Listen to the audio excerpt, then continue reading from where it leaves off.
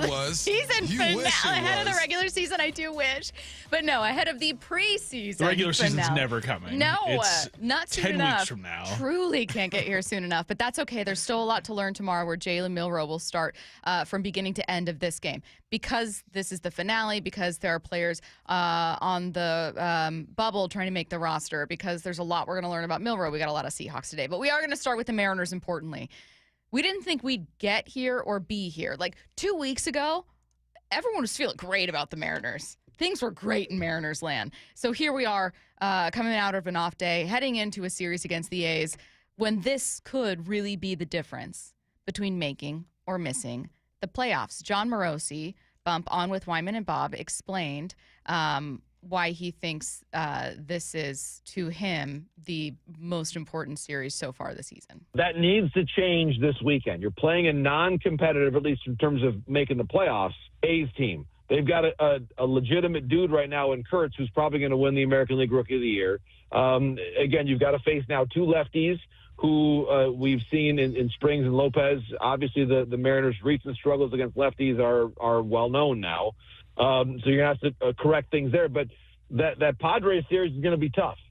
This weekend, all of a sudden, has become a really big series. This is how you stop a bad trip from becoming a bad 3 weeks. This is how you stop a bad trip. This is where you bounce back. And frankly, Bump, if you want to win, you kind of have to do it. There is no, let's look for improvements. Winning teams win. That sounds stupid, but I really mean that when I'm talking about when you want to make a big cultural change and make it to the playoffs. I like that. This is how, you stop a bad trip. You ever been on a trip with some friends? Yeah, or maybe when I took a bus to other? Sacramento, Yeah. I told you. It was the worst spring break ever. The worst. But there was probably an opportunity where you had to decide, we're going to make the best of this or we're not going to make the best of this. For me, I remember driving to California, rented a minivan with the family, and of course I'm doing all the driving. And we're going down. We hit the Redwood Forest. All the trees are so big. We're going down to San Diego. We get there, and all is well. Now it's time for the drive back. And the drive back, it's all good for a few hours, and then one kid has to poop. Other kid has to use the restroom in a bottle. Where things are going crazy, and I had to tell myself, all right, stay in it. You are the captain of the ship. Make sure everything is calm and make the best of this 18-hour drive back. That's what I feel like the Mariners are in right now. It's just, okay, we're going back home. Let's make the best of this. You got a series against the A's, a team that has struggled but also has beaten some good teams during their struggle. What are you going to do with this? The last time we saw the A's, you win 3-1, you lose 6-1, you lose 5-4. A series that if you don't take care of this one, you'll look back at both of these series in the second half of the season and say, if you just take care of those series, you might be in a better position than you are now. So, yes, it's time to come back home, make sure everything is fine, return the rental van to Enterprise, and get back on track. So let's do that. Morosi said that, look, you claim to be a different team in 2025. This is where the change needs to happen. If the 2025 Mariners are going to be different than the 2024 Mariners, it's going to have to happen right now, this weekend, because this is right about the time where things really kind of took a turn for the worse a year ago. And again, I'm not gonna overreact to losing 3 straight to the Phillies because, again, that's a really good team. And the Mets are a good team that I think was bound to bounce back a little bit. And McClain had a big debut on Saturday. That's all forgivable. But you can't lose a series against the A's this weekend because I just saw what's coming from San Diego. What's coming is that's a dangerous team they're going to face next week. So you got to win this series this weekend. Yeah, it's not just this upcoming week. So you got the A's, the Padres, which you talked about with San Diego, part 2 of the Vetter Cup. And then you have another road trip against the Guardians, Rays, and Braves. To begin that same stretch of play, though I don't have their next six opponents, the Astros have the Orioles, Rockies, and Angels. So, yeah, you had an opportunity there to make up ground. You didn't lose it, but you didn't make it up. Fine, it's a wash. You're entering into this stretch here, and you need to play your best baseball. Much like you driving your family home with a lot of chaos, the Mariners need to get behind the wheel and get level-headed and try to center themselves in the midst of everything going on around them, a lot of noise around them about how they haven't changed, they're not good enough, and this is just going to be the same as it always is. You need to ignore all of that, drive that van back to Washington, and find a way to win. And I think that in real life, you always look for small markers of success. and try to take something from them. And in general, that's a really great way to live life, right? And I would say that overall, when I look at a baseball season, much like John Morosi, I don't look at being swept by the Phillies and think, you're a bad team. Right. The Phillies are a really, really good team. I don't look at a 4-strikeout game from a Rosarena or Cal, who's done. I don't know if a Rosarena has, but I don't look at, like, if you're 1 through 3 go 0 for 16. I don't hit panic if it's just one game, maybe 2 games. Okay, that happens. Eventually, though, you do need to kind of draw a line in terms of what success or failure looks like. And it's not just about take little wins. It's about, no, you need to do this or you're not good enough. And turning this thing around is where I'm drawing that line. Being able to get back home to T-Mobile, win this series, win your next series, like to really kind of turn this around, calm that chaos, get this thing back on track. That's what a winning team does. It's not just about the stats that you're putting up. It's not just about seeing fewer strikeouts. It's not just about seeing your team average be a bit better. Like, all of that's fun. That's great. That's a real sign of improvement. Another sign of improvement is not messing up and failing when it really matters. You got an opportunity, right? You during the stretch where they're winning a bunch of games with 8 in a row, you take care of Chicago, you take care of Tampa, you win the series against Texas before Chicago, and then a game against Baltimore. If you didn't do that, you wouldn't even be in the position you're in right now. Mm-hmm. So let's reflect a bit and say, all right, well, you win 7, 8 games in a row. If you don't do that, you're not in the position that you're in now. Then you go up against a New York team that is struggling, and struggling teams they scare me because eventually they're going to come out of this, right? And then you go up against Philly, a team that most experts are projecting are going to be in the World Series. So now you are that struggling team. Be scary the same way I looked at the New York Mets when they were struggling because there's talent over there, and we know that they're capable. So now it's time for you just to be that team. Win this series. A sweep would be nice. I would love a sweep. I never go into series thinking that you're going to sweep anybody because I know it's just hard to do unless you're playing the White Sox or the Rockies. Those are 2 teams where I'm like, yeah, sweep those guys. Even the A's, because they've had our number so far this year. You go in and you win this series. You win the series you are supposed to win because, like you pointed out, you got San Diego coming up. We know the talent that's there. You got Cleveland as well. And then it lightens up a little bit with Tampa Bay. You're going to need some form of help. And help looks like the Astros struggling. Help looks like Boston struggling a little bit. But you got to focus on your lawn, mow your own grass, and make sure those lines are nice and perfect so you can sit back like dads do and admire your work when it's all said and done. That's the way I'm looking at the Athletics in this series. Mow your lawn. This is a lawn that you can handle. This is a lawn that you have watered. You seeded it. You've done everything you had to do to get it ready. Go ahead and do that. So I'm excited for this. It was a tough road trip, not what we expected coming off of the performance that we got from these guys before that, but it is what it is.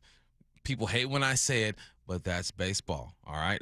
Parsons says it all the time, so if he says it, I'm going to say it too. That's fair. I think that's fair. That is baseball. You're going to go through some slumps, but if you lose this series, my hand is hovering over the panic button. It's hovering. Because if you lose the series, that means that the pitching ain't on point. That means that Suarez ain't really turning the corner. It's not a good team. The A's are not a good team. It means they won 7-3. I don't care.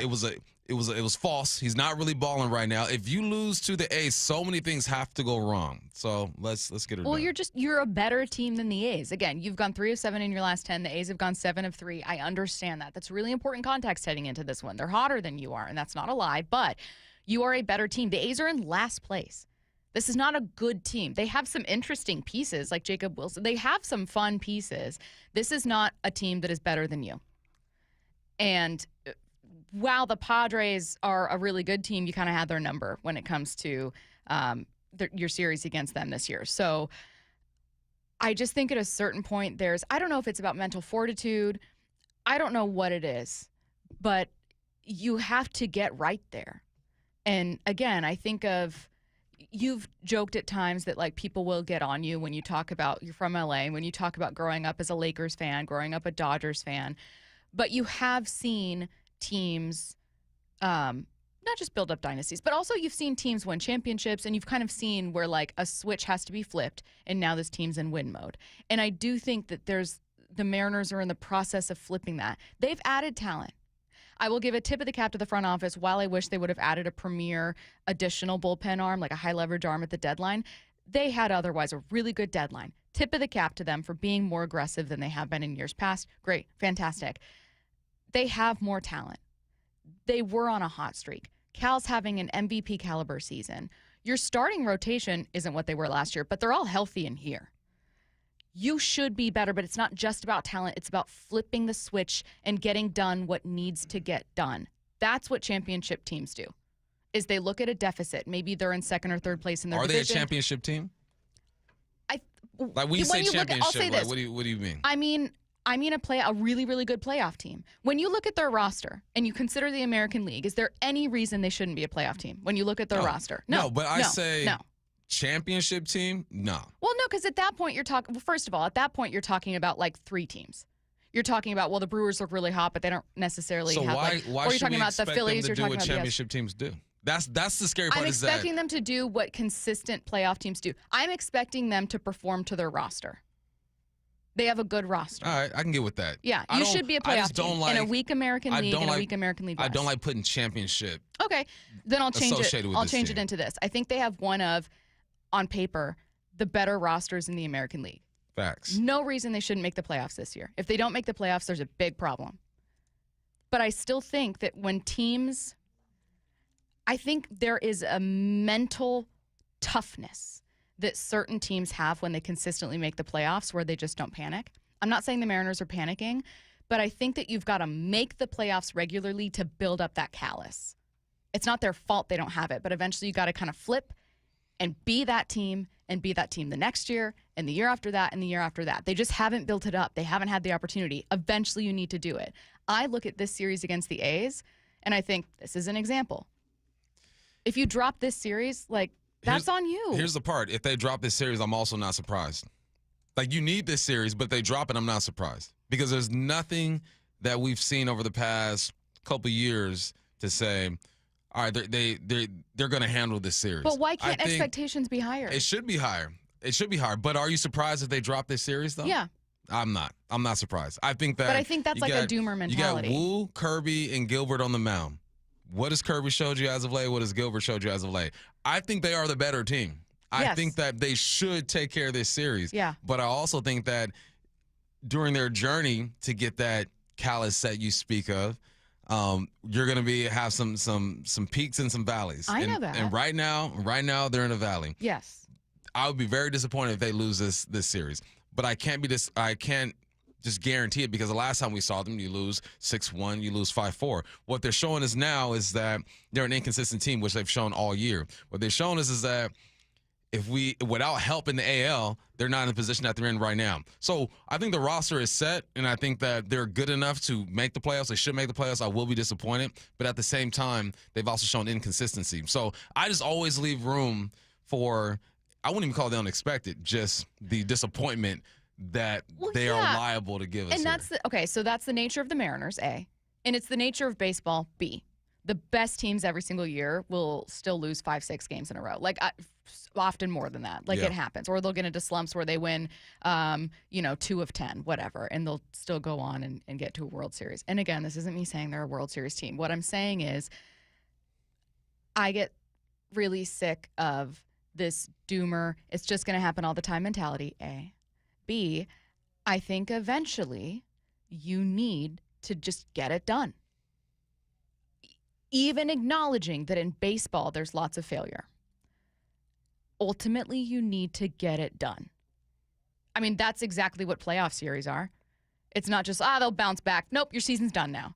So eventually you need to just find ways to win. Yeah. I don't know what that looks like. I've never been a professional athlete. I've never had to be in the mindset of a manager making tough decisions. I've never had to be, you're a fantasy football manager. You know what this is like. I know what this life is like. You know what this is like. Listen, one day I will finish top 5 in my league. One year it'll happen. But yeah, I don't know. Someone said, Bump speaking the truth. All Mariners fans agree with Bump. What am I saying that's wrong? No, you're not saying anything wrong. No. I think you guys are putting some words in my mouth. I'm saying that eventually you need to just you got to perform. Be a better team. You got to do it. Yeah, you got to do it. You got to prove it. And this is the time to prove it. Groundhog Day with this team? Like, I think I'm saying I agree with Morosi. This is a hugely important series because this is an opportunity for you to prove that you are not last year's team. Yeah, and because you have to prove you're not last year's team, I wouldn't be surprised if they drop this. I would be disappointed, but this is an opportunity. You get an opportunity to bounce back, to get right. The Astros kept you in it. Boston kept you in it. Everyone in the AL that you're competing against just faltered at the same time. So now this is your opportunity. And I think this is a defining series for this team. Yes. Can you do what you are supposed to do? And because we haven't seen them do that consistently is why I wouldn't be surprised if they drop it. But the lineup is set. Suarez looks like he's turning the corner. Julio's doing his thing.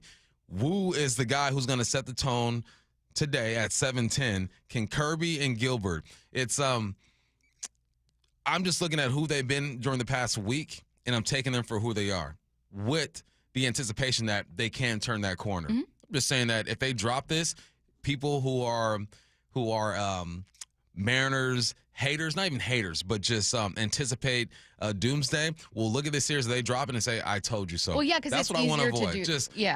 Because the Mariners of old dropped this series. I just hope they don't. Yes. I'm just saying if they do, I'd be like, yeah, unfortunately, that's who they've been. I also think sometimes with doomerism, it feels smarter to people to be doomers. And it feels like you can hate on people that are optimistic and claim they don't know ball. Right. It's just easy to do. And more often than not, teams do struggle, so you feel like you're right more often than not. And every team is flawed, so by pointing it out, it feels like you're so smart and you get it. And here's what doomers don't want to admit. What you're actually doing is emotionally safeguarding yourself. This isn't really about a high baseball IQ. This is about you not wanting to be let down and disappointed and heartbroken. That's ultimately what it is. I think it's okay to enter into this series saying the Mariners should win.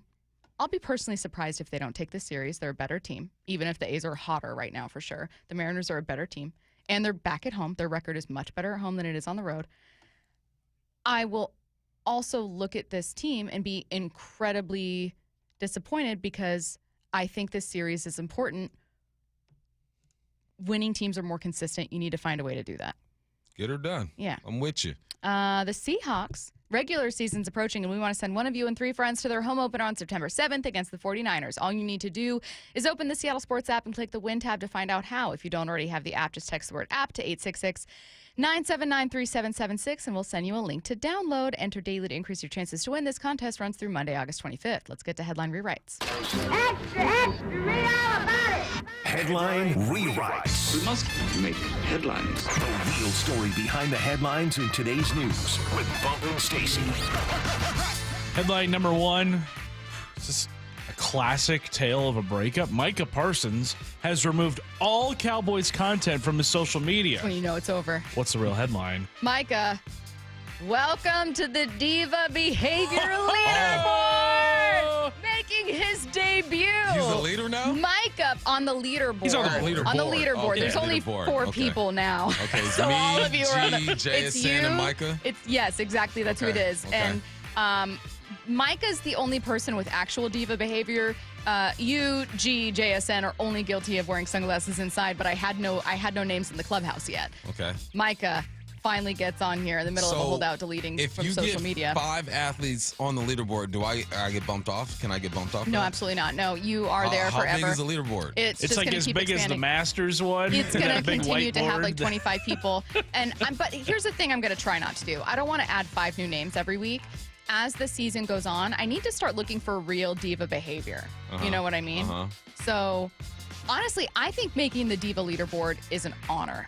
It's an honor. I think it's an honor. When do you ever associate diva With something honor? Beyonce, Giselle Knowles-Carter. All right, well, there's one. Yeah. But when you say diva, it's not like a positive type of thing. Unless you're talking about a successful woman. You're talking about a guy? Yeah. That's not a good thing. Well, maybe you shouldn't wear sunglasses inside, Bob. Hey, you know what? I just hollered at G. He got his shades on right now. I'm going to go grab mine I already and put told them him. He on. got another point. Okay. All right. Yeah. No, all of you are on Diva Watch. Like, this is very real. And Jackson Smith and Jigba, too, if he's listening, which I assume he is. And if not, he's probably listening to the podcast later. He's on the Diva Watch, too. You're on high diva alert wearing those shades. Headline rewrites. We should have the orange alert, red alert. Are we Like in a it green gets to alert level? diva zone? Yeah. Who's like the least diva? Like Sam Darnold.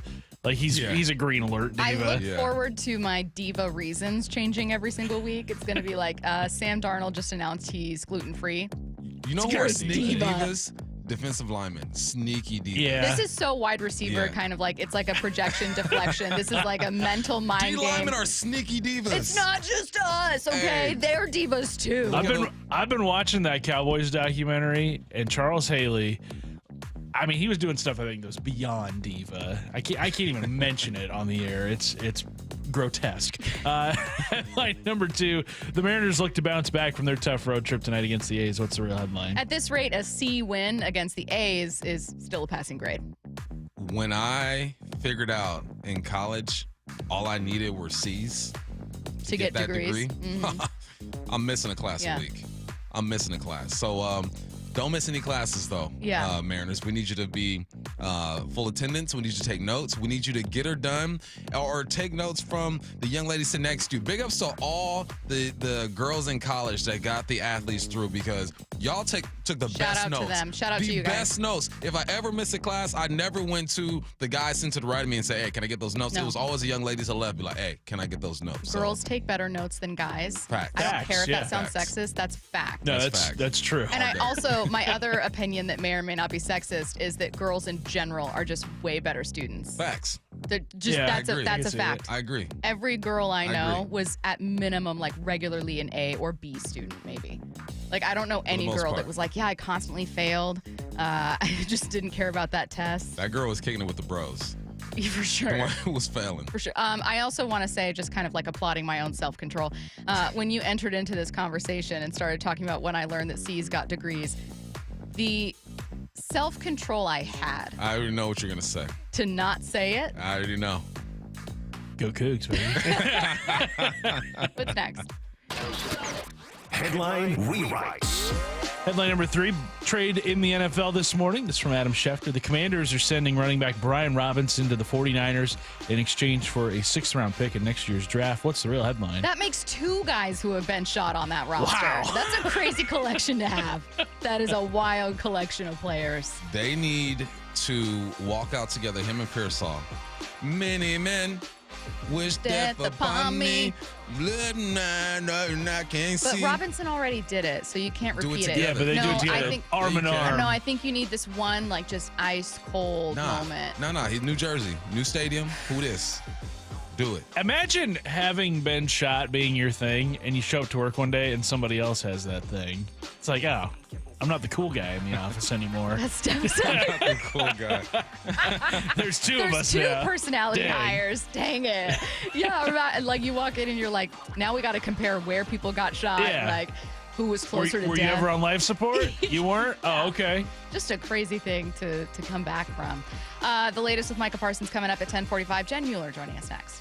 This place is electric. When we get crowds like this, it's special. There's something special happening in Soto. It's amazing getting to, play in front of a sold-out crowd. The roar coming from the corner of Edgar and Dave is different. J.P. Crawford with a walk-off 2-run home run. Tonight, the Mariners return home for a huge 6-game set with the first of 3 against the A's. First pitch at 7:10.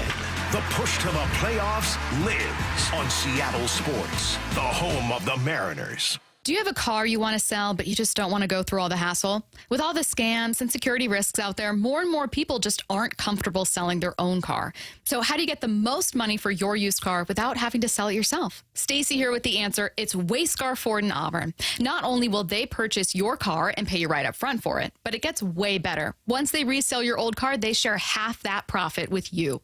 The question I get most from friends and colleagues is, well, what's the catch? How can they offer this? It's actually super simple. All the money they save by not traveling to buy cars at auctions, like purchase fees, shipping, and travel expenses, is what allows them to offer this. They'd rather share that money they save with you rather than outside vendors.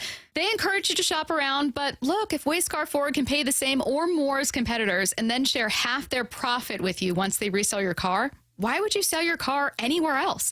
They've already shared over $800,000 with their customers, and it's only at Wayscar Ford. WayscarFord.com. Check them out today, WayscarFord.com. If you want that summer body you've always dreamed of, then this message is for you, ladies, and you men, too. Get rid of extra stubborn fat and address areas of loose skin around the waistline, chin, and under the upper arms with ProSculpt, the new one-day instant permanent fat removal and skin tightening treatment. Made Maybe you've tried the lasers, fat freezing methods, even those new pills, but without the desired results. ProSculpt is different. It's minimally invasive, performed while fully awake, gentle, yet powerful. Designed to target the waistline, chin, neck, arms, and thighs, ProSculpt uses FDA-cleared plasma technology to deliver immediate, permanent fat-reducing and skin-tightening results, all in just one visit. If you want that summer body this summer, then you must act now. Go to ProSculpt.com today to schedule your free consultation.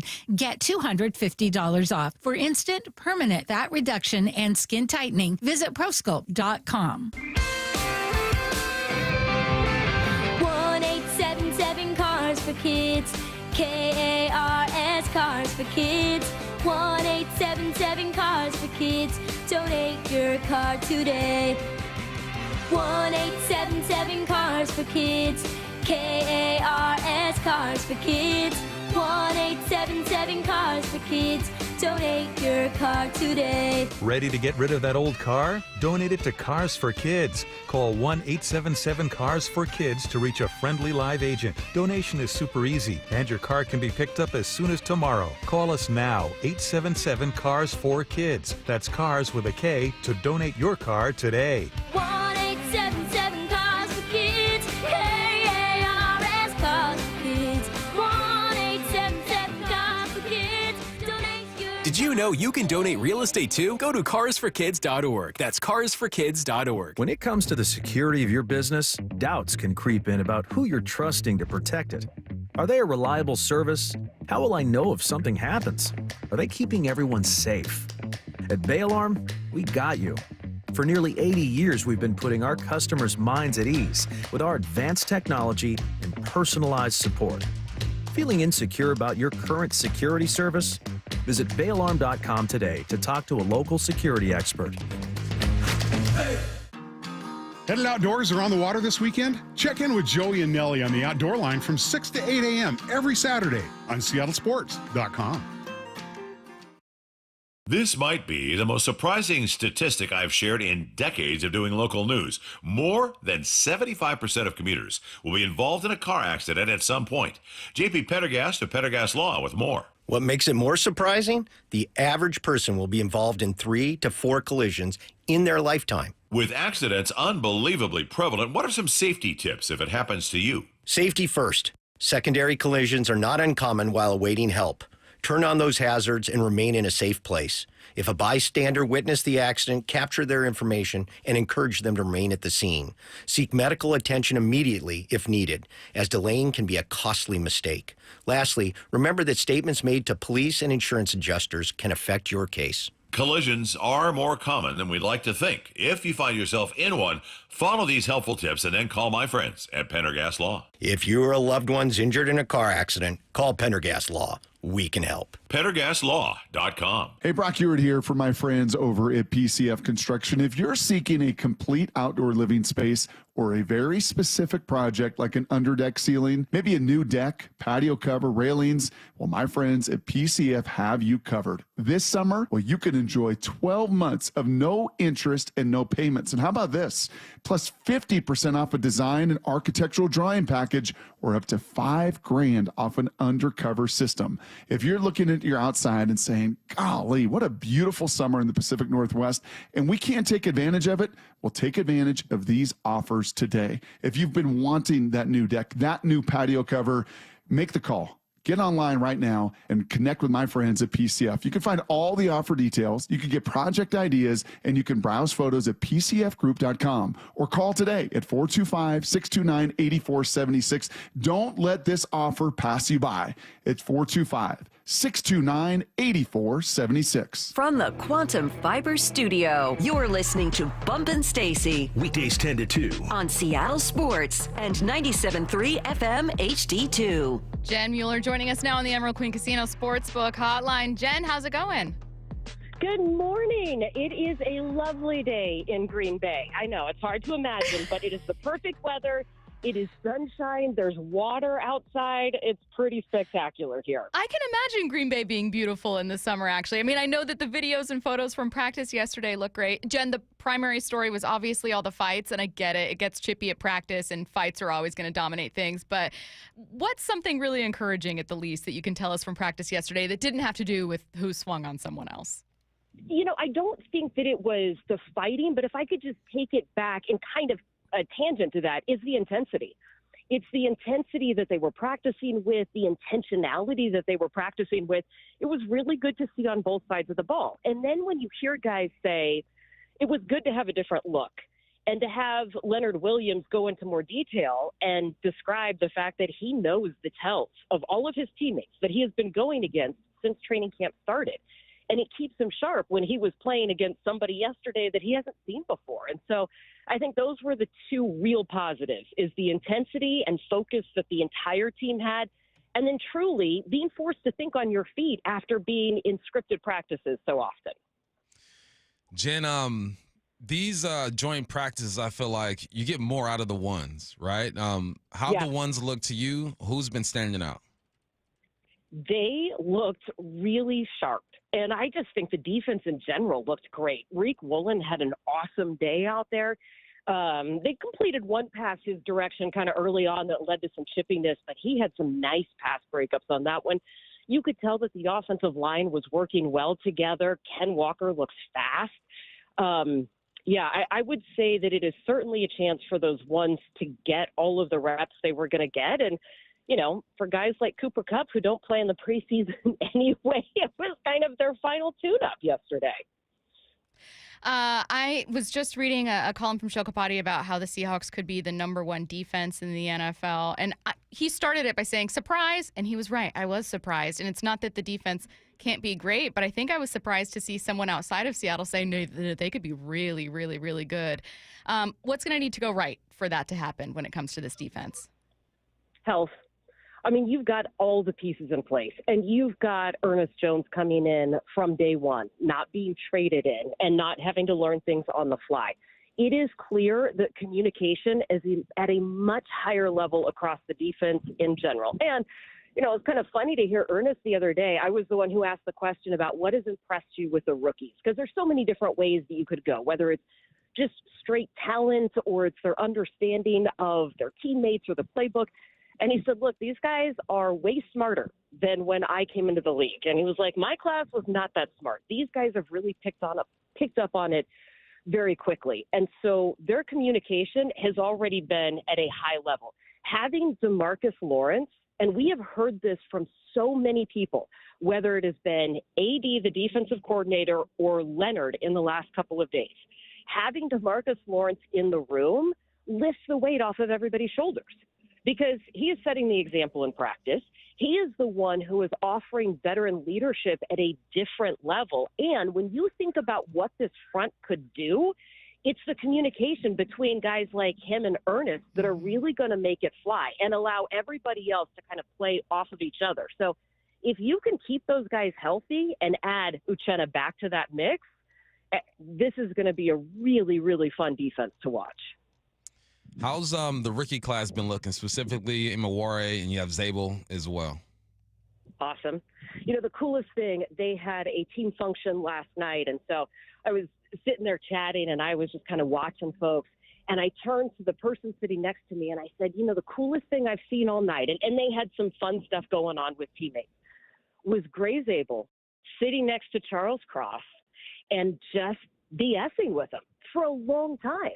And the person sitting next to me said, Gray kind of gets it. He understands that they could be the left side of this line for a long time. And he has come in and said, we're going to be best friends. And that's exactly what it looks like. The maturity level of Gray. I know that you're asking on the field, and he is making great reads, and he is doing all the things that you would want the first-round pick to do, but it's the off-field stuff. It's the way that he talks to his teammates, the way that he prioritizes the relationship with Charles.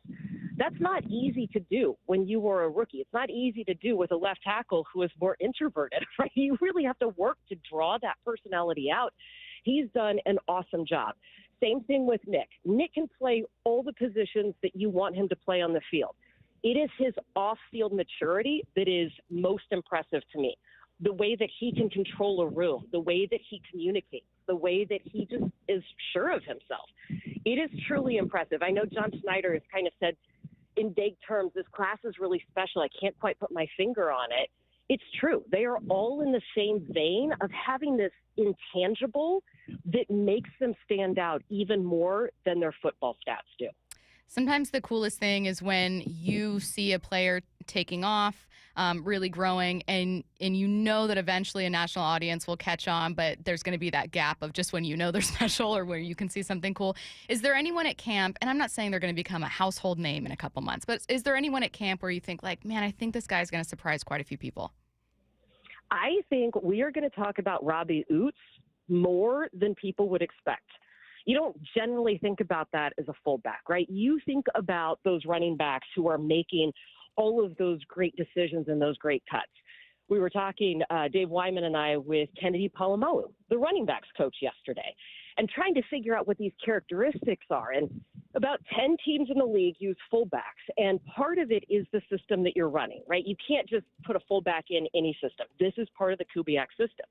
But he said, look, you know what I really need Robbie to do? I need him to be on the field about 40% of the time because I'm going to get the defense into base defense. I need the defense to be out of their nickel alignment. I need them to play 4 down. And when you do that, because Robbie is a converted tight end, he's got awesome hands. So I think he is going to make some incredible plays where you're just thinking, oh my gosh, not quite Kyle Juszczyk in the San Francisco scheme of things, but he's going to be one of those ones where you're like, why am I talking about a fullback? Because he could be that impactful in this scheme and with this team. Jen, we've had a working relationship for about 7-8 years now, and typically you toss it to me after interviews in the locker room, doing what you do, getting this information. But during the second quarter of this Green Bay game, you're going to have a different position. Tell the people what Jen Mueller is going to be up to during the Green Bay game. Well, I'm going to be on the call. Let's go. I will get to call play-by-play for the second quarter tomorrow at Lambeau Field. I am very excited. I suspect it's just because Steve wants a break for lunch, but it doesn't really matter. I'm good with that. Like, if Steve wants to go find a brat, that's cool. I'll take over. It'll be myself and Dave Wyman for the second quarter. It'll be our game. That's the important thing, is even though you're talking it down and making jokes, we are very, very excited to listen. And you are so knowledgeable about this team and such an easy listen in general. I'm looking forward to it. I think it's going to be awesome. And I'm so glad you were able to tell us that. I feel like we just got like insider info. Thank you. I am very excited. And you know, it is a great opportunity that the Seahawks are giving me. I have been working on this for many years, and to have a chance to do this in front of people and at such a historic stadium with my crew that I love and with the team that I love is really, really special. Congratulations, Jen. We can't wait to listen. Thank you so much. All right. Have a good one. Thanks. You too. Again, Jen Mueller going to be on the call. She said just for the full second quarter, right? Yeah, second quarter. For Green Bay Packers against Seattle Seahawks. Again, going to be on Saturday, preseason finale. The Micah Parsons Cowboys standoff just got messier. Now Jerry Jones is blaming someone else for the holdout. That's next. It's the final test. Tonight, Charbonnet is going to rip off a big run. Before the real deal. You kind of see the light at the end of the tunnel. Jobs are on the line. You know, who's in on the initial 53, who's on the initial practice squad. It's off to historic Lambeau Field in Green Bay for the preseason finale. Seahawks, Packers, tomorrow. Pre-game at 11 a.m. with Steve Rabel on the call. Touchdown, Seahawks! Kickoff at 1 p.m. on the home of the Seahawks, Seattle Sports, and the Seattle Sports app. I have a handful of stories that really affected me personally in my career and how I handle employees.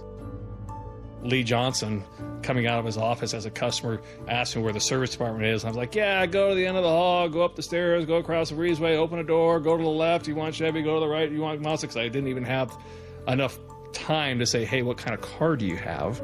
Here comes Lee, and it's like, oh, man, come with me. Let me show you. And then have him come back and not dress me down is just almost like with that fatherly disappointment of like, hey, that's not how we take care of people. I mean, the right way is to to walk her down to the stairs, walk her up the stairs, open the door for her, go over, cross the way, open up that door, introduce her to somebody. So she's comfortable, she's made it to the right place, and that we value the business. What you did was you made it seem like she was an inconvenience to you. Customers are the purpose of our day. The LJ Way is the Lee Johnson Auto family. I just saw 2 houses for sale. Same neighborhood, almost identical, but one had an Orchard sign and it sold for way more. So I asked my friends at Orchard, why? The first house used a traditional agent. After weeks of price drops and frustration, they settled for less than they'd hoped for. The second homeowner chose Orchard and got more. Their local Orchard agent didn't just list a home, they marketed it. They knew exactly which upgrades would attract serious buyers and brought in a pro to handle everything. And even more, with Orchard's Move First, Sell Later program, the homeowner moved into their new home before their old one even hit the market. They skipped all the hassles and showings. Never settle for less. Get more with Orchard, the smarter, faster, hassle-free way to buy your new home, even before your old home sells. Start with Orchard's free home valuation at Orchard.com. That's Orchard.com. Orchard.com.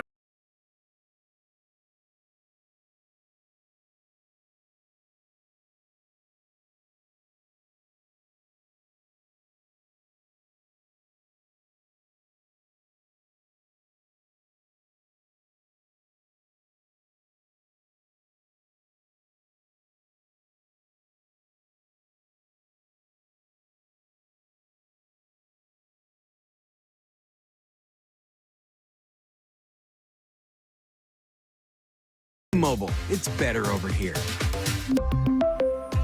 Based on analysis by Ookla.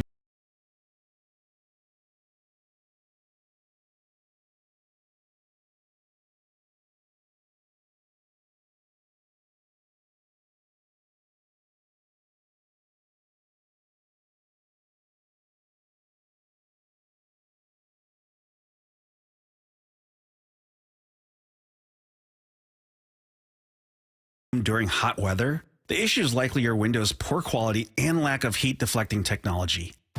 Adrian here, owner of Lake Washington Windows and Doors. Our windows are 25% more energy efficient than Energy Star standards and come with high performance Sun Matrix glass, which can help keep the summer heat out. Combined with our Leak Armor installation, your comfort will be secured for a lifetime. Choose Lake Washington Windows and Doors, a name you can trust. Visit lakewashingtonwindows.com.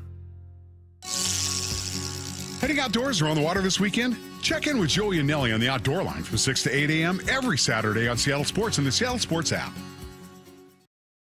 Hey, it's Dr. Coogan from Eastside Weight Loss Clinic. We've been fortunate to work with over 4,000 local people and help them hit some pretty amazing weight loss goals. I'm joined by 2 of them right now, Mike Salk and Ryan Rowland Smith. Mike, you were able to lose about 1 pound per day for over a month, 35 pounds in total. Well, as much as I'd love to take all the credit, really, I was just following the plan. Eastside Weight Loss Clinic made it super easy, and there really was no part I struggled with. I was eating delicious, fresh food, all while losing weight. The accountability from your team was great. It just helped me keep the focus. I felt catered to the entire way, and I think Ryan really had a similar experience. No doubt about it. I just finished up the program, and I can't believe how well it worked. I wish I would have started sooner. Talk about motivation. So, thanks for the recommendation. No surgery, no exercise, no packaged meals, no drugs or injections. Just delicious food and a plan that works. Schedule a free 15-minute consultation today at eastsideweightlossclinic.com. Dr. Ryan Coogan, D.C. Results may vary. Dave Wyman joined by another Swedish cyberknife patient to offer a glowing endorsement of their prostate cancer treatment. Tim Hunter, a lifelong local radio host, underwent Swedish cyberknife treatment for prostate cancer less than a year ago. How did you hear about Swedish cyberknife? Well, it was this familiar sounding voice on the radio telling me about it, and so I thought I'd investigate that. Everything I heard was what I wanted to hear, and so I reached out. What's it like to go through the cyberknife treatment? Well, you go in, you do a 5-day in a row stint. You go to the Swedish hospital, and it's, they say set aside 45 minutes for each treatment. It's really only about 35 minutes of that little robotic arm dancing around you. There's no pain involved. It's just a matter of listening to music in headphones and trying your best not to move. Looking back on your Swedish cyberknife experience, what stood out? It was too easy. It was just too easy. I went through it and I just went, that's it? Treat prostate cancer with Swedish CyberKnife. Go to swedish.org/cyberknifeprostate. From the Quantum Fiber Studio, you're listening to Bumpin' Stacy Weekdays 10 to 2. on Seattle Sports and 97.3 FM HD2. I'm calling this a regular peek-in at Parsons. It's where we check out the latest with Micah and the Cowboys. The reason it's relevant is, first of all of us, listening, most of us are NFL fans. Not every single person, but a big NFL storyline is always interesting. This could be a massive trade if it actually goes down. And secondly, we've talked in a lot of hypotheticals about whether or not the Seahawks should make a trade. So it feels like something worth keeping tabs on. Also, the story just gets weirder and weirder. So here's the latest. First, 3 things with Jerry Jones, and then I'll get to one from Ryan Clark. Jerry Jones was on, I think it was like Fox and Friends, like a random news broadcast talking about how great Micah Parsons is and he loves him so much. So that's how this all starts in the last 48 hours. Then he joined Michael Irvin's podcast and talked about how he says he's offered Micah Parsons the most guaranteed money of any defensive player in NFL history, and then throws in a little shot towards his agent. I have agreed to give more money than has ever been given in terms of guaranteed money than anyone ever has as far as a defensive player. I've done that. Now, I am the cat that writes the check, okay? Now, Micah's got 3 years with the Cowboys left. He's got 3 years. At some point, somebody has to have the say over the other. At some point, it has to be that way. My job is managing the check, okay? Micah's got to do the playing. Where's the least important part of this whole equation we're talking about? What is the least incremental part of the whole equation? The attorney or the agent? More finger pointing. Jerry Jones seems pretty irritated here with Micah's agent, David Mueller, who is a major agent representing several big name clients. He says, look, you're not the principal party here, right? It's about me and it's about Micah.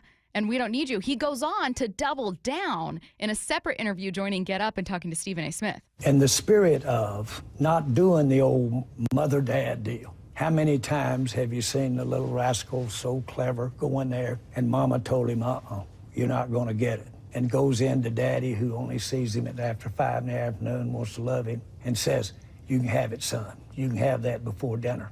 And he goes back in and says, Mama, Daddy said I could have it. That's the old mom, dad, been around since the beginning of time. I'm not going to go for that here. That's what's happening. You're not going for it? I'm not going for it. No. But we've had a very, very strong negotiation. Now, by the way, frankly, it wouldn't have made any difference what the negotiation was. Guess who has to be comfortable for this to work? Micah. And who else? You. Hello. There's not room for a third. There's not room for a third. Jerry's so unintentionally funny. Hello. Okay, one more cut bump, and then I'm chomping at the bit. I know you are, but this is also important for what you're about to say here.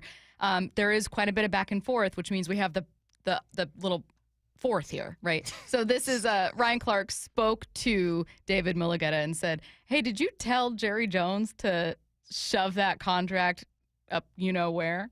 I just hit David Mueller and I simply asked him, I said, did you tell Jerry Jones to stick the contract up his ASS? Because I was like, ain't no way. Just say it. And he laughed and he said, I've never used that phrase in my life.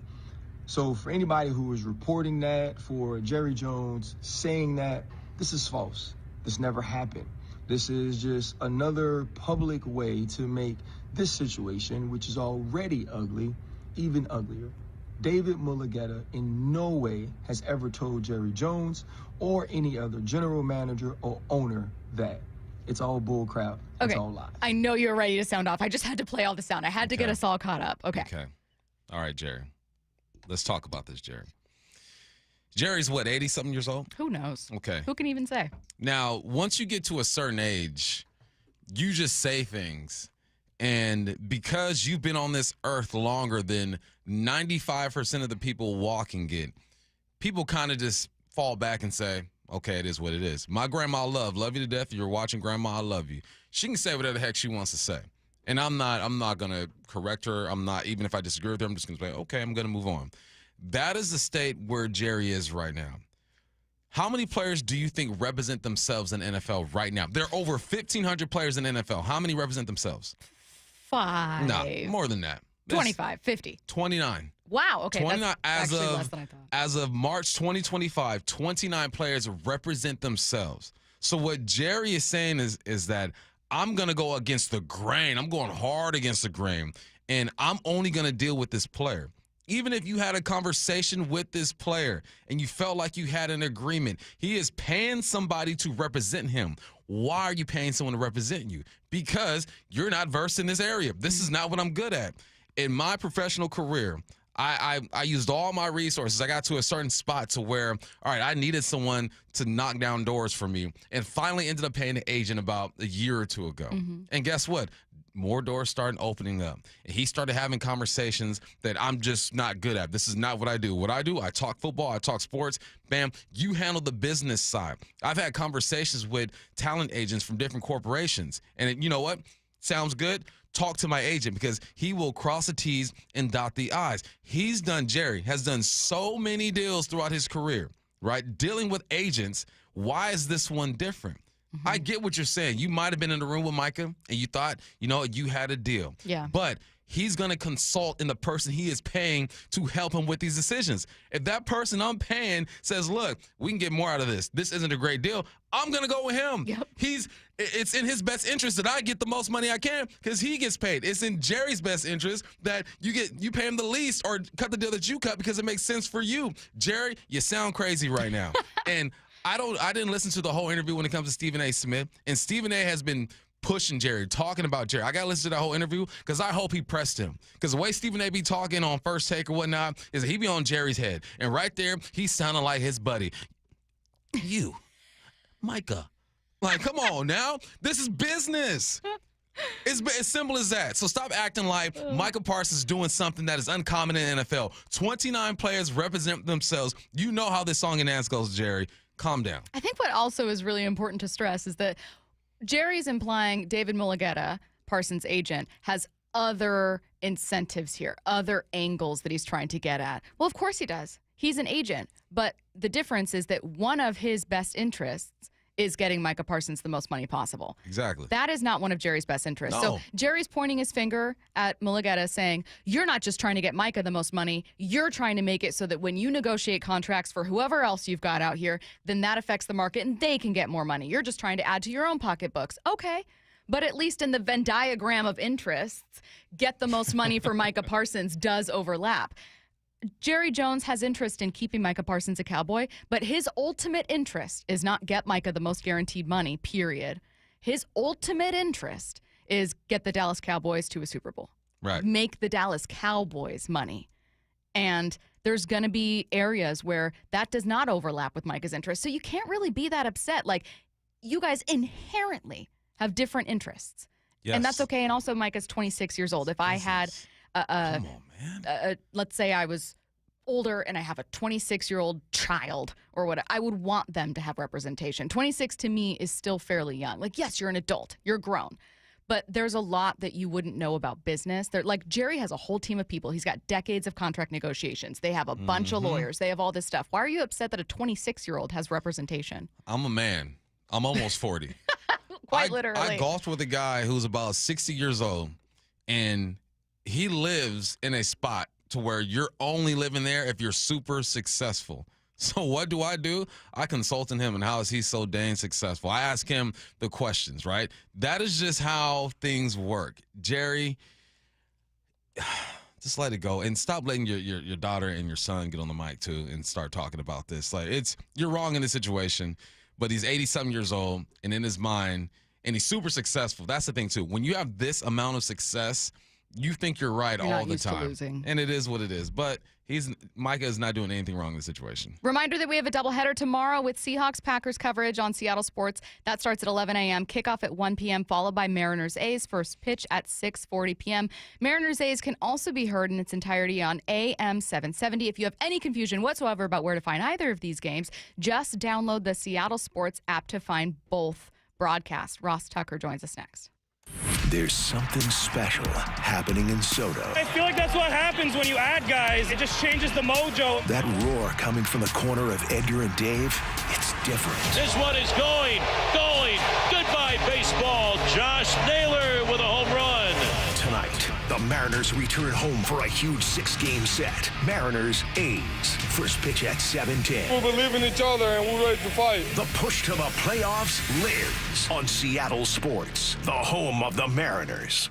Hey, college students, Safeway is giving you 5% off. That's right. Junior colleges, tech schools, universities, just verify your student ID in the app, unlock exclusive deals, and shop on the app or in person. Better yet, subscribe to Fresh Pass to get free delivery and other special offers. Remember, if you use EBT, Fresh Pass is 50% off and you get savings on fresh produce. For all the details, visit Safeway.com/4U. That's Safeway.com/FOR in the letter U. This message comes from Viking, committed to exploring the world in comfort. Journey through the heart of Europe on an elegant Viking longship with thoughtful service, destination-focused dining, and cultural enrichment on board and on shore. With small ships that bring travelers closer to the destination, there's more time to explore. And every Viking voyage is all-inclusive, with no children and no casinos. Discover more at Viking.com.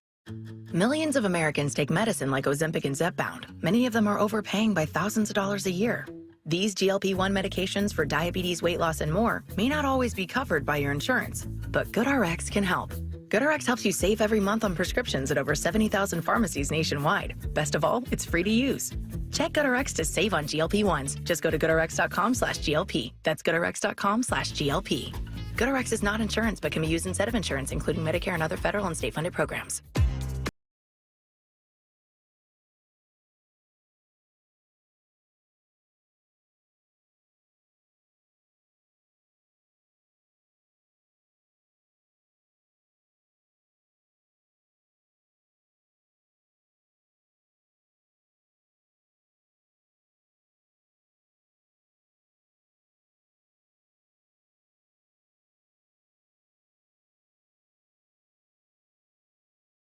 Start saving. T-Mobile, it's better over here. Based on analysis by Ookla Speed Test Intelligence data Q4 2024 to Q1 2025. Ookla trademarks used under license. Unlimited on our network. Customers on voice plan may notice speeds lower than other customers and further reduction if using more than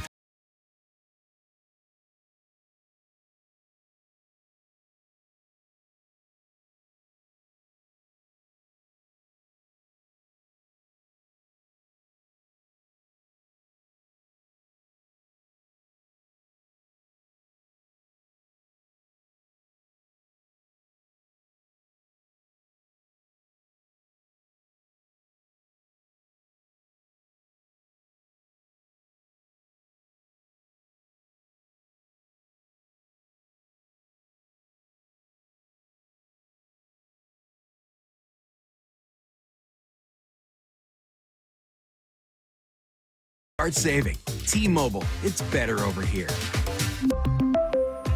Based on analysis by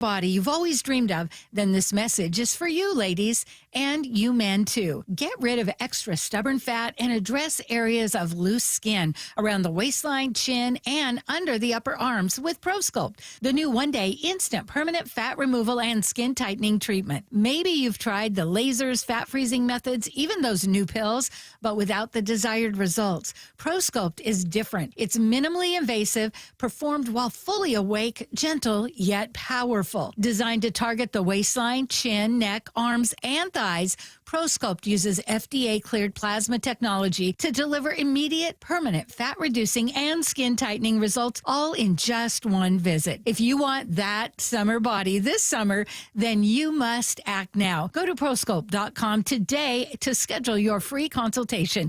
Get $250 off. For instant, permanent fat reduction and skin tightening, visit ProSculpt.com. When it comes to the security of your business, doubts can creep in about who you're trusting to protect it. At Bay Alarm, we got you. For nearly 80 years, we've been putting our customers' minds at ease with our advanced technology and personalized support. Feeling insecure about your current security service? Visit BayAlarm.com today. Step into automotive history at LeMay, America's Car Museum. Explore 300 incredible cars and 100 years of heritage. Enjoy thrilling racing simulators and the cafe. It's excitement for all, and out-of-town visitors will love it. Visit americascarmuseum.org. Let's go! This is Seattle Sports. Streaming through the Seattle Sports app. KIRO AM Seattle. KIRO FM HD2 Tacoma. Home of the Seahawks, Mariners, and everything Seattle sports. Seattle Sports Snapshot. The Mariners return to T-Mobile for a series opener against the A's tonight. 7:10 p.m. first pitch. Pregame show starts at 6 p.m. right here on Seattle Sports. The 49ers have added another weapon. Breaking this morning from ESPN's Adam Schefter, the Commanders are trading running back Brian Robinson Jr. to the 49ers in exchange for a 2026 sixth-round pick. Snapshot, brought to you by Miller Lite. When it's game time, it's Miller time. From the Quantum Fiber Studio, this is Bump and Stacy on Seattle Sports. Streaming through the Seattle Sports app and at seattlesports.com. Now, here are your hosts, Michael Bumpus and Stacy Ross. Here we go now. Host of the Ross Tucker podcast, Ross Tucker, joining us now on the Emerald Queen Casino Sportsbook Hotline. Ross, how's it going? I am doing fantastic. How are you guys doing? Good. So happy to have you. I cannot wait to get to our questions for you about the NFC, about the Seahawks, but I'm going to start with a little something else first because we thought this was really, really cool. We were just talking following the Mariners playing in the Little League Classic about how cool it is seeing, the impact that not only those players had on young kids, but just like the idea of kids falling in love with sports early and learning so much from these players. And we saw future fans, and I started combing through it, and I was like, wait, are these booklets? Are they games? Before we keep it moving, I have to have you tell me more about this because I love, love, love when we teach kids to not just love sports, but learn about them early. Well, it's funny, Stacy, because I live near Williamsport. Oh, wow. So, I live near the Little League World Series. And so, I have multiple friends that went and saw the Mariners play the Mets that night.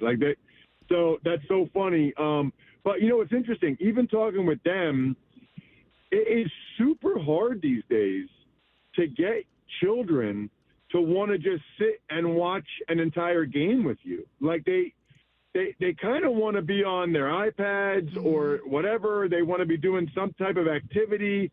It's just not like it was for my generation. I don't know if I'm just that old, but after church, I would get home and my dad and I would watch the Eagles game. And we watched the whole game, and I loved it. I loved those 3 hours on the couch next to my dad, but it's just not like that anymore. And by the way, the leagues are very, very concerned about this because they see what's happening. They see the trends. And so this is something that I'm sure a lot of people driving their cars right now can relate to, whether you have kids or not, or maybe nieces, nephews, grandkids.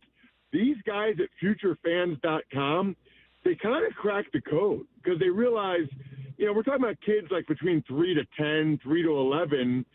They love reading storybooks. They love doing games, activities. So they combine those things for futurefans.com to learn how football works because football is actually pretty complicated with the downs and 10 yards. But man, before I got involved, I actually invested in the company. But before I got involved, I talked to a bunch of families, and they're like, Ross, it works. We did it, and now she sits there and watches the whole game with me, or he sits there and watches the whole game. So if you have kids or know anybody that does, it's only $60. I think you can get a 20% discount.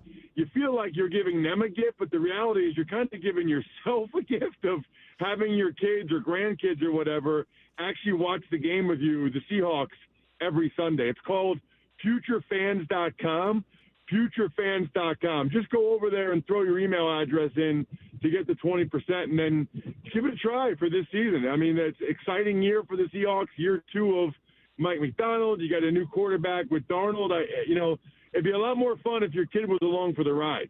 Yeah, such a cool concept. Ross, I'm with you 100%. I have a 13-year-old son and a 15-year-old son, and they only want to watch Red Zone. I'm like, just sit down and watch a full game. Like they'll sit there and bounce back and forth from red zone because you get the clips and the big players or whatnot.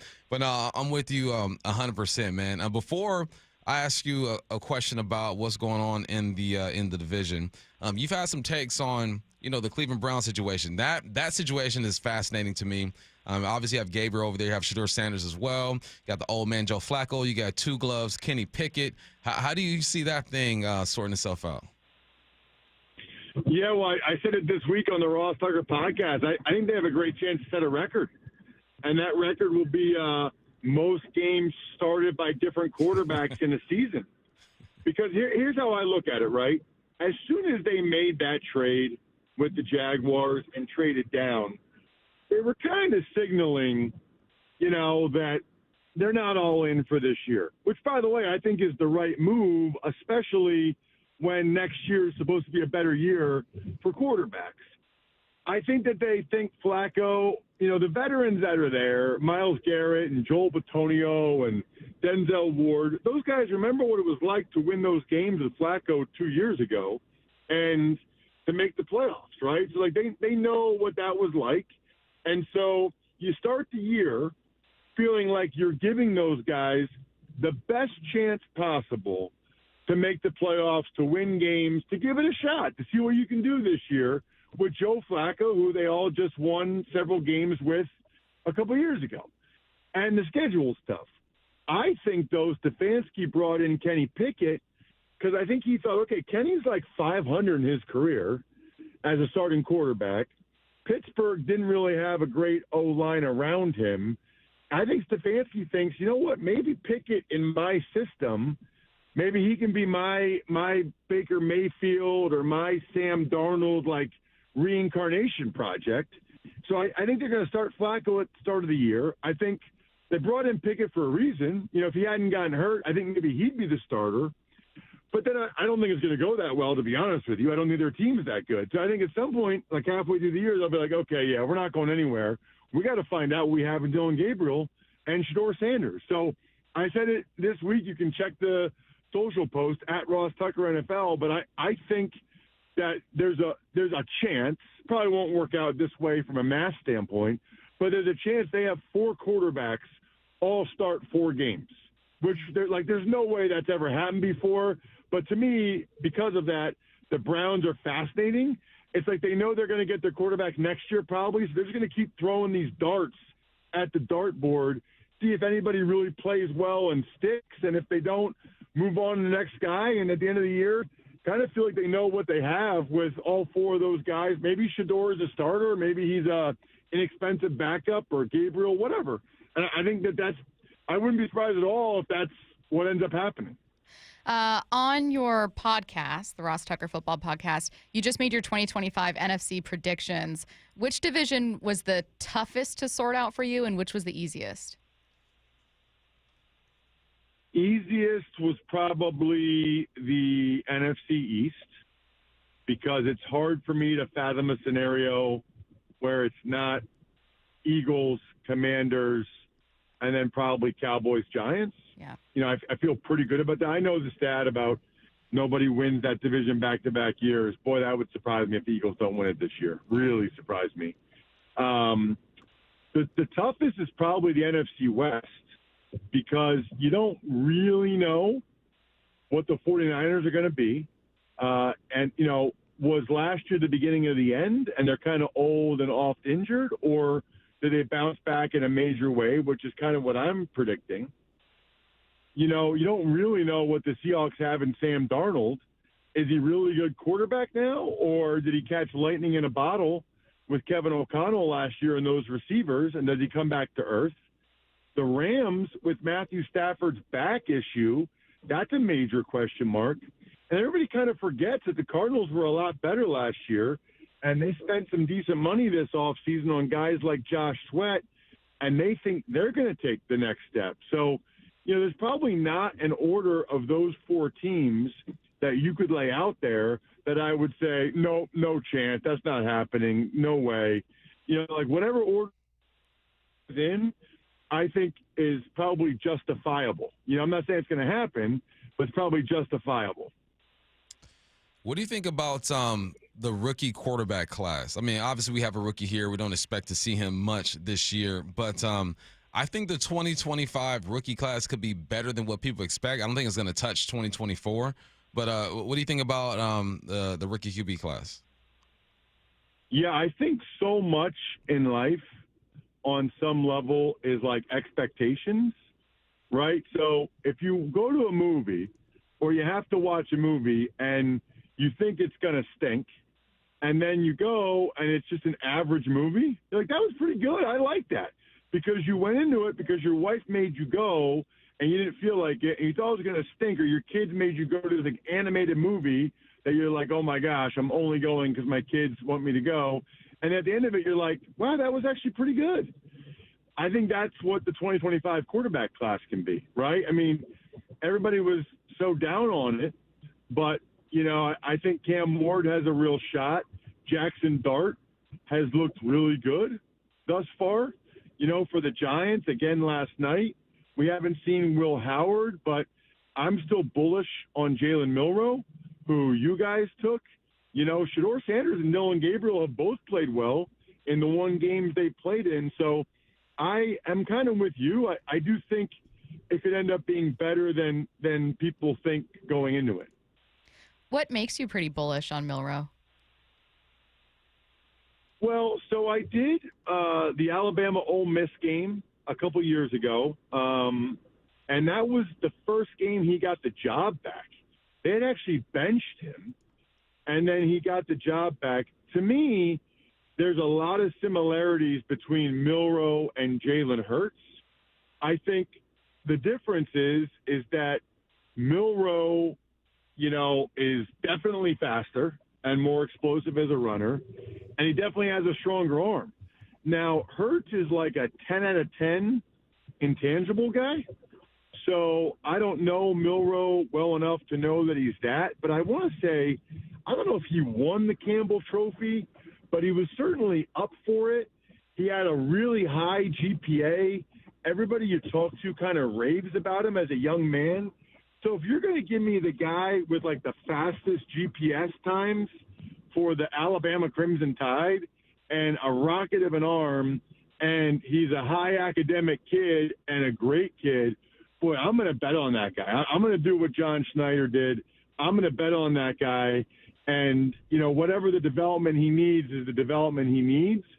But it feels like he has the right things in place to be able to reach his ceiling, whatever it is. And I think if you design the right type of offense for him, you know, remember, it was a journey for Hurts. You know, like his not that great. His second year, it was mainly like RPOs, and he ran the ball a lot. Then his third year is when he really took off. I can see Milroe having a similar path. I've been doing some research. I'm getting ready to call the ASU versus North Arizona game, and I'm watching the quarterback they have over there, Sam Levitt, or Leavitt. Excuse me if I'm jacking his name up. I'll get it right before the game.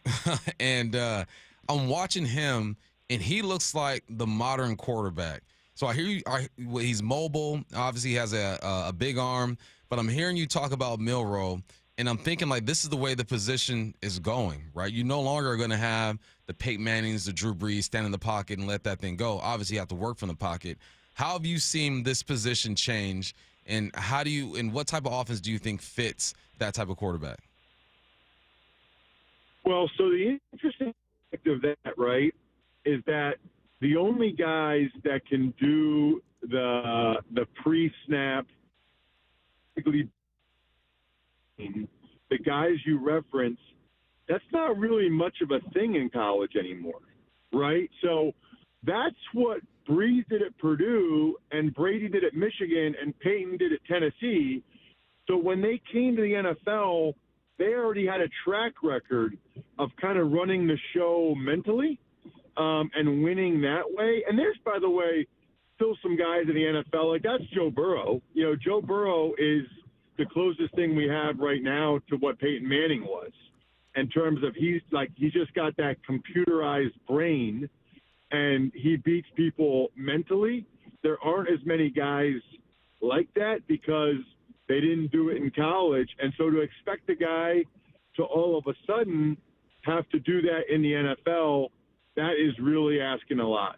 That's asking. Now, they do exist. You know, I'm driving right now to MetLife Stadium. I'm doing the Eagles and the Jets tonight, preseason television. I do the Eagles television. And the Eagles have a backup quarterback named Tanner McKee from Stanford, and that's the kind of player he is. He's like 6'6", and he just is super smart, and he goes through his progression so quickly. So I do think you can still win that way. I just think it's going to be few and far between, and that there's a lot more guys that are going to be able to do it, more a combination of their physical ability, like a Josh Allen, Lamar Jackson, Patrick Mahomes type, and the mental stuff. You know, they still have to be good mentally. You know, that's like you can't just have the physical ability, because otherwise then you're Anthony Richardson, who really struggles to do the easy things, right? And that's not just the mental part. He just misses layups. Like Anthony Richardson, could miss 3 checkdowns and then have the greatest 80-yard bomb touchdown you've ever seen in your life. The problem is it's really, really hard to sustain offense if you miss the layups.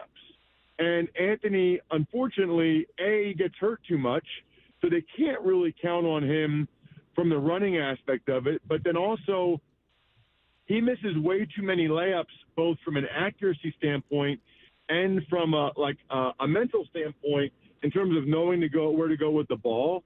And then it becomes impossible for a coach to call plays, right?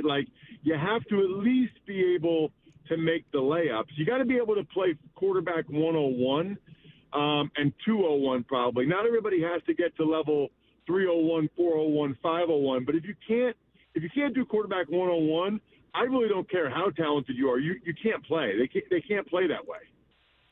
All right, he is Ross Tucker, and I know that we mentioned it at the beginning, but in case you guys still need that site, it's futurefans.com. This is a really, really awesome way to get your kids, your grandkids, watching sports with you in a more interactive way. They're little activity boxes, and I'm going to just do a personal plea where I can't stress this enough. If you have daughters, I think this is a really, really awesome thing. Sons, absolutely, but I think sometimes if you're just assuming your kids might not be interested, try it with them, watch it with them, get them boxes and see if they like it. I would have absolutely loved to have this when I was younger. Host of the Ross Tucker podcast. Follow him at Ross Tucker NFL. He's Ross Tucker. Thanks, Ross. Thanks, Ross. Hey, it's my pleasure. Stacy, Michael, great to talk with you guys. Keep up the awesome work. Have a good one. Thanks. All right, the Seahawks regular season is approaching, and we want to send one of you and 3 friends to their home opener on September 7th against the 49ers. All you need to do is open the Seattle Sports app and click the Win tab to find out how. If you don't already have the app, text the word app to 866-979-3776. We'll send you a link to download. Enter daily to increase your chances to win. Contest runs through Monday, August 25th. Let's get to 4-down territory. This is 4-down territory, going inside the game with former Seahawks and Coug wide receiver Michael Bumpus. First down, what do you expect from Milroe tomorrow? One, I want to say that was a heck of a read. You got through that fairly quickly. Thank you. I know I was running out of time. Getting through that thing. What do I expect from Milroe? Mistakes. I expect mistakes. I expect a ball thrown in the dirt. I expect an interception. I expect a misread. But I also expect the flash that you see when you have the athlete that you have at the quarterback position. I expect Kubiak to get him outside the pocket and allow him to run the football and use his feet. I'm happy that we get a full game of this young man because he needs that. And I think we need to see it as analysts and as fans as well so we can break down what he's good at, what he needs to work on. This is going to be fun. I think Curtis and I were talking about it. It's probably the most anticipated third game of the preseason that we're going to have because we get to see possibly the future of the Seahawks for 4 quarters. So it's going to be fun. But I expect mistakes, but I also expect a play or two to where you say, all right, I get it. Like a wow play? I understand why they got this young man. Love that. Second down. What's a real possibility when it comes to the running back room? So I'm listening. I'm hearing that McDonald is saying that despite Ken Walker's health, he might not practice every day during the regular season. If you are not available during practice, there's something that coordinators naturally do. You start to script your plays according to who's out there. Zach Charbonnet is going to be out there. So what's a real possibility as Ken Walker gets less and less reps?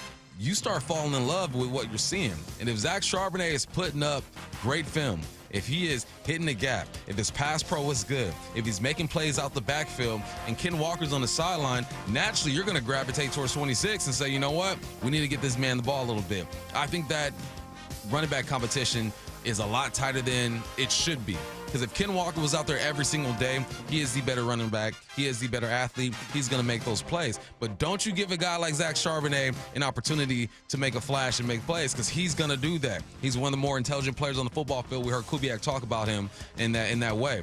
So I think it's going to be tight. And I think that Zach Charbonnet will have an opportunity to be the number one running back if Ken Walker cannot get on the football field. Third down. What move in the NFC West concerns you? Robinson to the 49ers. It's a low-key move. In 2022, 2 touchdowns, 797 yards. 2023, 5 touchdowns, 733. In 2024, 8 touchdowns, 799 yards. You put him with Christian McCaffrey in the backfield in that Shanahan offense, it's going to be trouble. And now you don't have to run Christian McCaffrey like you're trying to win the MVP. You can run him. You can give him 20, 25 carries and give Robinson 10 carries. That's going to be a problem. So now you're looking at McCaffrey and Robinson. You got Kyron Williams with the Rams. You got James Conner with the Arizona Cardinals. This is a nice little running back division. And these aren't guys who are going to wow you. I think Christian McCaffrey, the wow factor is down a bit. He's been injured. He's getting long in the tooth. He's getting old. It's all right. But he doesn't have to be that guy anymore. That is concerning. That run game is going to be on point. We know what Shanahan does with that offense. Fourth down.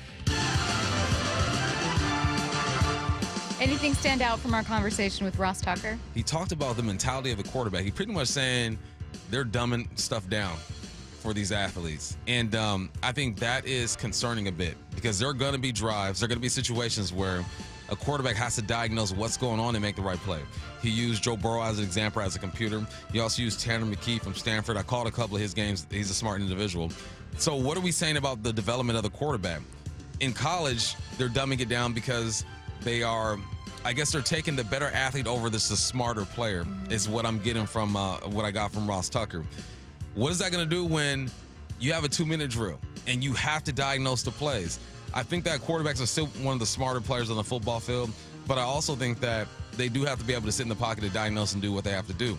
It's interesting, man. And the dumber the offenses get, for lack of better words, I think the easier it's going to be to affect these guys. So I'm going to challenge these college coaches to challenge your quarterbacks. But it's also tough because they're on such a short leash. They have to put in an offense that's conducive to them winning games, or they're going to be gone in a couple of years. So just the way football culture is right now with the quarterback is concerning a little bit. I think they still are smart ball players, but the development ain't there, is what it sounds like at least. A major change is coming to the SEC, plus Urban Meyer's calling for the NFL to punish someone. That's next. He's the best catcher in baseball. Pitch to Cal, swing and a drive. And he's on Seattle Sports, Thursday afternoons all season long. It's the Honey Bucket Cal Raleigh Show. Presented by the Puyallup Tribe of Indians. More history for Cal Raleigh. I love being here, and I love these fans in the city. Catch every episode of the Honey Bucket Cal Raleigh Show, presented by the Puyallup Tribe of Indians, on the Seattle Sports YouTube page, the Seattle Sports app, and seattlesports.com. Matt Coker here from West Coast Men's Health.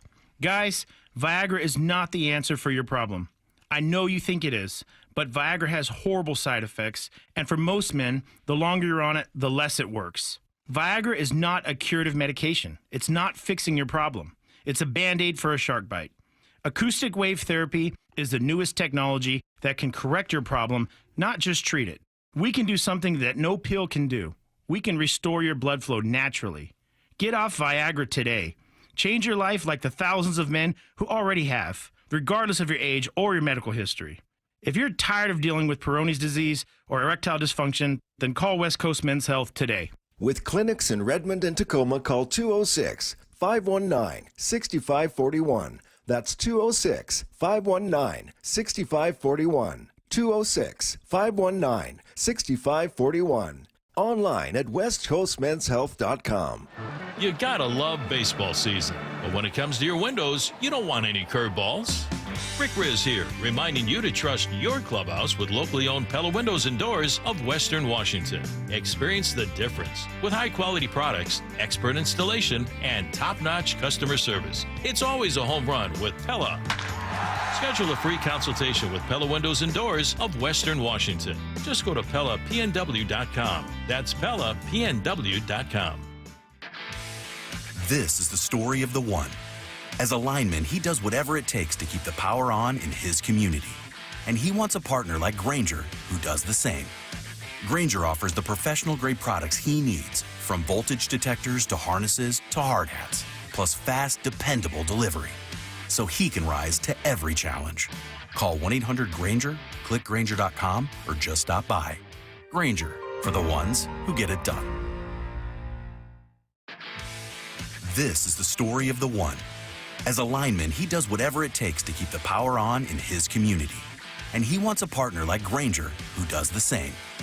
Grainger offers the professional-grade products he needs, from voltage detectors to harnesses to hard hats, plus fast, dependable delivery, so he can rise to every challenge. Call 1-800-GRAINGER, click Grainger.com, or just stop by.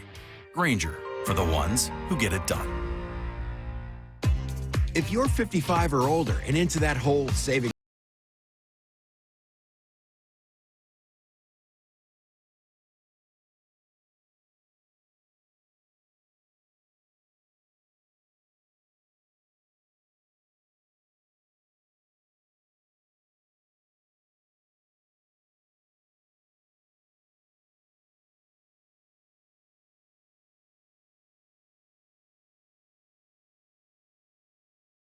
T-Mobile, it's better over here. Based on analysis.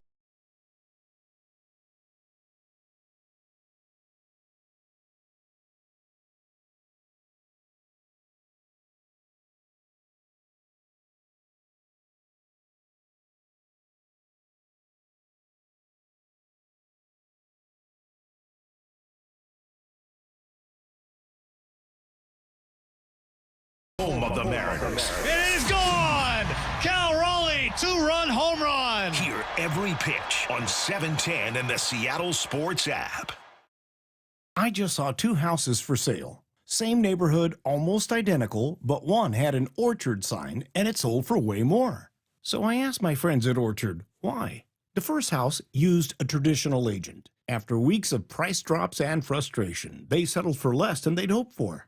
The second homeowner chose Orchard and got more. Their local Orchard agent didn't just list a home, they marketed it. They knew exactly which upgrades would attract serious buyers and brought in a pro to handle everything. And even more, with Orchard's Move First, Sell Later program, the homeowner moved into their new home before their old one even hit the market. They skipped all the hassles and showings. Never settle for less. Get more with Orchard. The smarter, faster, hassle-free way to buy your new home, even before your old home sells. Start with Orchard's free home valuation at Orchard.com. That's Orchard.com. Orchard.com. This is the story of the one. As a safety manager at a manufacturing plant, he does everything he can to keep his coworkers safe. From finding ways to reduce risks to keeping safety supplies in stock. And for that, he relies on Grainger. Grainger offers a broad range of quality products and next-day delivery, so he can always play it safe. Call 1-800-GRAINGER, click Grainger.com, or just stop by. Grainger, for the ones who get it done. Ready to elevate your everyday? Quince has the Luxe Staples Insider Swear By, minus the markup. From 100% European linen styles and 14-karat gold jewelry to gorgeous leather bags and elevated home finds, Quince has it all. And by partnering directly with top artisans and ethical factories, Quince delivers premium quality at half the cost of similar brands. Discover everyday luxury without the markup at Quince. Go to quince.com/style upgrade for free shipping and 365-day returns. Quince.com/style upgrade. Brought to you by Integrated Rehabilitation Group. This is The Timeline with Bump and Stacy. Brought to you by 1-800-DUI-AWAY. Welcome to 2025 SEC. The conference will finally be adding a 9th conference game to their football schedule starting in 2026. That story leading off the timeline today. Let's hear from Greg Sankey. there are multiple chickens and plenty of eggs, right? So is it the chicken or the egg? Do you decide the format and then trigger your schedule off of the format? Do you decide the criteria, then follow with the schedule? Or do you take a step knowing that there's a bit of uncertainty in whatever you do? So, Paul, the announcement of the strength of schedule adjustments and I think a healthier metric being used to inform decision-making, that's an element that weighed in favor of the 9-game conference schedule being implemented. Bump, quickly before you offer actual analysis on this, I have to say that I'm going to start calling it Jerry Jonesing when someone begins a statement with an analogy that's vaguely Southern and doesn't quite make sense. You know what I mean? Like, Greg, get to the point, Greg. Get to the point. This is what SEC needs to do, right? 9 games. And also stop scheduling cupcake teams late in the season as well. Like, it's malarkey. It's bull. It's all that about. And I blame Nick Saban for that. Alabama, they're the champions of that. You're going to schedule Northwestern College in Kirkland in a week 8 game or it's something like that. We want Bama, but it's DeVry. Yeah. ITT Tech, is ITT Tech still around? I don't know for sure. I don't know. Let's figure out. Anybody? Let's go to Education Connection. Get connected for free. We're taking on Bama. No, but this is it needed to happen. It needed to happen. I'm glad it happened. SEC, you are no longer the best conference in football, at least for a year. The Big Ten runs that. They own that. I mean, yes. I will say, though, that I actually think that this is great news overall for the SEC. I do find it interesting, though, that there's a bit of a divide between what ADs and what Sankey wants with the SEC, because these are going to generate infinitely more revenue. Yeah. More SEC games. Like, I read that Texas A&M hasn't hosted, Curtis, what was it that I said? Georgia? God, I can't remember. Was it Georgia? And they've been in the same conference for since 2012. Yeah. So since 2012, Texas A&M has not hosted Georgia. When you're creating more SEC matchups, great news for revenue, great news for TV rights. All of that's fantastic. You're talking business. Yes, exactly. I'm talking football. And that is exactly why I guess SEC coaches have been really against this, because particularly if you're an SEC team that's like near the bottom of the conference, you're telling me we don't get that game against DeVry? Exactly. Like, this Get DeVry out of there. I just found it interesting because normally it's like rising tides lift all ships, but there are SEC coaches allegedly hated this idea. Listen, if you want to be a boss, you must move like a boss. You simply have to. Scheduling DeVry and ITT Tech Week 8 is not what bosses do.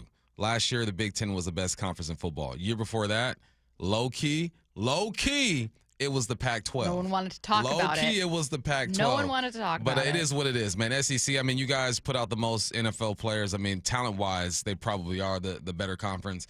So, yeah, go ahead and play everybody. As many as you can. You got all those teams out there, square up, and let's get it done. Next up, Urban Meyer thinks the NFL should punish Jim Harbaugh for his role in Michigan's sign-stealing operation. Thank you. Because of how the league handled former Ohio State head coach Jim Tressel. There's an elephant in the room here, boys, though, that no one's talking about. When Jim Tressel was fired at Ohio State and he was given a suspension, Roger Goodell, commissioner of the National Football League, came out and said that we're going to honor that that suspension. And you remember he went to the Indianapolis Colts to work in the replay room or something. The Colts, because of the respect they had for the NCAA and the suspension, do you realize suspended Jim Tressel? So he was unable to perform his duties for the first 6 games of the year for the Indianapolis Colts. I think we all know the answer. Yeah. Any chance that Roger Goodell and the NFL? Of course not. Yeah. And I don't know why. Yeah. Now, listen, I fear that he is cooking with this one. Let me say one thing. Urban Meyer in the coaching world sounds like a hater. Yeah. Because Urban got caught up doing a whole bunch of shady stuff. Oh, he sure did. And he was disciplined. So he sounds salty to the coaches. But in reality, he is spitting facts. He's not wrong. NCAA football is the minor league for the NFL. They're correlated. They're connected. There's a relationship there.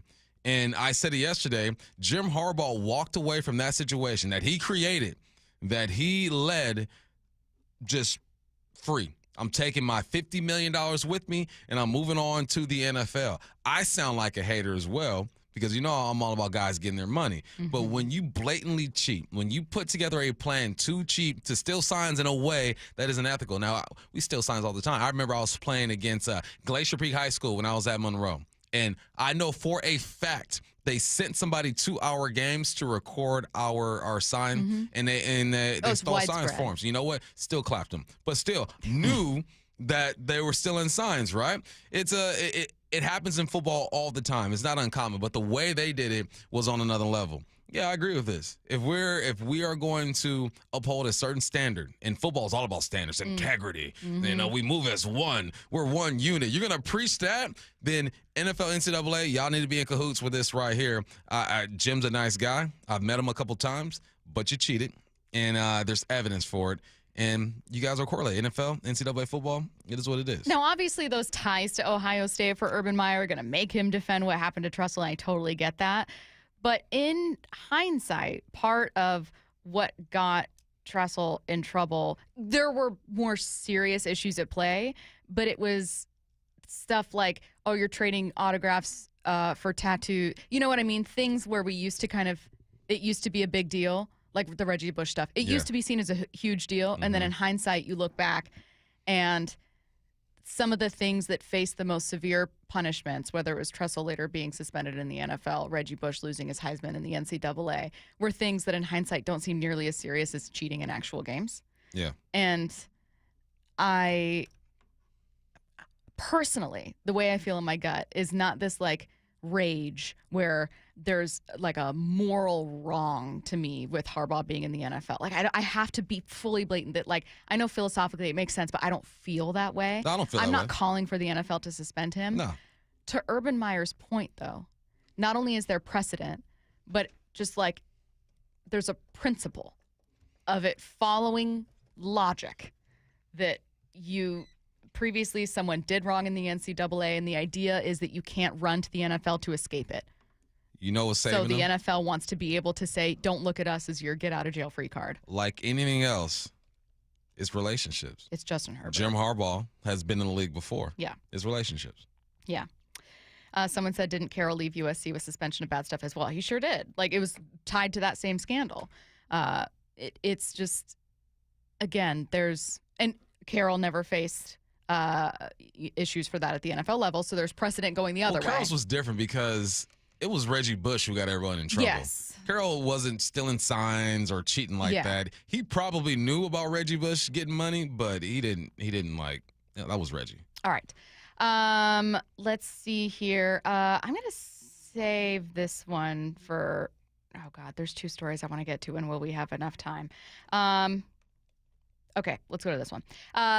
Bengals Ring of Honor member and WFAN host Boomer Sison shared how Cincinnati's front office is trying to nickel and dime their way through this year's Ring of Honor ceremony. First, you better not have more than one guest, or that's coming out of your pocket. The Bengals organization is excited to celebrate our Legends community and kindly invites you and a guest to join us in celebrating Dave Lapham and Lamar Parrish on Ring of Honor weekend in October, culminating at our game on Sunday, October 26th, when the Bengals take on the New York Jets. That's awesome. That's that would great. be very nice. More details are below, and we kindly ask you RSVP no later than Friday, August 22nd. So that's today. That's today. Wow. So got to make a decision. To guarantee your seats. Oh, okay. Ring of Honor weekend, you and a guest can receive 2 complimentary tickets with an opportunity to purchase an additional if you wish to our celebratory events below by submitting the RSVP form. Secondly, you can, if you're coming from out of town, you can get a hotel room, but you're going to be paying for it. If you are traveling in for the weekend from out of town, we have secured a block of rooms at the Resonance Cincinnati Downtown Hotel. Wait, hold on. What? Renaissance. A block of rooms. Usually when people say a block of rooms, it's like a wedding thing, and you have to go on there and say, I'm part of this party. Yeah, but this is why they sent it. So the Renaissance Cincinnati Downtown Hotel at a preferred discounted rate. Hold on. So I can book my group rate for the Ring of Honor weekend. Rooms are limited, so please book directly for early and the best rate. Bengals doing Bengal things. I'm so glad I work for the Seahawks. It's like, are they saving money for Trey Hendrickson? I don't understand. Like, where's this money going? I'm so glad to work for the Seahawks, man. They shoot tickets my way, more than one. I got a big family. They send it my way. They take care of things. Bengals are saving money. Yeah, hopefully it's for Trey Hendrickson. Hopefully. That's crazy for a That's ring nuts. of honor. Ring of honor. For a ring of honor. We're going to put your name in this ring. You are immortal. But you got to pay for it. But pay for that room, though. Hey, and don't touch that water. You got to pay for that water, Don't even too. look. Don't open the mini fridge. Don't open it at all. Time for the IRG injury report brought to you by IRG Physical and Hand Therapy. Charles Cross with that dislocated finger was a full participant in Seahawks practice yesterday, so that's great news. Mariners GM Justin Hollander will speak this afternoon to give injury updates on Dom Canzone's wrist and how long we should expect Victor Robles' rehab to continue. Coming up next, is there a veteran Seahawk seriously in danger of not making this roster? It's the final test. Tonight, Charbonnet is going to rip off a big run. Before the real deal. You kind of see the light at the end of the tunnel. Jobs are on the line. Who's on the initial 53, who's on the initial practice squad. It's off to historic Lambeau Field in Green Bay for the preseason finale. Seahawks Packers tomorrow. Pre-game at 11 a.m. with Steve Rabel on the call. Touchdown, Seahawks! Kickoff at 1 p.m. On the home of the Seahawks, Seattle Sports and the Seattle Sports app. Welcome to IRG's Sports Injury Update. We're with Shannon O'Kelly, physical therapist and president of IRG Physical and Hand Therapy, and our guest, Dr. Nicholas Vaudreuil, orthopedic surgeon with advanced accredited fellowship training in sports medicine at Proliant Surgeons, Everett Bone and Joint. Thank you for joining us here on IRG Sports Medicine Update. Tell us about biceps tendonitis. Hi, Shannon. Thanks for having me. Yeah, so biceps tendonitis, it's a really common condition that affects the front of people's elbow. And what happens is the big muscle on the top of your upper arm called the biceps, which gives you strength for lifting or twisting, putting in screws. You can get a lot of inflammation or tearing, which causes pain where the biceps crosses the elbow and attaches to the forearm. It sounds like an injury that occurs with a lot of activity. How do you diagnose this? So a lot of times it's pain localized to the front. It's worsened with lifting or twisting. So this is mostly a clinical diagnosis. I mostly want to check if people have evidence of a tear. So sometimes we have to get imaging like an MRI. You diagnose it, how do you treat it? Almost always we can avoid surgery for these, but it involves a few months of anti-inflammatories, rest, and then ramping things back up with a therapist trying to get your strength back. So what's the return to play, return to activity like? Return to play for these is generally excellent. Usually it takes a few months, like 2 months of rest and then rehabbing it back. But I would say the vast majority of people are able to avoid surgery or anything too major. There you go. Everything you need to know about biceps tendonitis. It's an overuse injury, and it can be treated. If you want more information about upper extremity injuries or sports injuries, you can contact Dr. Nicholas Vaudreuil at everettboneandjoint.com. With over 40 neighborhood clinics around Washington, IRG has you covered. Let IRG be your family's physical therapist. Find the location nearest you at irgpt.com. That's irgpt.com. This is the story of the one. As a safety manager at a manufacturing plant, he does everything he can to keep his coworkers safe. From finding ways to reduce risks to keeping safety supplies in stock. And for that, he relies on Grainger. Grainger offers a broad range of quality products and next-day delivery, so he can always play it safe. Call 1-800-GRAINGER, click Grainger.com, or just stop by. Grainger, for the ones who get it done.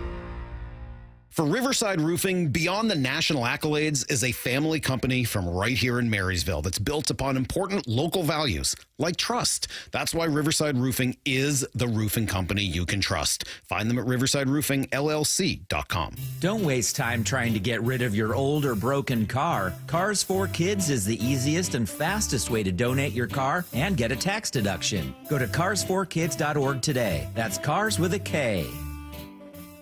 Bonneville International radio station contests are open to participants 18 years of age or older that are residents of Washington State unless otherwise specified. Employees or agents of the station, Bonneville International Corporation, other area radio stations, or any entity associated with the contests are not eligible to win unless the station otherwise specifies at its own discretion. Persons who have won in the last 60 days from a station contest or event may not be eligible. Full general contest rules are available on seattlesports.com or in person at the station during regular business hours. The Bump and Stacy Show is powered in part each day by the caring and compassionate team at Pendergast Law Personal Injury Lawyers. Go to pendergastlaw.com.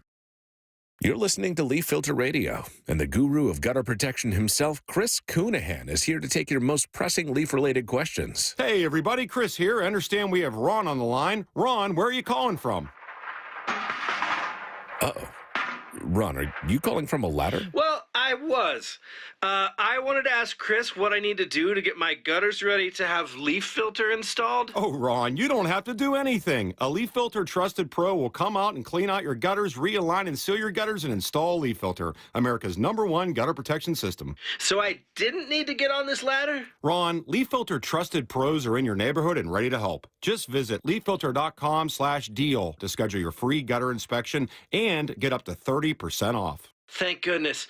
What was that site? That's leaffilter.com/deal for your free gutter inspection today. See representative for warranty details. Promotion is 20% off plus a 10% senior or military discount. One discount per household. If you want that summer body you've always dreamed of, then this message is for you, ladies, and you men, too. Get rid of extra stubborn fat and address areas of loose skin around the waistline, chin, and under the upper arms with ProSculpt, the new one-day instant permanent fat removal and skin tightening treatment. Maybe you've tried the lasers, fat-freezing methods, even those new pills, but without the desired results. ProSculpt is different. It's minimally invasive, performed while fully awake, gentle, yet powerful. Designed to target the waistline, chin, neck, arms, and thighs, ProSculpt uses FDA-cleared plasma technology to deliver immediate, permanent fat-reducing and skin-tightening results, all in just one visit. If you want that summer body this summer, then you must act now. Go to ProSculpt.com today to schedule your free consultation.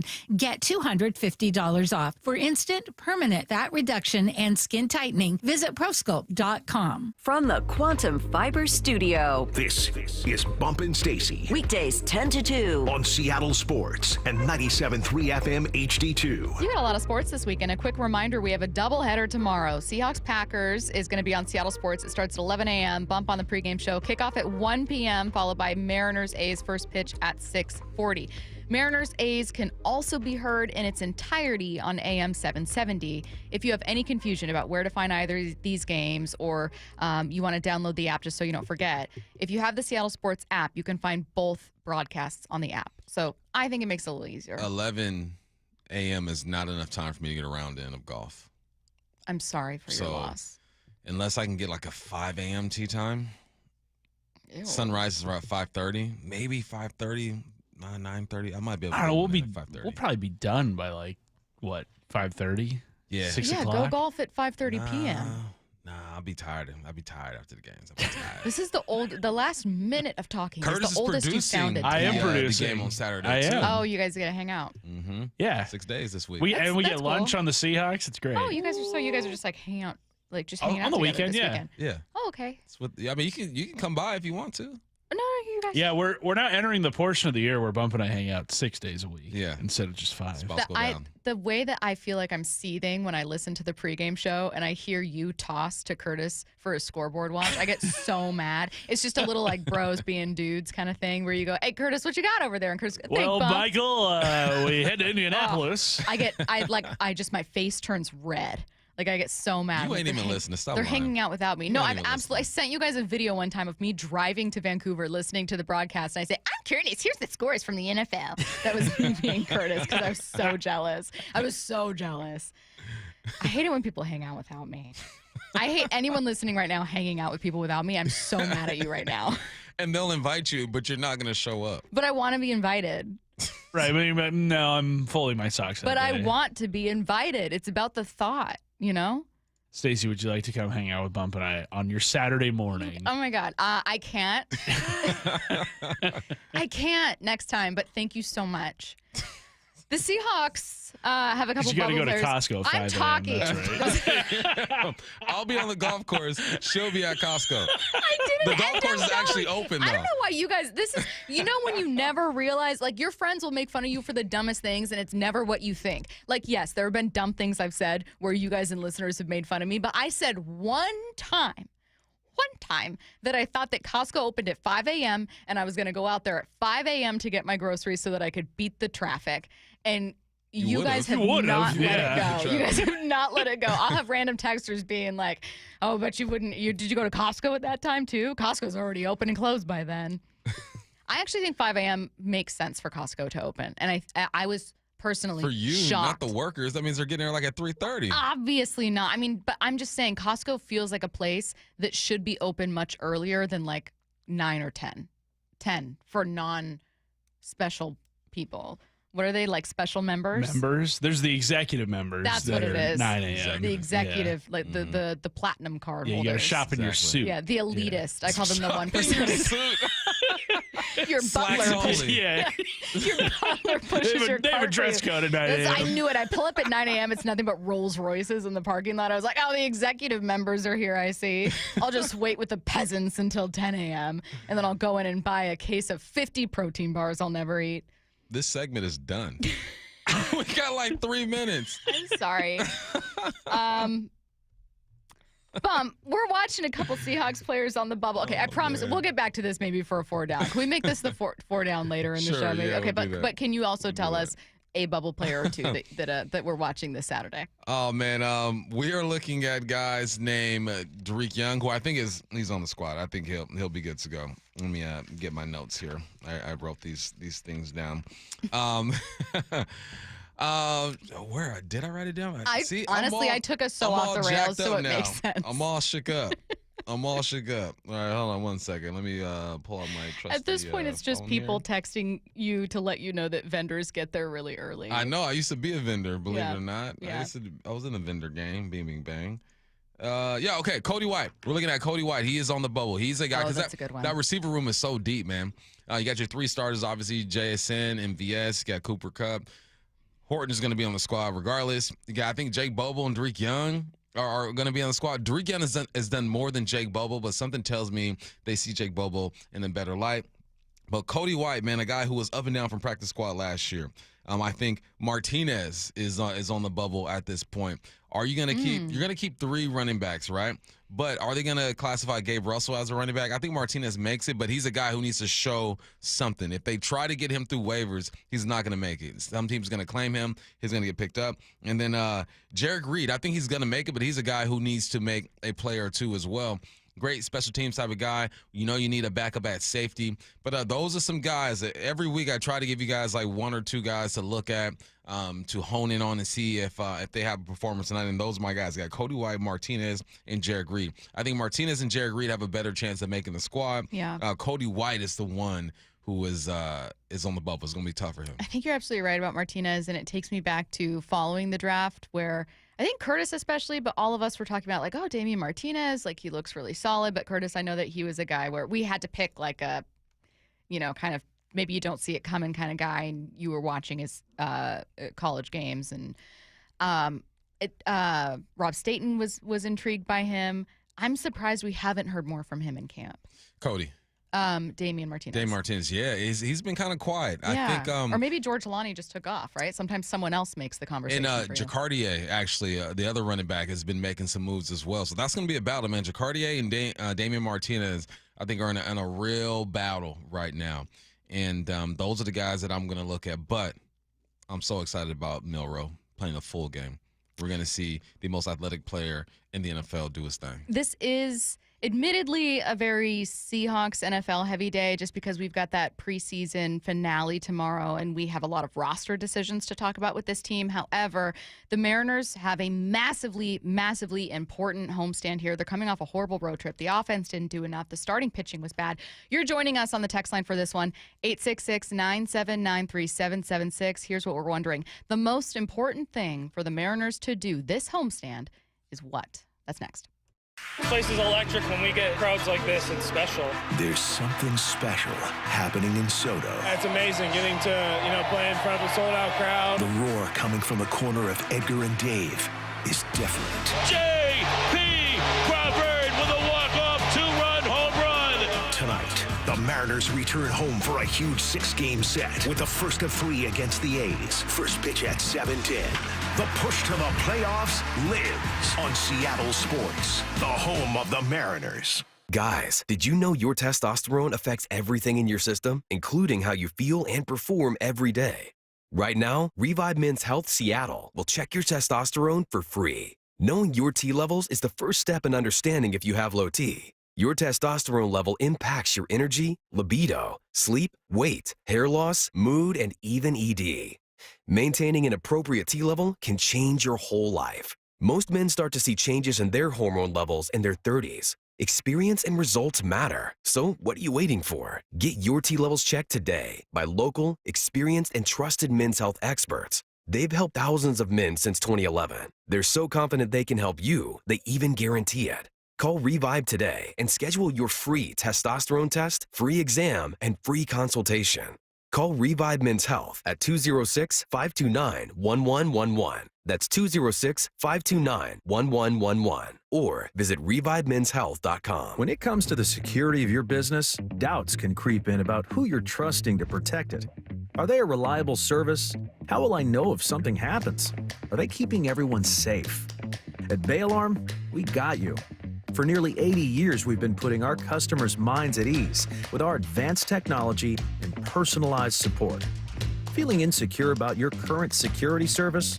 Visit bayalarm.com today to talk to a local security expert. If you've been considering upgrading your siding, now is the perfect time. Hi, I'm Justin Shirley, CEO of State Roofing and Exteriors. In the Pacific Northwest, moisture is the enemy. Old failing siding leads to hidden water damage, rot, and mold. State Roofing and Exteriors is a James Hardy preferred contractor with over 55 years of siding expertise. Call 866-ROOF-ROOF or visit stateroofing.com to schedule your siding inspection today. State Roofing and Exteriors, held to a higher standard since 1968. State Roofing, the best roof you'll ever need. Hey, it's Bob Stelton here, and let me tell you about one of the best decisions I've ever made in my life. That's when I went to K2 Vision for RLE. That's Refractive Lens Exchange. Now, Dr. Kopstein started K2 Vision with Dr. King from King LASIK, the most experienced LASIK surgeon in the Northwest. King LASIK plus K2 Vision equals freedom vision for every stage of life. No glasses, no contacts, readers, or cataracts. Now, if you're somebody that struggles with distance vision and now you always need a pair of reading glasses, K2 Vision RLE could be your perfect permanent solution to spending your good active years not needing reading glasses. And here's the cherry on top: you never develop a cataract. Now, if you're somebody like me that had a pair of readers in every room of the home, in your car, you had to bring them into the restaurant with you. Otherwise, like me, you couldn't read the menu. That has all been rectified thanks to RLE. So whether it's LASIK, EVO, ICL, or RLE, trust the most experienced team of doctors to recommend what's best for you. Schedule your free Zoom consultation today at K2VisionRLE.com. That's K2VisionRLE.com. This is the story of the one. As a lineman, he does whatever it takes to keep the power on in his community. And he wants a partner like Grainger who does the same. Grainger offers the professional-grade products he needs, from voltage detectors to harnesses to hard hats, plus fast, dependable delivery, so he can rise to every challenge. Call 1-800-GRAINGER, click Grainger.com, or just stop by. Grainger, for the ones who get it done.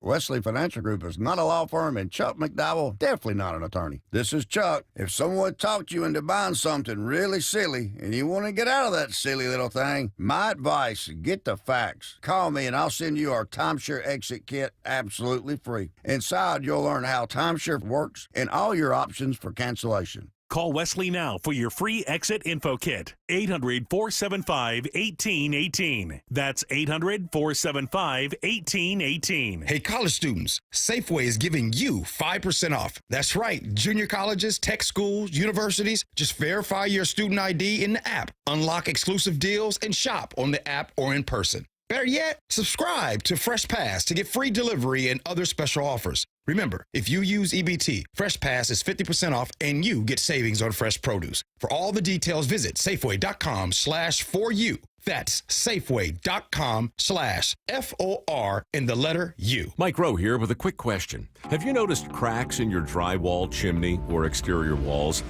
I hope not, because if you have, they could be indications that you've got a much bigger problem with your foundation. That's where Groundworks comes in. They can honestly assess your situation and create a plan to stabilize your foundation. Schedule your free inspection at groundworks.com/row. And while you're there, check out my latest dirty job. It's a good one. Licensed in all states where work is performed. See website for details. go! This is Seattle Sports. Streaming through the Seattle Sports app. KIRO AM Seattle. KIRO FM HD2 Tacoma. Home of the Seahawks, Mariners, and everything Seattle sports.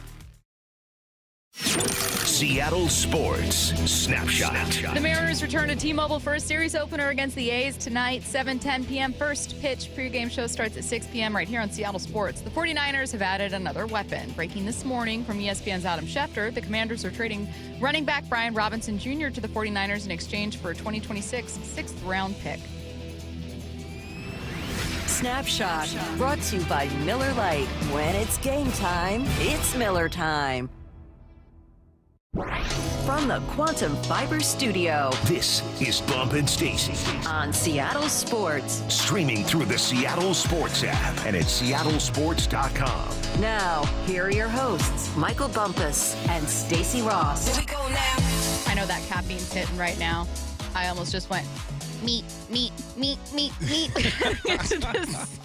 What am I doing? You know what? That's some only child stuff. Like, I do that by myself watching TV. Because you have no friends when you're little. You're like, me. I just have to entertain myself. That's it. The funniest thing you've ever said on air, and you've said a lot of funny things, but it's when we talked about whether or not you would be able to read minds or talk to animals. Curtis, are you smiling because you remember Bump's answer? I forget how it He was. said that he'd want to talk to animals or control animals because when he was younger, no, it was like specifically with a gorilla, and you were like, yeah, when I was younger, we could have played basketball together. You could have thrown a football. Yeah, I said throwing a football. That's what it was.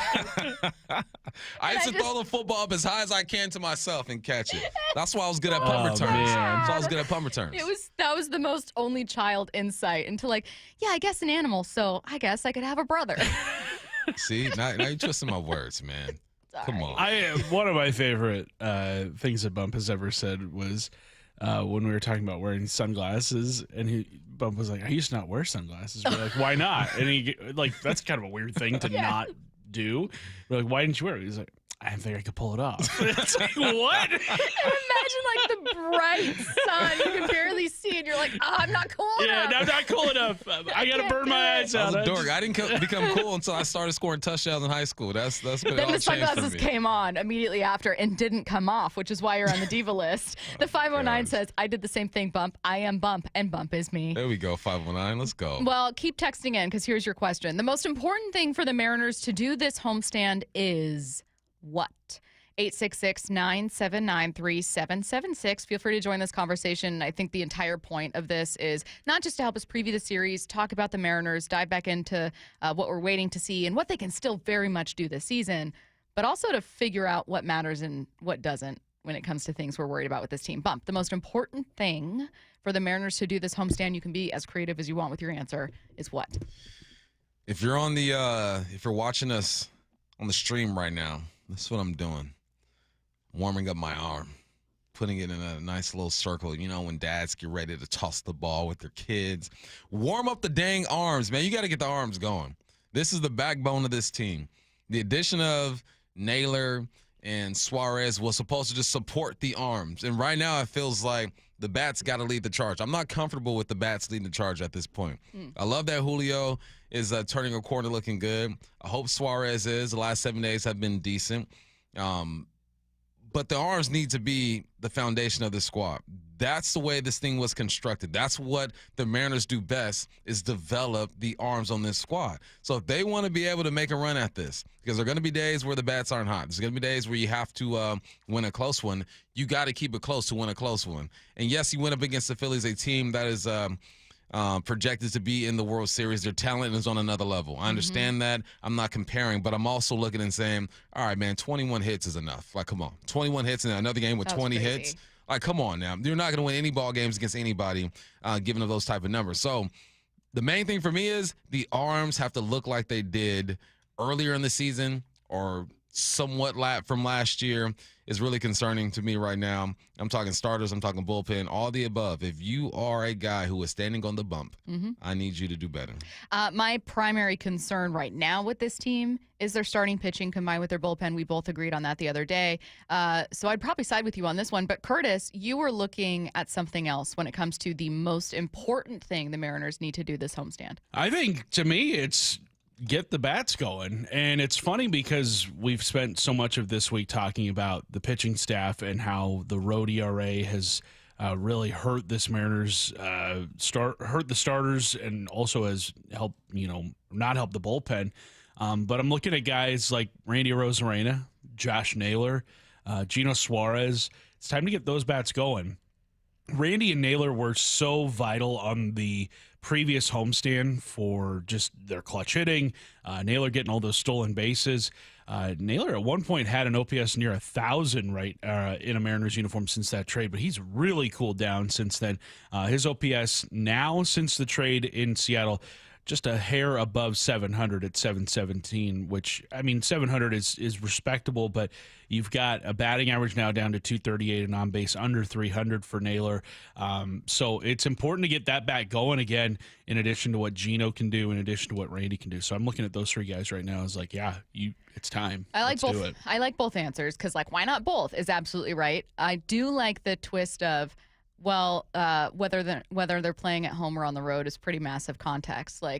At home, the pitching's been fine, to your point, and you're kind of waiting to see those bats. So I like the argument. I will say offense was a surprisingly common answer. I'm not saying the offense was great on the road by any means, but I just feel like what we were talking about so much coming out of this was pitching splits on the road versus home. But a lot of people saying bats. I'm just going to read through a couple. Becca in Sumner says the Mariners must get hits with men in scoring position. Facts. All year. Yeah. Same story. Yep. Another listener says he or she would like to see intangibles reappear. They said, meaning, I'd love to see guys lay out for balls dropping in instead of allowing base hits. I'd love to hear there was a players-only meeting. I'd like to just see whatever it takes attitude. So a really, really competitive type of play. Yeah, you want to see that that recklessness almost, right, when it comes to fielding balls in play. I understand that, and I think that people just want to feel like there's an urgency out there. Mm-hmm. And how do they feel that is when you're diving, making plays, and this and playing with a tempo. And I agree 100%. I think that needs to be the talk. I forgot who I was texting back and forth with on our line, and I was like, listen, 162 games. Dan's not going to be able to stand in front of the team and give that rah-rah speech. Oh, we were talking about the influence of a manager. Yeah. He's not going to be able to stand there 162 times and give a speech that just changes the way everyone thinks. It's too long of a season. But at this time of the year, I think that he could urge and push people in the right direction when it comes to taking a few more risks, when it comes to making that play, diving for a baseball. Yeah, I understand that. But 162 is going to be tough. But this time of the year is different now. I believe it's still a game and a half behind. Or did the Astros win yesterday, Curtis? They play yesterday? I think that there's also a formula you've got to follow here, and I think the timing of this winning matters. I think the most important thing for the Mariners to do this homestand is sweep at least a series. I think that is actually the most important thing. And with that, again, I know it's kind of like a cheating answer, but with that comes you won based on something. Mm-hmm. So either you're pitching well, you were hitting well, maybe the other team got unlucky, whatever it is. But I think I'm looking at it from a standings perspective. I know Ray Roberts will push back against momentum, but from a momentum perspective, I think that when you are a team that hasn't been there before, you kind of need some stuff. And again, I'm not a player in this clubhouse. I don't know. So I'm speaking from the outside looking in. They might disagree with me, but from the outside looking in, this is how I would feel in trying to empathize. If I'd never been there before, I don't have this underlying experience and belief and sureness that winning will happen, that the playoffs will happen. The Astros have been there so much that despite having a team that is not as good as the Mariners this year, I actually do believe that, they're entirely confident they're going to win the West. They're very confident. Yeah. You will not find a ton of doubt among their fans that the Mariners will mess this up and the Astros will be in the playoffs and win the West. I think there's a lot of doubt with Mariners fans because they haven't been there before. Mm-hmm. So again, I think the most important thing for the Mariners to do is to reestablish some of that momentum, reestablish some of that belief, and kind of continue to give you something that you can use to hang on to. Make the people believe in you. Yeah, that's a weird answer, but I think so. That's why this series is so important too. They could lose this series and go on a run, right? But you want to give the people something to believe in. That's winning the series. That's getting that nasty taste out of your mouth from this road trip and reestablishing yourself. Because it's you go on the longest win streak of the season for you. What was it, 7-8 games, something like that? And then the vibes are good going on this road trip, and you feel like you're a competitive team. Like, we can hang with anybody. And I still think that they can. But naturally what people start to do is they start believing in what you got going. You start nitpicking at certain things. Your pitching hasn't been on point, and rightfully so. I think that you have to take a team for who they are in this moment. But this series is going to be really important, man. And I hope they pull it together. And it starts with Wu. I'm so glad Wu is starting this thing off. And it puts almost so much pressure on Wu. It's like he is the Cal Raleigh of that pitching staff. Like, if he doesn't play well, people start to lose faith. So I'm glad that he gets a start. But yes, I'm with you. You have to be able to give the people something to believe in. And for me, it's those arms, man. The arms got to get right. And the most important thing for the Mariners to do this homestand is what? 866-979-3776. The 252 from North Carolina, echoing another listener saying that it's about kind of like effort, having fun. They said the most important thing to do is to stop trying so hard and get back to having fun. You don't need home runs every time, just solid contact. The series against the Phillies is what Dipoto said the Mariners were supposed to be this year, hitting for contact. Yeah, but that's not who they are. And, well, they're no, team. they're a home run club. They're a home run team. I will say this, even though they're relying on the home run, and to your first point, 252, I always think it's encouraging when you can look out and be like, oh, they're having fun. Like, oh, they're confident. They're playing confidently. I do think that's needed. I don't know how many players would tell you that, like, even though people have said, oh, Cal's going for the home run total, he's really trying to swing at that and get a home run. I think the approach is you're swinging to, like, line drive overs or whatever it is. Like, you're not necessarily trying to get a home run because you're going to mess up your swing. No. So they are swinging to contact. It's just guys are capable of different things. I don't know. I did a horrible explanation of that. What I'm saying I get is what you're saying. I don't think every guy They're goes not up there changing trying to their get a home swing exactly to go yard. I think the home run Is kind the of result reliant of team good is contact. the result of not having a ton of natural good contact They're hitters, which third isn't common in baseball. They're third in the game when it comes to bombs. 180. Dodgers have 190, and the Yanks have 210.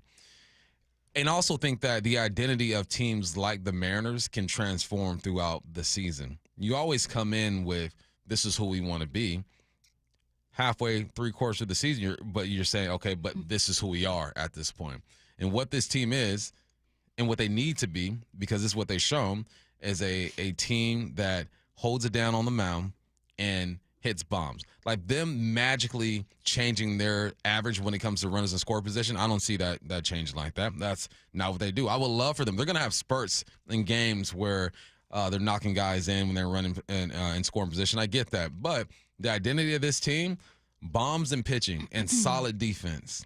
So you sprinkle in some contact. You drive runners in when they're in position. I understand that. But do we expect them to really change who they are this many games in? What, 128 games in? Yeah, no. 360. Most important thing for the Mariners to do this homestand is just play good baseball. Then they said, love you bump. Wow. Love you too, 360. Yes, me, Curtis, and Matt just aren't here. You get a lot of love on these lines, so I appreciate when I get that's singled an attack. out. I appreciate that, 360. It's an attack on me. The most important thing is to someone else saying, yes, absolutely, put the ball in play, cut down on swing and miss. Absolutely. Let's see. People seeing a lot of chasing. I'll say certainly more strikeouts. You noted that. I forget the number you had, but you were noting just a tick up in strikeouts on those road trips pretty significantly. It was like 15-1 game, 12-1 game. You know what's crazy about chasing pitches? Julio's bomb, his most recent bomb, was the second lowest pitch, according to StatCast, since chasing. 2015. He was chasing that thing. He caught it. I believe Jock Peterson had one that was lower than that by like 5 inches, but yeah, he chased on that one. All right. So again, that's what we're watching with this one. Messaging, a lot of stuff they could improve on. I think they're perfectly capable of it, and I'm excited to see them start fresh here. Again, first pitch is going to be at 7:10 p.m., starting with a series against the A's, then a series against the Padres, and then back on the road for another tough road trip. The Seahawks regular season is approaching, and we want to send one of you and 3 friends to their home opener on September 7th against the 49ers. All you need to do is open the Seattle Sports app and click the Win tab to find out how. If you don't already have the app, just text the word app to 866-979-3776, and we will send you a link to download. Enter daily to increase your chances to win. This contest runs through Monday, August 25th. Let's get to headline rewrites. Extra, read all about it. Headline rewrites. We must make headlines. The real story behind the headlines in today's news with Bump and Stacy. Headline number 1, Micah Parsons has removed all Cowboys content from his social media. Right. What's the real headline? Micah, welcome to the Diva Behavior Leaderboard, buddy. Let's go. Is that really Learn to diva speak behavior? diva, buddy. Is it really? Or That's you're something just, a diva would say you're to just defend mad, your own diva You're just behavior. mad at your ex. You're like, listen, or your current. Your current employer? Yeah, like look, Kyler did it. Diva behavior. I don't think that's diva behavior. I think it's diva behavior. You know what I think that is? But in a funny way. My diva behavior leaderboard is not serious diva behavior. No, it's reserved serious. for No, it's serious. seriously funny divas. It's serious. And Micah should be doing that. He's on the diva board whether he likes it or not. You know who's on the diva board too? Who? Jerry Jones. How's For he on doing like 5 interviews this week. Facts. Talking constantly about I need this. you to write this list down, though. I don't think will. you're I'm keeping track of what's going on. I'm absolutely keeping track. You, JSN, G has 2 points. Micah, will I put Jerry Jones on there? I don't know. Someone else will. You just said he was on. Fine. Jerry Jones. I don't want to add too much. I don't want to get too. Not everyone gets to be a diva. You know what I mean? Oh, it's an honor. It's an honor to be a diva. You should be so lucky. Yeah, okay. Well, Micah, keep doing diva I'm going to behavior. work on it this weekend. I got to go get some poster board. You let all those teams slide into your DMs. It's like when a girl takes off a picture of her dude and erases him from all her And IG. suddenly- And dudes just start sliding in that DM. That's what I need all Only the in other this teams case, to the do. other guys need to call that dude and, hey, we'd like to offer you Yeah, draft it. We you still know. need to coordinate. We're gonna give you 2 draft picks, but no, this is standard practice in today's world when it comes to superstars who are unhappy with their current situation. What do? You unfollow the team, you take all the pictures, you say, look, I'm a free agent, come on and get me. But you still need Jerry Jones to sign up on this thing, and it sounds like he's gonna be stubborn. I don't know what's gonna happen here, man. We've been talking about this for like 40 days now, and it's ridiculous that one of the best players in the game is unsure about his work situation. I mean, Brian Schottenheimer seems pretty sure that Micah's going to be playing week 1. And quite honestly, this was a headline rewrite we had yesterday, but I think he might, which is really weird to say. I don't know why I think that. I think it's because Micah also, I've heard interviews on his podcast or like statements he's had where he does seem to have like a slightly more old school mentality, like calling for toughness. He's previously like really been about the Cowboys. So I do think that there's an aspect to it, in addition to not wanting to lose actual game checks, that's like, well, I can't talk about it and not be about it. And I think Jerry Jones and the Cowboys are calling him on that bluff. This is a standoff. This is a staring competition. Who's going to blink first? I think Micah might. Yeah, because he wants to play. Yeah, he wants to play and he wants to get exactly. paid. Headline rewrites. Headline 2, the Mariners look to bounce back from their tough road trip tonight against the A's. What's the real headline? At this rate, a C win against the A's is still a passing grade. Bump, did you want to make your C's get degrees point again? Stacy, I had a better GPA than you in high school. I'm just going to say that. Okay? Wow. I'm going to say that. I could have gone to UW if I wanted to. Actually, Yeah. you could have. Yeah. I could have. Anywhere in the You country, definitely- Stacy. Yeah, no, you're right. You're right. I Qualified. take that back. You could have gone to a Qualified. lot more schools. All right. But yes, when I realized that all I needed was a C, my life changed at Wazoo. I might have gone out a few more Thursdays than I should have gone out. All right. And but we don't want C's against the A's. We want A's against the A's. Go out there and take care of the little homies. Bars. Ooh, let's go. It's been a while since I spit a bar. It's been a while. That's I had a not tough Wazoo, week but- last week. Yeah, Last but week I had a you're tough really week. bouncing back Yeah, so far. okay. A's against the A's. This is pretty solid. Headline rewrites. Headline number 3 from Adam Schefter this morning. The Commanders are trading Brian Robinson to the 49ers in exchange for a 2026 6th-round pick. What's the real headline? That makes 2 guys who have been shot on that roster, and that is a crazy collection of talent. Something tells me there's 53 men on that roster. There's probably someone else who's been shot. Wow. What? Yeah. Hang on. I mean, come on now. No A lot of way. dudes come from the Who's gutter. been shot? The struggle. Yeah, No. man, I'm telling you, there's probably somebody else on that roster who's been shot. So you're saying by the law of averages, like somebody in our building has been shot? Or 'Cause there's shot more than at. 53 people. Or here. shot at. Yeah, potentially. Okay, Well, someone this is in a the different group. Yeah, It's a different group. a lot of suits upstairs. It feels like Medina in here sometimes. You know what I mean? So you're saying another 49ers player somewhere on that roster right now in training camp I has would probably say been shot. someone else has been shot on that roster. If I'm going to spend the entire break trying to find an answer here. I hope you do. I kind of hope I do too. You know, well, there's 90 guys out there now, so that the challenges. I mean, the averages really went up. 90 guys on the roster, NFL roster, from everywhere across the country. Like that is a crazy, like, to have a teammate where both of you have had this insane life experience and a very scary one, by the way. Wow. And you're both still playing. That's also what's crazy about it. To have been shot on an NFL roster and you're a starter. Survived. Well, not a starter, but you're an important contributor.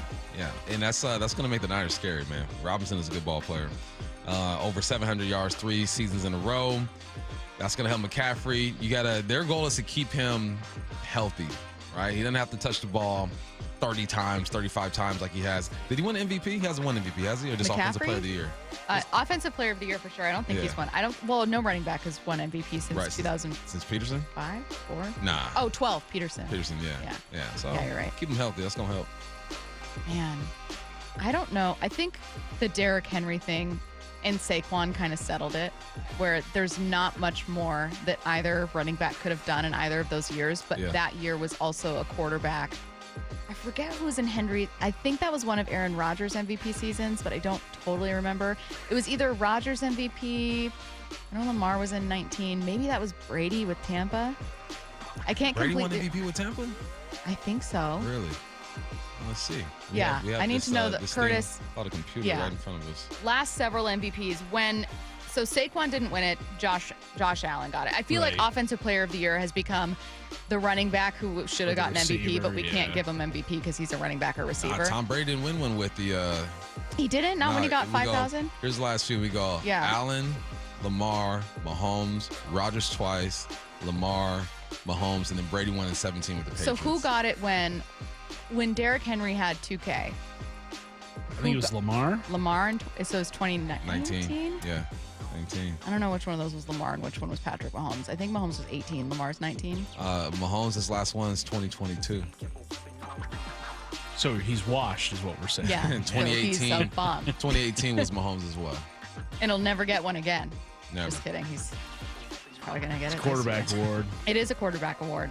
But truly, the point of that entire thing is I don't know what else someone could do. You would have to have a historically great season, do something absolutely insane, and you'd have to have like no quarterback get more than 30 touchdowns or something which was not going to happen. Like you'd have to have every other top quarterback underperform.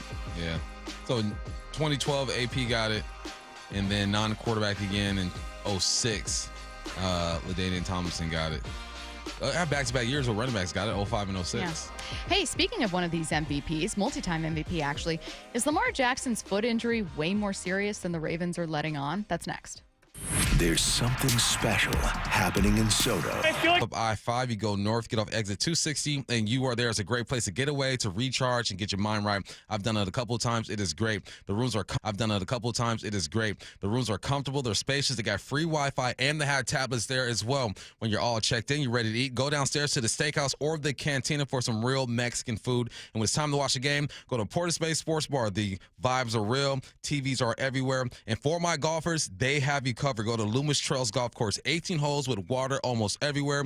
You better hit that fairway. They also got a promo going on this month. You can win $10,000 every Saturday at the end of the month, a grand prize of $50,000. They got events coming up as well. Go to silverycasino.com to check that out. Silvery Casino Resort is not a secret anymore. Hi, I'm Justin Shirley. We offer 0 down, 0 interest, and 0 payments for 24 months on new roofs. Call 866-ROOF-ROOF now. State Roofing and Exteriors, held to a higher standard since 1968. I'm Rusty George. My local marketing agency specializes in helping companies in the building and manufacturing industries develop the right kind of websites and marketing strategies to attract and win more business. Visit us today at rustygeorge.com. If you have unfiled taxes or are in debt to the IRS, this is important news. Did you know the IRS has programs specifically designed to help people struggling with tax debt? Powerful tax assistance programs that can save you thousands if you qualify. No one knows these programs better than the experts at Optima Tax Relief, America's most trusted tax resolution firm. A-plus rated by the Better Business Bureau, their award-winning tax attorneys and licensed professionals have resolved over $1 billion of tax debt for their clients. One call to Optima can start the process, helping to put an end to your worries about wage garnishment, asset seizure, and other aggressive IRS actions. Find the best options to solve your tax problems. Call the experts at Optima Tax Relief today for a free consultation. Call 800-343-6460. 800-343-6460. 800-343-6460. Optima Tax Relief. Some restrictions apply. For complete details, please visit OptimaTaxRelief.com. This is the story of the one. As a lineman, he does whatever it takes to keep the power on in his community. And he wants a partner like Grainger who does the same. Grainger offers the professional-grade products he needs, from voltage detectors to harnesses to hard hats, plus fast, dependable delivery, so he can rise to every challenge. Call 1-800-GRAINGER, click Grainger.com, or just stop by. Grainger, for the ones who get it done. Progressive's teen driver discount could lower the cost of insurance for your teenager and save you some money. And then you can still spend money on them. Because just when you think you have a grasp on spending, new sneakers. And then it's money for a school field trip. And of course, spending money. Oh yeah, and a new phone to replace the one they dropped in the toilet. Oh, don't remind me. So just get Progressive's teen driver discount. And then you can continue to spend money on them. Endlessly. Progressive Casualty Insurance Company and affiliates. Discount not available in all states and subject to terms and conditions. The home of the Mariners, Seattle Sports. Cal swinging a drive deep to right field. Every pitch of every Mariners game is on the Seattle Sports app. The LJ way is the Lee Johnson Auto Family. Hello, hello. Welcome to Lee Johnson Auto Family. This is King. This organization's a special one. They call it the Lee Johnson Auto Family, and it's not just a name, it's not just some cliche. They foster an environment for us to become a family, to work together, to really become close, and they show us in a lot of different ways that they do value us. Is it perfect? No, no place is. But I've been very thankful to be here in the almost 10 years and have every plan to stay here for a lot longer and just watch it continue to grow. He's fun and professional, which explains why so many people visiting Lee Johnson Kia ask for him by name. The LJ way is the Lee Johnson Auto Family. Change is always happening. It's part of life. And when it comes to music, change is all around us. Songs are rewritten, classics are remixed, bands and artists come and go. Even our taste in music changes. Here at Xfinity, we know there's still good in keeping some things the same. That's why we want to do our part with a 5-year price guarantee on our internet. It means no matter what changes, you get 5 years of the most reliable Wi-Fi with our best equipment included for a price that stays exactly the same. Surprised? Life is full of them. One internet price, 5 years, guaranteed. Learn more at xfinity.com/deals. Restrictions apply. New residential customers only. Taxes and fees extra and subject to change. Most reliable Wi-Fi based on Open Signal Awards USA. Fixed Broadband Experience Report, August 2024. From the Quantum Fiber Studio. This is Bumpin' Stacy. Weekdays 10 to 2. On Seattle Sports and 97.3 FM HD2. Taking a look look around the NFL. We are going to start with Lamar Jackson and the Ravens. Is that foot injury more serious than the Ravens are letting on? Adam Schefter thinks disaster was very narrowly avoided. It sounds like it was a little bit scarier than the Ravens let on because they did take x-rays. They did say there were no signs of any broken bones or any issues. And John Harbaugh admitted that his prayers were answered. So if it was anything that was nothing, he wouldn't have to pray that Lamar Jackson's x-rays would turn out the way that he did. He didn't practice today, second straight day. And look, they don't have to have Lamar Jackson out there right now. They need him out there for the start of the regular season. So I would imagine they'll give that foot a couple of weeks to heal. It certainly sounds like the test came back as well as they could have hoped, but they're going to be smart with Lamar Jackson, and they're not going to stick him out there any sooner than he has to be. Bump, I think that what Adam's clearly saying here is not, hey, Lamar has a very serious injury, the Ravens are covering up. It's, hey, this was actually a lot closer to being a very serious injury than people realize, and so the Ravens are probably going to play it more safe than you think. And they should. That is the franchise. As soon as Lamar Jackson is done in Baltimore, we're going to look at him different. Right? They're going to go from a 10 to a 5 real quick. So to make sure that you remain a 10, you keep your main asset, and that is Lamar. And you downplay it, too. You're supposed to downplay those things. So, yeah, makes sense. Jackson Dart finished the preseason with a 68% completion percentage and threw 3 touchdowns. He was asked whether he feels he should be New York's Week 1 starter.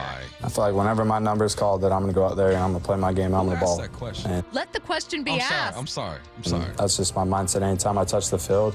Obviously, you know, Russ is the starter and he's going to do amazing. He's had such a great camp and has played at an elite level. So, you know, my job is just to be the best teammate and, you know, be ready whenever it is. But, you know, I'm excited for Russ and what he's going to do this year. I will agree with you. That's a wild question to ask. Did they expect him New to York. say? It's New York media. They're crazy. They're brazy. Hey, yo, Jackson. No, should you be the starter? New York media and Philadelphia media, but New York media especially, is not like regular. They're not regular people over there. It's different. It's aggressive.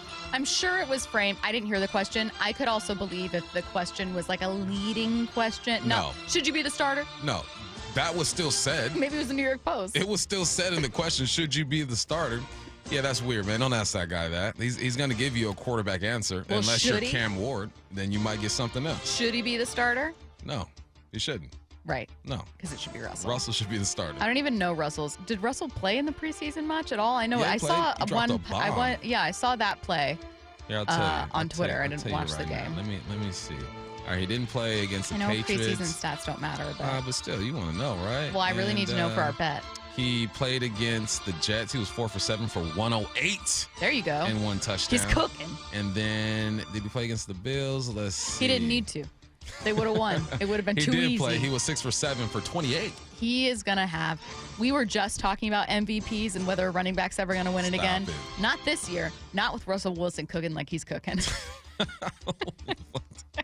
No, it's what is this, 2015, 16? The Giants, I think, are going to be they'll be better than what though. people think. I think they'll be better than what people think too. I think that defensive line is really good. They'll be better than what people think, but still finish 4th in the division. That's exactly what it's going to be. They're going to have some wild games, weird plays. They're going to really upset someone, and none of it will matter. That's going to be their season. The weirdest quarterback room in the league, easily. The Vikings and Panthers are reportedly discussing a trade that would send why did I sound like I was from Jersey? That would send Adam Thielen back to Minnesota. Minnesota will be without Jordan Addison for the first 3 games of the season. You sounded like you were from New York and then switched to Minnesota. That will send Adam Thielen back to Minnesota. I don't know what's happening. He belongs in Minnesota. I believe he went to University of Minnesota or a smaller school in Minnesota.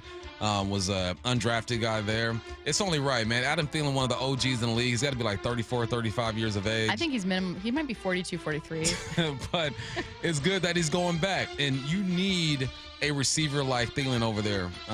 Just a vet. You know, you got, Justin Jefferson over there. You got Addison. I think Rondell got hurt, so you need to bring that number 3. They've had one other injury, but I forget who it was. At receiver? They're pretty thin. Yeah, so go ahead and bring the OG back, man. Good for him. He belongs there. Next up, Bears backup quarterback Tyson. Is it Bagent? I believe it's Bagent. went viral for his emotional reaction to signing a 2-year extension with Chicago. Yeah, I think that, a lot of people don't know this, but, my dad is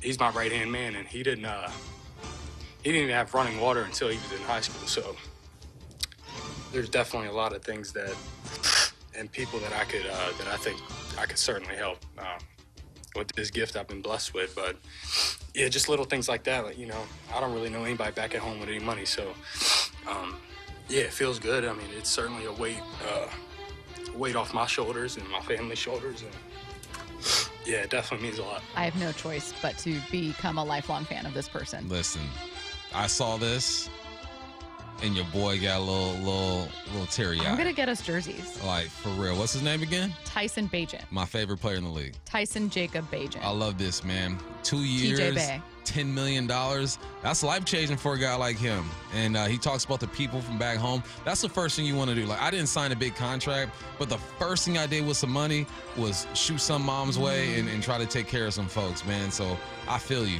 And that's awesome, man. And good on the Bears. I mean, he earned it. It's not like the Bears are giving out some charity. You earned that. So, no, I love that emotion. That's good stuff. That your dad didn't have running water until he was in high school is, again, like. Where's he from? West Virginia. Yeah.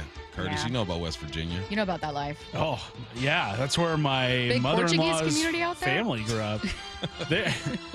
There's a story, not for air, but we found out about my wife's grandpa's family tree. Some wild branches, let's just say that. That feels very West Virginia. Yeah. Some wild branches. I look forward to hearing this story off air. I'm sorry to everyone. I'm sorry to this man, but yeah, we don't know we'll be doing it. the end story. Like, there's still kind of figuring some gaps in there. Yeah. Well, I think this is really, really cool, and I think it also puts into perspective. Look, if you are one of the most talented players in the league, go get your money. Absolutely. Like, I am not someone to be like, Micah, you should be happy you're getting $1 million. That's more money than anyone will make. Like, that's not what I'm saying. Right. What I'm saying is there is a giant spectrum of players in the NFL, and we tend to pay attention to the top 5% of players and completely ignore the other players for whom, like, making a touchdown catch or starting that game is a huge deal.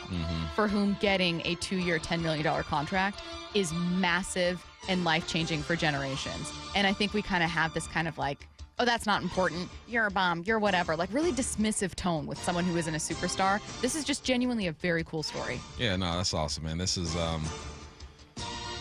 why guys want to go to the NFL, right? You want to play the game that you love, but it's also to support your family. So happy for him, man.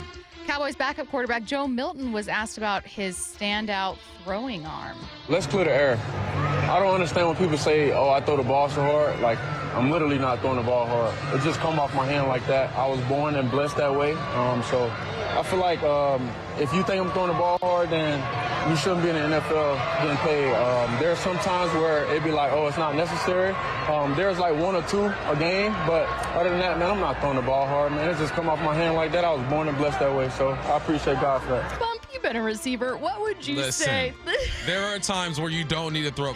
Put some touch on that thing. I knew you'd have I'm running something to shallow say. at 5 yards. Why are Don't you rocket killing me? that thing.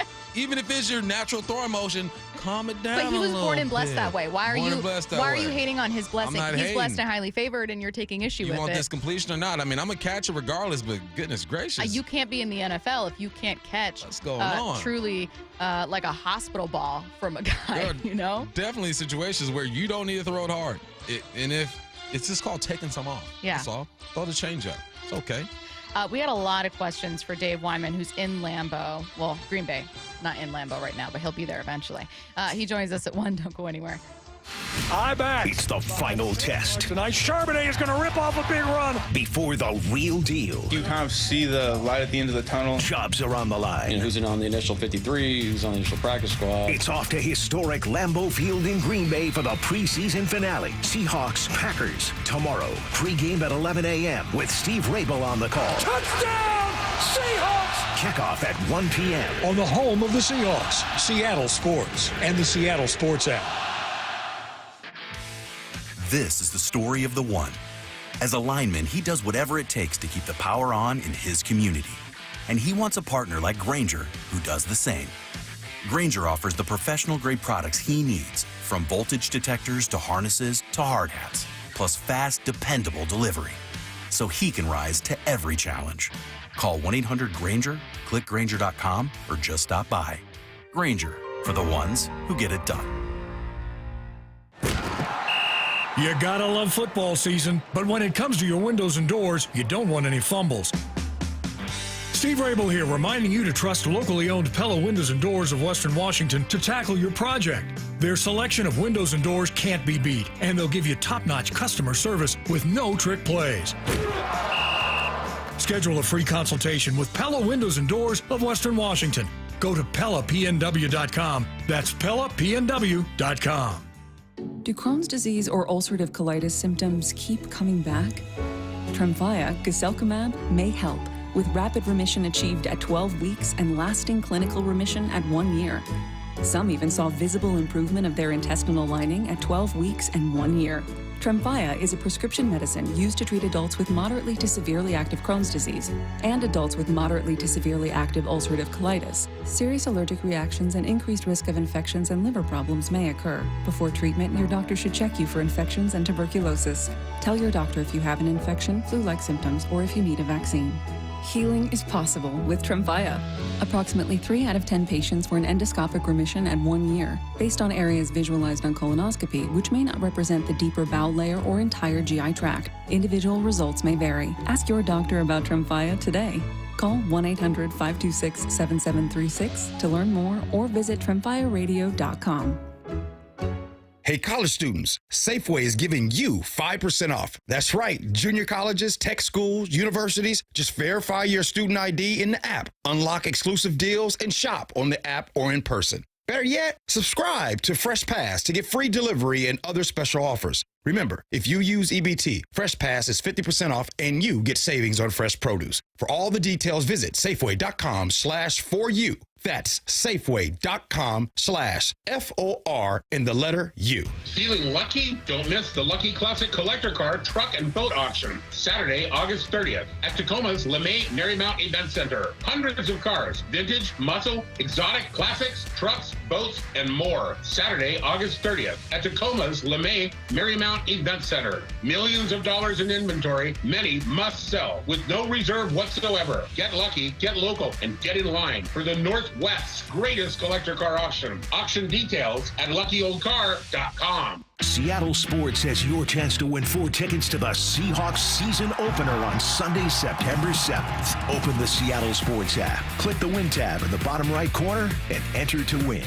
You can enter once per day, so the more times you enter through the Seattle Sports app, the better your odds of winning 4 tickets to the Seahawks season opener. Do it every day, August 19th through August 25th. Details and rules at seattlesports.com/win. Only from the home of the Seahawks. Seattle Sports, the home of the Mariners. Left off to center. It is on its way. Julio, 2-run home run. Hear every pitch on 710 and the Seattle Sports app.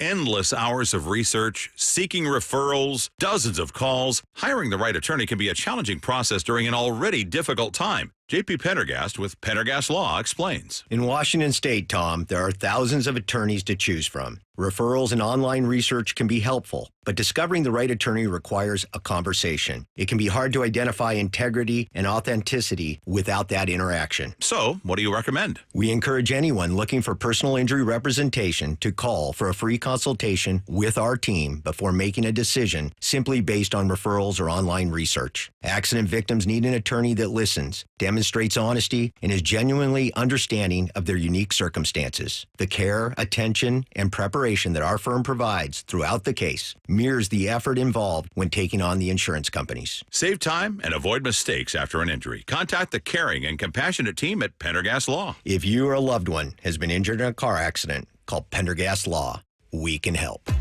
If you're 55 or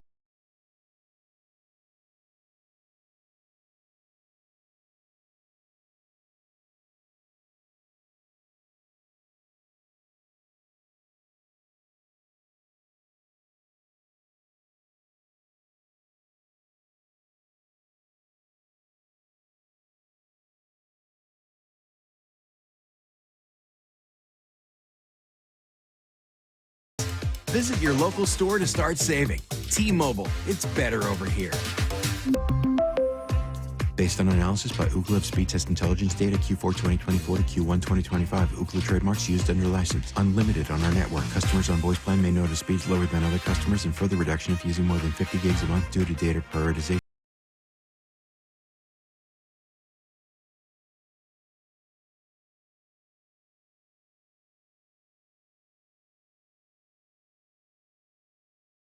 Brew Studio. This is Bumpin' Stacy. Weekdays 10 to 2. On Seattle Sports and 97.3 FM HD2. All right. We are going to ask Dave Wyman when he joins us in 15 minutes about what he saw at a very, I guess, festive. Yeah. Contentious, spicy joint practice yesterday, what he's looking for in this game, what he's seen from the Seahawks through 2 games. I wanted to first, before we do that, focus just on Jalen Milroe. He will start from beginning to end. For this game, we're going to get a very good look at him. And in an ideal world, it's kind of the last time we see him play a game for Seattle. And that doesn't mean that he can't be capable, that he can't grow and develop. But the plan is Sam's your starter, and you want that to go well. So this is kind of our last big look at what he can do, and I am really curious to see some wow moments because, Bump, I got to be honest, this coaching staff sounds very intrigued by Jalen. And you should be. My man rushed for 20 touchdowns last year. His season before last year was better as a thrower. Did have a new offensive coordinator, learning a new offense. There's going to be some setbacks there. But I think he is top 10 most athletic guys in the league right now at the quarterback position, which is it's funny to say. I remember when guys like him were forced to be receiver or running backs or whatnot, but they're letting him do his thing. And I forget who I was talking to. It was somebody in the Seahawks upstairs management. I forgot who I was talking to, and even if I did, I wouldn't tell you his name. He told me how he just controls the room. As a third-string quarterback, the leadership is there. You kind of feel it. You see it. He comes from a great background with his parents. So it should be fun, man. I expect some mistakes. I'm going to talk about that in 4-down territory, but he's going to make some mistakes, but you got to let him go. I remember watching like my daughter play her first soccer game. Most athletic kid out there, so many mistakes. But you're like, you know what? We can work with this.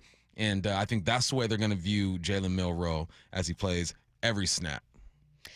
Here's what Mike McDonald had to say about the opportunity. I think it's just a great opportunity for him to get great experience. All rookies, they need reps, they need experience, and Jalen's right there. I know he's really excited for the opportunity, and he's going to do a great job. So go out and operate the offense and go play ball the way you know how, and let's go. What does, I know in theory what a great game looks from him, right? Like we can all think of the stats that would be really cool, but when you think about it from a coach's perspective, Bump, what do you actually want to see from Jalen here? What do you want to see him do? The basics. You want to see him get out of the huddle on time. So he has time to make his cadence, have the motions happen. It's going to happen on 9 out of 10 plays, diagnose the defense. You want to see him protect himself. You're getting blitz, slide the protection, move your running back. You want to see him be on time with some throws. The great thing about this offense is that the open throws are so obvious sometimes because of the play action, because of the motion, because of the deception that Kubiak creates with the patterns and whatnot. You just want to see him make the easy throws. And that's what Sam Darnold did such a great job of last week. Oots open in the flat, hit him in the flat. Jason opened in the flat, hit him in the flat. I believe it was a tight end. I think it was A.J. Barner. A.J. Barner opened with the spacing concept, which is like a hitch, hit the spacing. It's clear as day what they're trying to do. So not have them make the game harder than it has to be. But then I guarantee you Kubiak is saying, you got the green light. If we are rolling you out and there is nothing there, you get on your horse and you just go and get out of bounds and be safe. So you want to see just a fluidness to this offense, but there will be mistakes. He is a rookie. So if you're expecting him to light it up the way Drew Lock did his second outing or even his first outing, don't expect that. If he does it, so be it. Good for him, but I don't expect that. I didn't have this written down as a question, but something I'm thinking of just while we're talking. You mentioned, it's really interesting because when you were saying that Jalen could be like a top 10 athletic player at his position, that the conversations around those guys used to be so different and that player previously would have been moved to another position. Something I was thinking of also when you said that is And we never would have thought about how he could develop and grow. Because the idea would be that he has some kind of intellectual or true quarterback pocket passer ceiling. And what's the point of developing a guy if these physical tools are going to wear as he gets older? And I just think that the way we think about quarter development has changed so much that it's allowed for someone like Jalen to have a chance to be a project, to have a chance for a team to look at him and go, we're not going to waste him by him not playing this year. We can actually continue to really develop him and see what we can get out of him. Like development, I think people have a much broader view of how long it could take or what kind of potential is there than they used to, including with mobile quarterbacks. Yeah, it's different. Even if, your skills are going to diminish. Peyton Manning threw ducks by the end of his career and still led the most prolific offense we've ever seen of all time with the Denver Broncos. Granted, Legion of Boom took care of that. But so what if your skills diminish? You're still going to have that skill somewhat, And I think that's important that coordinators and head coaches and GMs view players that way. And what it does, it just opens up doors for your offense. You can do some things with a Jalen Milroe that you wouldn't be able to do with a great like Dan Marino. And it just opens up the possibilities. So I love that offenses are going that way. I love that the position is going that way. And I think just the evolution of the human being, right? Just the physical, the training and all that stuff. Most quarterbacks, you have to be mobile. I'm going to pull up the top 10 passers of last year. You stop me when you hear a statue. I think there's one in this, but you let me know when you hear just a statue guy. Okay. Maybe two. Joe Burrow. No. Jared Goff. Probably a statue. Probably. He ain't moving. He ain't moving. Okay. He ain't moving. He got a little beer belly, too. Okay. He ain't moving. Okay. Baker Mayfield. Geno Smith. Sam Darnold. More mobile than what people give him credit for. He can scoot. Lamar Jackson. Patrick Mahomes. Aaron Rodgers. My man's 58. Like, come on, he's 58. Justin Herbert can move a bit, and Brock Purdy, he can do his thing too. So just the position is changing. There's not too many statues, and the statues are guys who were born in the 80s, unfortunately. Yeah, well, I would think also long before the 80s. Yeah. Last minute and a half here, so I'm going to throw in, this isn't about Jalen, but it is about the quarterback competition, about quarterbacks as a whole. Question from a listener. 253 says, Mike McDonald really doesn't like playing his starters, does he? I feel like Sam Darnold hasn't gotten much game time at all, which I think is going to be a mistake. Do you think it's a mistake? No. I think your job is to get the guy you paid $37 million to the regular season. He's getting more out of these joint practices. I wish those things were televised. Because if you saw the joint practices, you see all the reps that he's getting because that's as live as it gets. But we know you can't touch the precious quarterback. That's why they wear different jerseys, because if you don't have your guy out there, your chances of you winning a Super Bowl just go down. Granted, we don't think this team is going to win a Super Bowl. Nick Foles, bear down, is the last backup quarterback to win a Super Bowl. I mean, you never know. You really never know what could happen. You mentioned, it's really a shame that these joint practices or that this joint practice wasn't televised because there's so much we can learn. Now, the good news, it's not televised, but the good news is that Dave Wyman was there and he saw a lot of it. Oh, yeah, transition. I did it. No more don't go anywheres for me. Not now. Instead, what I'm going to say is that Dave Wyman joins us next with all of his insights from that practice. I might be in love with Clint Kubiak. Oh. Brock and Salk. I did not think I was going to say this at any point, let alone after a second preseason game. It was just the orchestration of it all, too, wasn't it? It was a symphony of destruction. I got multiple highlights here that start with Steve Rabel saying, IBAX behind you. IBAX. And that's not one word. That's not like IBAX or anything like that. Or like, what are those animals, the ibex? IBAX. Brock and Salk. Morning 6 to 10 on Seattle Sports. This is for all you guys on Viagra. ED pills are no longer needed. The brutal side effects like 4-hour headaches, blurred vision, and that flush feeling can all be put behind you with our treatment. Here at West Coast Men's Health, we have a better approach to ED. Acoustic wave therapy creates blood flow circulation by safely removing the plaque in your arteries and restoring function naturally. Guys, let me be clear. Pills will never fix your problem. Our equipment is the latest technology, and our medical staff is the best in the industry. So give West Coast Men's Health a call today. Speak with our clinic manager. Ask him any question you like, how it works, the science behind it, and even the cost. If you suffer from ED or Peyronie's disease, give West Coast Men's Health a call today. It's not just about better health, it's about a better life. With clinics in Redmond and Tacoma, call 206-519-6541. That's 206-519-6541. Online at westcoastmenshealth.com. Our bats are back, and the ballpark is rocking like 2001. I'm Dr. Ryan Stern with the Stern Sinus Center. For those of you sick of searching for another allergy medication, we offer a solution that will save you time, money, and frustration. Rynair is a simple, minimally invasive procedure that significantly reduces postnasal drip and stuffiness. We're taking new patients. Schedule your appointment in Auburn or Federal Way or go to sternsinus.com. Step into automotive history at LeMay, America's Car Museum. Explore 300 incredible cars and 100 years of heritage. Enjoy thrilling racing simulators and the cafe. It's excitement for all, and out-of-town visitors will love it. Visit americascarmuseum.org. I just saw 2 houses for sale. Same neighborhood, almost identical, but one had an Orchard sign and it sold for way more. So I asked my friends at Orchard, why? The first house used a traditional agent. After weeks of price drops and frustration, they settled for less than they'd hoped for.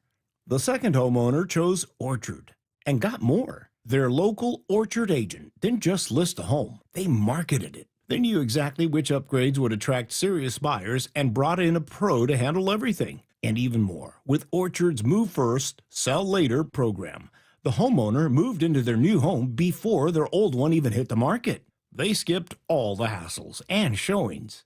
Never settle for less. Get more with Orchard, the smarter, faster, hassle-free way to buy your new home, even before your old home sells. Start with Orchard's free home valuation at Orchard.com. That's Orchard.com. Orchard.com. If you want that summer body you've always dreamed of, then this message is for you, ladies, and you men, too. Get rid of extra stubborn fat and address areas of loose skin around the waistline, chin, and under the upper arms with ProSculpt, the new one-day instant permanent fat removal and skin tightening treatment. Maybe you've tried the lasers, fat-freezing methods, even those new pills, but without the desired results. ProSculpt is different. It's minimally invasive, performed while fully awake, gentle, yet powerful. Designed to target the waistline, chin, neck, arms, and thighs, ProSculpt uses FDA-cleared plasma technology to deliver immediate, permanent fat-reducing and skin-tightening results, all in just one visit. If you want that summer body this summer, then you must act now. Go to ProSculpt.com today to schedule your free consultation. Get $250 off. For instant, permanent fat reduction and skin tightening, visit ProSculpt.com. How we going, mates? It's Ryan Roland-Smith for Eastside Weight Loss Clinic. If you haven't heard about it already, at the start of this year, I decided to get in the best shape of my life. So I lost 30 pounds of body fat and I kept all that lean muscle. Best decision I ever made. People ask me all the time, what was the motivation to get in such good shape? So a couple of things. Number one, who doesn't want to be in the best shape of their life, right? Obviously physically, but for me, more important mentally. And it starts with a diet, and I finally figured out you can't outwork it. Eastside gave me all the tools I needed to be able to prepare food, have tons of energy, and was never, ever hungry. But there's some other motivators too. I had to lose a bunch of visceral fat. I found out I had way too much of that, especially as I hit my 40s. But one more, look, this is the most important one. I wanted to set a really good example for my kids, to be the best version of myself. My kids look up to me, and I want to be the absolute best example and role model. So look, if any of these resonate with you, there's no better time to start. The time is right now. Make that free 15-minute call to Eastside Weight Loss Clinic and get it started today. It'll change your life like it did mine. Step into Seahawks game day at the Pro Shop, where the roar of the 12s begins. And official Seahawks gear is always within reach. Touchdown, Seahawks! This is the Pro Shop. Visit the official store of the Seattle Seahawks, located at Lumen Field and the Landing in Renton. Let's go! This is Seattle Sports. Streaming through the Seattle Sports app. KIRO AM Seattle. KIRO FM HD2 Tacoma. Home of the Seahawks, Mariners, and everything Seattle sports. This hour is brought to you by Mazda of Everett. Seattle Sports Snapshot. The Mariners return to T-Mobile for a series opener against the A's tonight. 7:10 p.m. first pitch. Pregame show starts at 6 p.m. on Seattle Sports. Things are getting messier between Micah Parsons and the Dallas Cowboys. The star pass rusher, currently in the middle of a contract holdout, has removed all Cowboys mentions from his social media. Snapshot, brought to you by Miller Lite. When it's game time, it's Miller time. From the Quantum Fiber Studio, This is Bump and Stacy. on Seattle Sports. Streaming through the Seattle Sports app and at seattlesports.com. Now, here are your hosts, Michael Bumpus and Stacy Ross. Here we go now. Dave Wyman joining us now on the Emerald Queen Casino Sportsbook Hotline. Dave, I heard there were at least 25 fights at yesterday's practice between the Seahawks and the Packers. Who won? Who won the most fights? Man, I don't know. It's hard to tell. And they were going on so often. All I know, I didn't get in a fight, guys. So. Oh, well, that's good. Good. That's good. We know you would have won. So maybe it's best that you held back. Thank you. Yeah. Dave, no, I mean, yeah, that's just what happens, right? Yeah. Bump, you get a bunch of guys that are competitive, and usually the crux of the whole situation is that one guy's going 100% and the other guy's going 75%, and then you get showed up by in front of your coaches, and you get mad. So that's basically what happened. Yeah, these things happen. I was telling my son, because he read about the whole situation. He's like, Dad, why are they fighting? I go, man, there's a bunch of alphas out there, different color jersey. They're going to get after it. But it sounded like Mike McDonald wasn't too bothered by it. I'm sure he preferred the fights not to happen because obviously it cuts into like their practice time. But how do you feel the coaching staff felt and handled the situation? You gotta like that, right, Bump? Yeah. I mean, and that's what I said yesterday on our show. I was like, these guys are a bunch of dogs. You've got guys like Derek Hall. I think can get on people's nerves in a hurry, and the same thing with Spoon, and really even JSN. JSN made some of the best catches I've seen, including a one-hander, and the one he caught with one hand was over on their sidelines. He was letting him hear about it, man. He was like, I don't know if he spiked the ball, but he was talking some trash over there. And, JSN usually very, calm and collected and everything. And he was fired up. So I don't know if there was maybe some stuff that started before with Green Bay. But, again, it always gets down to the fact that it's a violent, passionate game, and you have to be in a bad mood to play it. And I think that's what you saw. I'm disappointed to hear about the responsibility and maturity of JSN because he's one of my diva behavior clubhouse leaders right now. He and Bump have the most. Has there been any diva behavior from you, Wyman, on this trip so far? Because I have to, I don't have eyes out there right now, so I need to know who I'm tracking heading into next week. Yeah, no, I took a little walking tour of downtown Green Bay. One word: sleepy. I mean, there is nobody out there, man. It's pretty amazing, and they have these big wide roads, and they've got libraries and post offices, and lots of churches and stuff, and there's just not very many people. But, so I did a little walking tour. I took some videos and sent them to Justin. I don't know if they're any good, but, that's just kind of what I've been doing Okay, today. no diva behavior. No diva behavior from Dave. Not really. These are my people here. We Sleepy. figured. Dave, what's the run game look like against another set of ones? We've seen Zach Charbonnet have some success. I'm watching the film over and over again with the ones in there. Obviously, they dominated the Chiefs, but it's different when you go against the twos and the threes. How's the run game looking over there? Yeah, it looks good. I mean, it was kind of hard to see, exactly if they're opening, this big holes as they did the other night. But, and I think it was a little bit more competitive. This is a good team, this Green Bay Packer team. And, they went to the playoffs last year, and they were, I think they had a lot of pride going into that practice, and that's like, this is our place, and you're going to have to come in here and take it from us. And but yeah, they looked pretty good on defense. So I think it's a little bit more of a challenge. I don't, that was really cool to watch last week against Kansas City. But like you said, they had a couple. I saw Pennell was in there at one point. He's the guy that, remember in the Super Bowl, he just crushed Trent Williams. And so, I mean, he's a good run defender in Kansas City, and they moved him.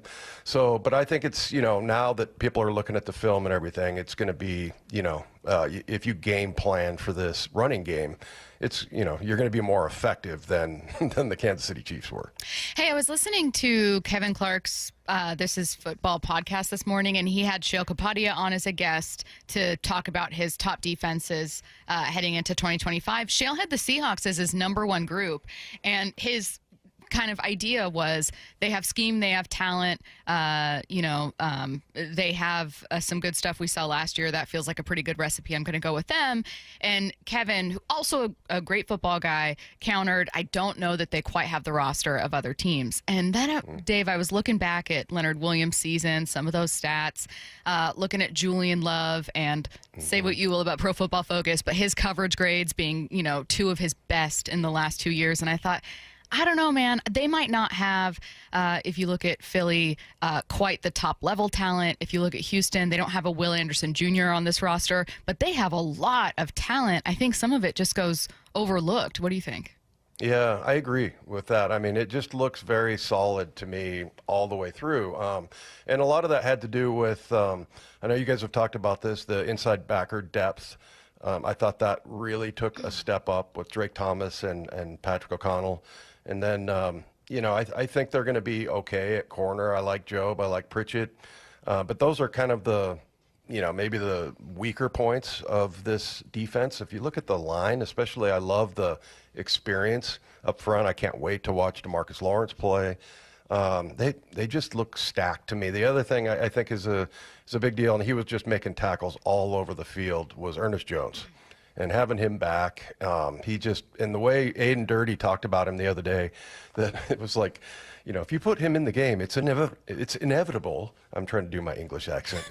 Please do. That he is going to make tackles. It's just a fact of life. He's going to make tackles. And, so that's your English accent. Dave, No, that that can't be it. Well, Dave, we got when to I hear said it. particularly. Okay. Like but yeah, I don't have a good accent for anybody. But yeah, I mean, he and that's what you saw from EJ. He was all over the field, and I think he is a very underrated player in this league. So yeah, I can understand people thinking, well, maybe it's a couple of years away for the Seahawks, but not the way they ended that season last year. I mean, they were number 1 and number 2 in the last 8 games in points and yards allowed. I think the big question, Dave, is the offense, right? And I feel like, and I think you feel the same way, you're going to see more and learn more about the offense in situations like in Green Bay with these joint practices. How Sam Darnold looked, how's the offensive line looked. We talked about the run game in general, but just what's the execution looking like with that first group? Yeah, Sam Darnold, I said this on our show yesterday, he just looks like he's in command.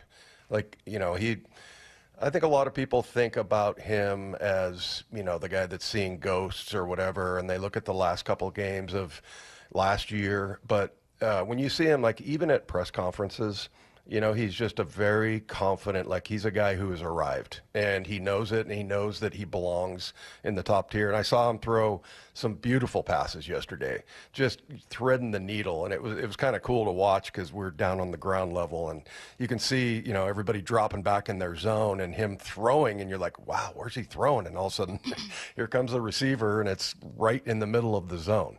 So, yeah, I mean, I think he is going to be just fine. I think he's going to be really good in this offense. He's shown that he's really smart and, can handle all of the play calls, because from what I understand, it's pretty complicated offense.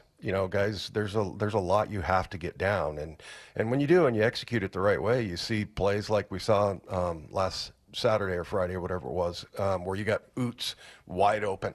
I mean, they schemed that, right, with motion and the plays that they run before that. And so I do think it's an offense that's, I don't want to say overly complicated or anything like that, but I mean, I think it's tough to pick up, and Darnold looks like he is just in command.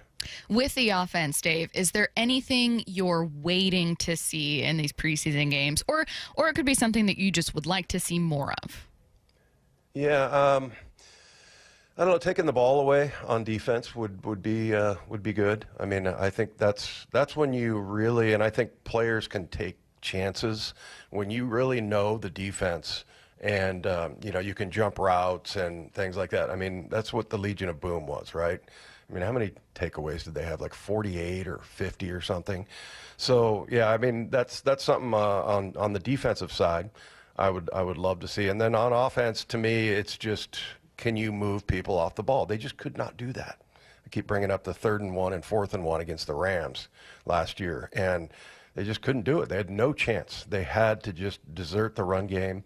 So I love seeing that, and I'm hoping that that's going to continue to develop into where they're, one of the top 10 rushing teams in the league, which, what were they, 28 last year, I think? Like 29, 28. I want to ask you about my guy, Derek Young, because he's hanging around for a reason. He's good on special teams. He's made a couple of big catches during the preseason. How's he looking out there? He looks good, Bump. I've been also I've loved that kid since he was a rookie, but he didn't really have a great year, and he wasn't very involved last year. And I think and even on special teams, you didn't really notice him that much, but he can play everywhere. I mean, remember they lined him up at fullback at one point, and so yeah, I mean, I like Derek Young. I think he's one of those guys that really has done well. And again, it's kind of like what I was saying about Darnold. He just looks like he belongs. I mean, I think before he was kind of the rookie guy that was kind of shy, and now you see him, he's grabbing it by the throat, and I would say he's definitely going to be on this team. Getting back to the run game, I know we talked about it a little bit earlier, and I know Bump asked you kind of what you've seen so far and how it's looked, but a big conversation that's obviously come out of this group is kind of, Zach Charbonnet's availability and talent versus Walker's potential, but kind of like injury stuff. And Brady Henderson just wrote up for ESPN about Charbonnet kind of emerging as a real threat there, and mentioned an interview we had with Clint Kubiak where Clint mentioned how, Charbonnet's IQ and how much he likes him. I feel like in talking about some of this, we've started to get, like, in hyping up Charbonnet, Wyman, I don't know if this is happening with you guys on your show, we start to get texts in with people going like, I don't know if Ken can do this. And I feel like I just need to hit pause and be like, hey, this could be a really cool two-back run game, and Ken has a ton of potential. What kind of season do you see from Walker, assuming he can play like he has at least 11 games? Yeah, it's kind of interesting because I think right now K9 is, to me anyway, is the bigger mystery. I think I know what Charbonnet is about. And the thing I've been saying about him is that he can run you over, but he can also put a move on you. I don't know, and I think his vision is really good. I remember watching him in college, and there was a free safety. He was like 20 yards away from him, and he put like 4 moves on him. And the first 3 didn't work, and then finally the 4th one, he just totally, left the guy in the dust and ran for a touchdown. So he has that ability to do that, and I think his vision is maybe a little bit better than K9's. And the other thing about Charbonnet I've seen is that he can squeeze through a gap that you don't see. I mean, a lot of people when you look at it, and I've, do the freeze frame thing, and like, how in the world does he think he's going to get through the B gap? And he does. So yeah, I'm a big proponent of Charbonnet. I just think because of his running style that he is going to be good in this offense. But it could be that way, Stacy. I mean, remember the 49ers, they had, what was the year where they had Mostert, Wilson, just and everyone, one other guy. Yeah, and they were all what's that, Bump? No, yeah, the young man who iced the game for them broke out like a 60-yard game. Yeah. I forgot his name though. Yeah, it's not like Guerrero, I can't remember either. but is it Guerrero? I don't know. Maybe. I think it is Guerrero. Well, yeah, last year Guerrero? Guerrero Is it ran Guerrero? all over us. Yeah, I don't want to hear his name again. But yeah, I mean, they had like 3 guys that ran over 500 yards. I mean, it could, and if I would be so excited if McIntosh was part of that. Yeah. And I know you guys love that guy too, and it's too bad there. But Holani looked really good. Guy has the shortest legs in the NFL. He's the opposite of KJ Wright.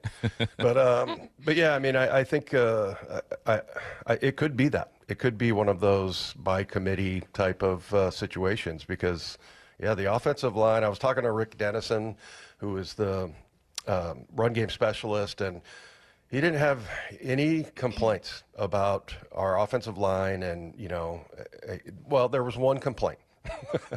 But that was it out of the 15-minute conversation that we had, and he really likes the players that they have, and and I see I call it Anthony Bradford's feats of strength. You see that like once or twice per practice, where he just like picks somebody up off the ground or just knocks them down, and he's just a beast. So they like what he's doing, and so yeah, I mean I think that's the biggest jump is the offensive line and how they're moving people off the line. Sounds like we're going to get a steady dose of Milroe. He should start the game and finish the game. How's he looking out there, and what do you expect from him tomorrow? Yeah, I can't wait to see him. I mean, as far as expectations, I thought, again, you know, just the way that he looked like he was in command when he was in the game last week. And I think he's kind of a magician with the ball. I mean, when he did that read option where it was just like an extra tick where he held it in the running back's stomach, and then, you know, he pulls it out and totally fools the defensive end. And you see a lot of that from him. And now, is he an accurate passer? We'll have to see. And I think that's going to take, you know, some time. But I'm really excited to see. From my understanding, I think he's playing the entire game. Yep. So yeah, that's going to be fun to watch. And then also just his leadership. I've been dying to talk to this kid because, like, Eric Kennedy is the head equipment guy. He's been around the Seahawks since I was here, and he was just raving about him. And I'm like, well, what is it? What is it about this kid? And he's like, you got to experience it. You know, you got to talk to him. And he's just a great leader. He's got tons of charisma. And I think he's one of those guys, you know, we talk about this with the Mariners. Like, I think Dylan Moore is really important to that clubhouse. And, you know, and I think that there's some value in that. And I know a lot of people, because we always say on our show, yeah, but he's a really nice guy. And people are, who cares if he's a nice guy? I'm like, well, it matters. It matters in the locker room. It matters in the huddle. And, you know, and I think he has become one of those guys that's already like a leader. So I think there's a lot of value from that standpoint as well. And I think that sounds corny and hokey to a lot of people, but not in football, man. And maybe not in baseball either. I mentioned Dylan Moore. Yeah, I think that there are some of the moves that, you know, a lot of the fans think, well, you know, why are they playing this guy? What's so great about him? Because they haven't really seen Milroe throw the ball. But, you know, there's just another factor, another X factor that, you know, is important to your team. Dave Wyman, kind enough to join us from Green Bay, where he's taking in the sights and sounds as well. Thanks, Wyman. Thanks, Wyman. All right, guys. Thanks. See ya. The Seahawks regular season is approaching, and we want to send one of you and 3 friends to their home opener on September 7th against the 49ers. All you need to do is open the Seattle Sports app and click the Win tab to find out how. If you don't already have the app, text the word app to 866-979-3776. We'll send you a link to download. Enter daily to increase your chances to win. Contest runs through Monday, August 25th. Let's get to 4 Down territory. This is 4 Down territory, going inside the game with former Seahawks and Coug wide receiver Michael Bumpus. First down, what do you expect from Milroe tomorrow? One, I want to say that was a heck of a read. You got through that fairly quickly. Thank you. I know I was running out of time. Getting through that thing. What do I expect from Milroe? Mistakes. I expect mistakes. I expect a ball thrown in the dirt. I expect an interception. I expect a misread. But I also expect the flash that you see when you have the athlete that you have at the quarterback position. I expect Kubiak to get him outside the pocket and allow him to run the football and use his feet. I'm happy that we get a full game of this young man because he needs that. And I think we need to see it as analysts and as fans as well so we can break down what he's good at, what he needs to work on. This is going to be fun. I think Curtis and I were talking about it. It's probably the most anticipated third game of the preseason that we're going to have because we get to see possibly the future of the Seahawks for 4 quarters. So it's going to be fun. But I expect mistakes, but I also expect a play or two to where you say, all right, I get it. Like a wow play. I understand why they got this young man. Love that. Second down. What's a real possibility when it comes to the running back room? So I'm listening. I'm hearing that McDonald is saying that despite Ken Walker's health, he might not practice every day during the regular season. If you are not available during practice, there's something that coordinators naturally do. You start to script your plays according to who's out there. Zach Charbonnet is going to be out there. So what's a real possibility as Ken Walker gets less and less reps? You start falling in love with what you're seeing. And if Zach Charbonnet is putting up great film, if he is hitting the gap, if his pass pro is good, if he's making plays out the backfield, and Ken Walker's on the sideline, naturally you're going to gravitate towards 26 and say, you know what? We need to get this man the ball a little bit. I think that running back competition is a lot tighter than it should be. Because if Ken Walker was out there every single day, he is the better running back. He is the better athlete. He's going to make those plays. But don't you give a guy like Zach Charbonnet an opportunity to make a flash and make plays, because he's going to do that. He's one of the more intelligent players on the football field. We heard Kubiak talk about him in that way. So I think it's going to be tight. And I think that Zach Charbonnet will have an opportunity to be the number one running back if Ken Walker cannot get on the football field. Third down. What move in the NFC West concerns you? Robinson to the 49ers. It's a low-key move. In 2022, 2 touchdowns, 797 yards. 2023, 5 touchdowns, 733. In 2024, 8 touchdowns, 799 yards. You put him with Christian McCaffrey in the backfield in that Shanahan offense, it's going to be trouble. And now you don't have to run Christian McCaffrey like you're trying to win the MVP. You can run him. You can give him 20, 25 carries and give Robinson 10 carries. That's going to be a problem. So now you're looking at McCaffrey and Robinson. You got Kyron Williams with the Rams. You got James Conner with the Arizona Cardinals. This is a nice little running back division. And these aren't guys who are going to wow you. I think Christian McCaffrey, the wow factor is down a bit. He's been injured. He's getting long in the tooth. He's getting old. It's all right. But he doesn't have to be that guy anymore. That is concerning. That run game is going to be on point. We know what Shanahan does with that offense. Fourth down. Anything stand out from our conversation with Ross Tucker? He talked about the mentality of the quarterback. He pretty much saying they're dumbing stuff down for these athletes. And I think that is concerning a bit, because there are going to be drives. There are going to be situations where a quarterback has to diagnose what's going on and make the right play. He used Joe Burrow as an example as a computer. He also used Tanner McKee from Stanford. I called a couple of his games. He's a smart individual. So what are we saying about the development of the quarterback? In college, they're dumbing it down because they are, I guess they're taking the better athlete over the smarter player, is what I'm getting from what I got from Ross Tucker. What is that going to do when you have a 2-minute drill and you have to diagnose the plays?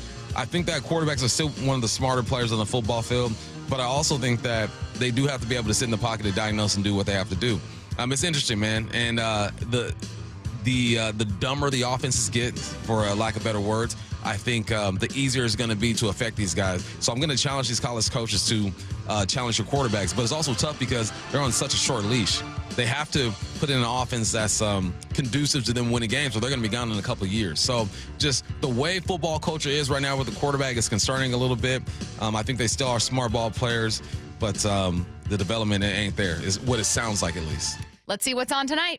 What's on tonight with Bump and Stacy, brought to you by Caesars Sportsbook at Muckleshoot. Now, here's what's on tonight. The Mariners are on tonight. They're back after an off day, opening up an important series against the A's. First pitch at 7:10 p.m. Pre-game show starts at 6 p.m. right here on Seattle Sports. Coming up next, it's the Farm Report, talking to Arkansas Travelers broadcaster Stephen Davis. back. It's the final test. Tonight, Charbonnet is going to rip off a big run. Before the real deal. You kind of see the light at the end of the tunnel. Jobs are on the line. You know, who's in on the initial 53, who's on the initial practice squad. It's off to historic Lambeau Field in Green Bay for the preseason finale. Seahawks, Packers, tomorrow. Pre-game at 11 a.m. with Steve Rabel on the call. Touchdown, Seahawks! Kickoff at 1 p.m. On the home of the Seahawks, Seattle Sports and the Seattle Sports app.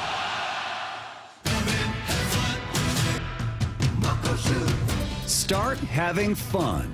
Caesars Sportsbook at Muckleshoot Casino Resort is your #1 place to eat, drink, watch, and have fun.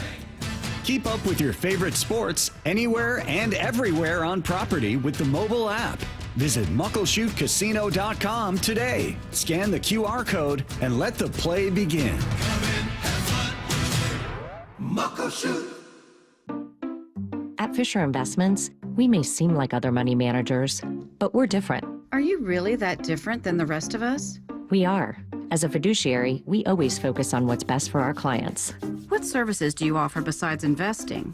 We have a team of specialists in financial planning, estate planning, and more. Your clients rely on you for all that?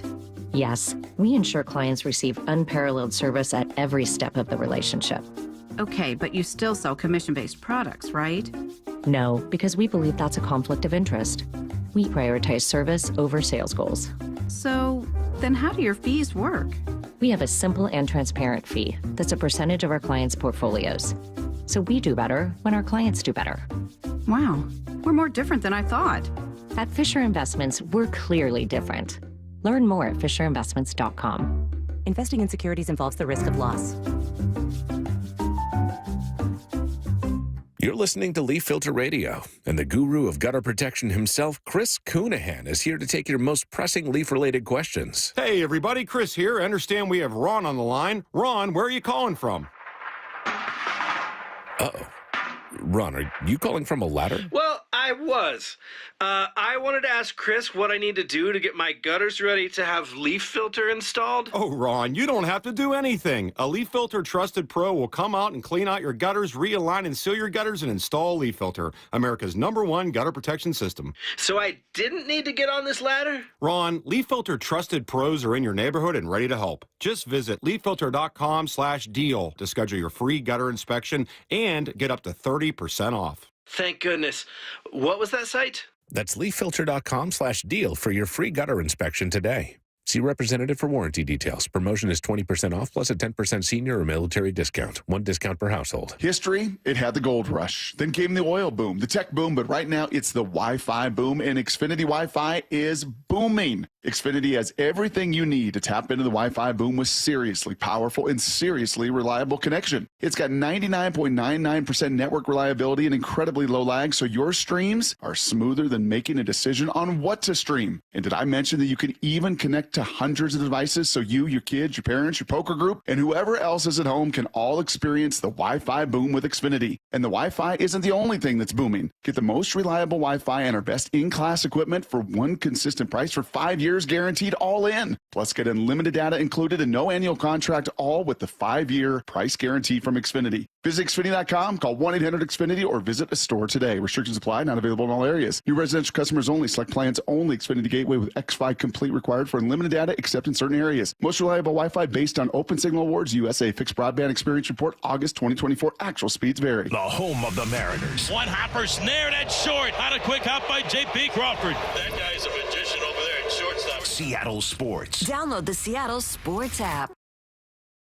You gotta love baseball season, but when it comes to your windows, you don't want any curveballs. Rick Riz here, reminding you to trust your clubhouse with locally owned Pella Windows and Doors of Western Washington. Experience the difference with high-quality products, expert installation, and top-notch customer service. It's always a home run with Pella. Schedule a free consultation with Pella Windows and Doors of Western Washington. Just go to PellaPNW.com. That's PellaPNW.com. The future is here, so why is your internet stuck in the past? With Quantum Fiber Internet, you can get next-level multi-gig speed on a reliable fiber network. Fair and honest pricing with no annual contracts or bundling required. And whole home 360 Wi-Fi to make sure your devices are ready to take you where you want to go. So you can stream, post, game, surf, like, and love to your heart's content. You do you. Let Quantum Fiber Internet take care of the rest. Learn more at quantumfiber.com. Limited availability, service, and speed in select locations only. Guys, did you know your testosterone affects everything in your system, including how you feel and perform every day? Right now, Revive Men's Health Seattle will check your testosterone for free. Knowing your T levels is the first step in understanding if you have low T. Your testosterone level impacts your energy, libido, sleep, weight, hair loss, mood, and even ED. Maintaining an appropriate T level can change your whole life. Most men start to see changes in their hormone levels in their 30s. Experience and results matter. So what are you waiting for? Get your T levels checked today by local, experienced, and trusted men's health experts. They've helped thousands of men since 2011. They're so confident they can help you, they even guarantee it. Call Revive today and schedule your free testosterone test, free exam, and free consultation. Call Revive Men's Health at 206-529-1111. That's 206-529-1111. Or visit ReviveMen'sHealth.com. This hour is brought to you by Mazda of Everett. From the Quantum Fiber Studio, you're listening to Bump and Stacy. Weekdays 10 to 2. On Seattle Sports and 97.3 FM HD2. Marcelo's first offering to it. Ground ball left side. Emerson ranging, backhanding, throwing back across his body. Got him at first. Cold Emerson shows it off again. Range and arm, the total package at shortstop. Joining us now for the Farm Reports, Arkansas Travelers broadcaster Stephen Davis on the Emerald Queen Casino Sportsbook Hotline. Stephen, how's it going? Going well. How are you guys up there today? Fantastic. Really excited to talk about a lot of these guys because all of them were names I think a lot of fans were praying wouldn't get traded at the deadline. So they weren't. Now we actually got to kind of dive in. I got to say, Stephen, if there's one name that I was pretty confident would absolutely not be moved, it was Colt Emerson. Team's top prospect, number 11 prospect in baseball, was promoted less than a month ago. You've had a few weeks to watch. What have you seen?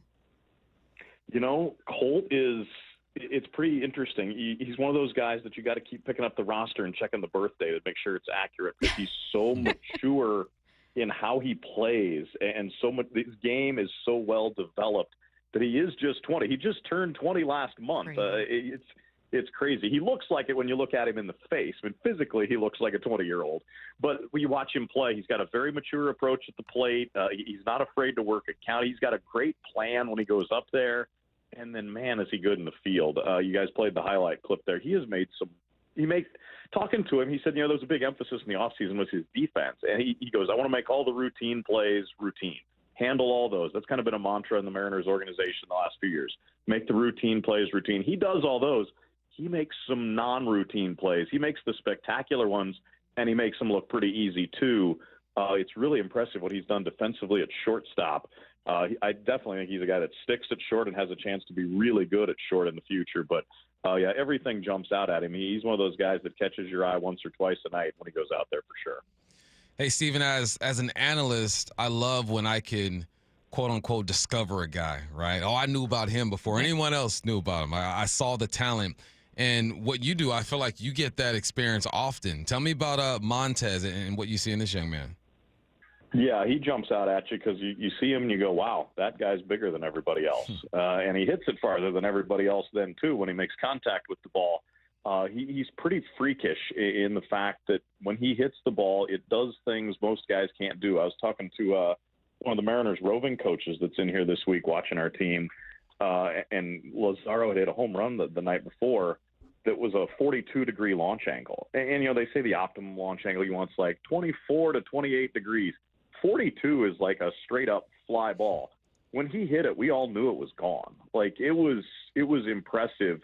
And talking to the Mariners coach that was in, he goes, guys just don't do that. He goes, no one else. He goes, I've never seen anyone do that. No one else in our org does that. It just doesn't happen. And he does it. And he does things like that kind of routinely now. And, I've gotten to watch him for 2 months, and I don't want to feel like I'm getting numb to it, but that's just what he does. He hits the ball harder than everybody else. He hits it farther than everybody else. It's been really a nice change of pace to see that kind of guy come in here and consistently drive the ball. And people go, well, what about his defense? Well, he plays pretty good defense, too. He gives you a max effort in right field. He covers some ground. He's got a really good arm, and he's working at it. He wants to get better. It's not like he's one of those guys that just wants to show up and hit the ball and look good. He really cares and wants to be a big part of it. And then the personality jumps off the page, too. He loves playing. He loves being around his teammates. And that joy is very evident with Lazaro when he takes the field. Senja also promoted alongside Emerson. He's made, I think, 2 starts so far. How's he looked? He's, he's unique. And he starts again tonight, start number 3 in Double-A for the switch pitcher, Durangelo Senja. He's looked good most of the time. There have been a couple innings that have gotten away from him. And honestly, his last start, he wasn't commanding the baseball, and he still didn't give up a big inning. He gave up 3 runs. 2 of them were earned over 3 innings. The pitch count just got elevated, and you could tell he was getting frustrated. It was an unseasonably humid night, which doesn't happen around here. They're all humid around here. This one was unseasonably humid, and everybody was having trouble gripping the ball. And I think it got to him a little bit too. But I'll be interested to see how he bounces back tonight. He's very mature in his approach as well, especially for a guy in his first year as a pro. He trusts the plan the Mariners have given him, and yet he knows his body so well and what he wants to do. And go out there, and he throws mostly right-handed. He will flip over and throw left-handed for a handful of batters every night too. Just as the Mariners say, a fun little addition to what he does as a right-handed pitcher, which is really unique as well. He's looked good, and I think there's still so much room for improvement with him that his ceiling is still very, very high at this point. You mentioned him throwing primarily right-handed. Is the left still, is it something where he's just building up, kind of those reps there? Does it still look when he's on pretty dominant? Like, is there a noticeable difference between either side? There's a difference. I would say as a right-hander, he's got what you would call a starter's arsenal. He throws 4 pitches that are average or better. He throws a little harder from the right side. He looks a little more comfortable from the right side, which is odd when you consider that he's a natural left-hander. Left-handed, he still throws hard. He's in the low to mid-90s left-handed as opposed to mid to upper 90s right-handed. But left-handed, he's really only throwing 2 pitches right now. It's more of a left-handed reliever type look, more of a fastball slider type guy, whereas the 4-pitch mix from the right side. So he'll flip over and throw to 2 or 3 batters, maybe 4 batters left-handed a night just to mix it up against some left-handed hitters. But they want him working mostly right-handed. And I believe it was Jerry DiPoto that said, when we drafted him, he goes, if he was just a right-handed pitcher, we would have valued him just as highly. We think he's that good as a right-handed pitcher. The whole left-handed thing is something nobody's ever had to deal with a guy that throws this hard in pro ball and is this unique. So there's only been one switch pitcher to make the big leagues, and he never threw 90 miles an hour. So if and when Jurangelo gets there, it's going to be quite an experiment and quite a success story for this Mariners organization. When Jurangelo makes it to T-Mobile Park, you'll have an advantage, right? T-Mobile Park itself is hard to go yard here, but I'm hearing at Dickey Stevens Park, it's also difficult to go yard there, man. Tell me about that setup. It might be even harder than T-Mobile. Julio Rodriguez played here for about half a season. Julio never homered in this park. He hit all his home runs when we were on the road. Cal Raleigh hit less than half his home runs in this park when he played for us. All the guys that have come through, even back to the days when it was an Angels affiliate, guys like Mark Trumbo, all the big boppers that have come through here, and guys that come in as visitors, it's different here. It's a little bit of a bigger park, especially to the gaps. That's one factor. The air is a little heavier, kind of like we've heard at T-Mobile. There's different factors that go into it other than just the dimensions of the park to make it hard to homer. The air is a little heavier here. It's often very hot and humid in the summer, and the air is hard to get the ball to go through. The wind is often blowing in off the river from right field out of the south in the summer as well. It's just a hard place to drive the baseball and get it out. You really got to get it good. A lot of nights we're playing 3-2, 3-1, 2-1 games here. Last night was a ball game that was scoreless into the 7th, 1-0 into the 9th, and ended 2-1 in 10 innings. So that's not uncommon in this park. It's just tough to get a ball out of here. And it's great for pitching development. Those guys are all throwing in a situation where they can have a little more confidence and they can learn to work on their craft and improve on that side. While on the hitting side, you've got to learn to hit line drives or drive a ball really good.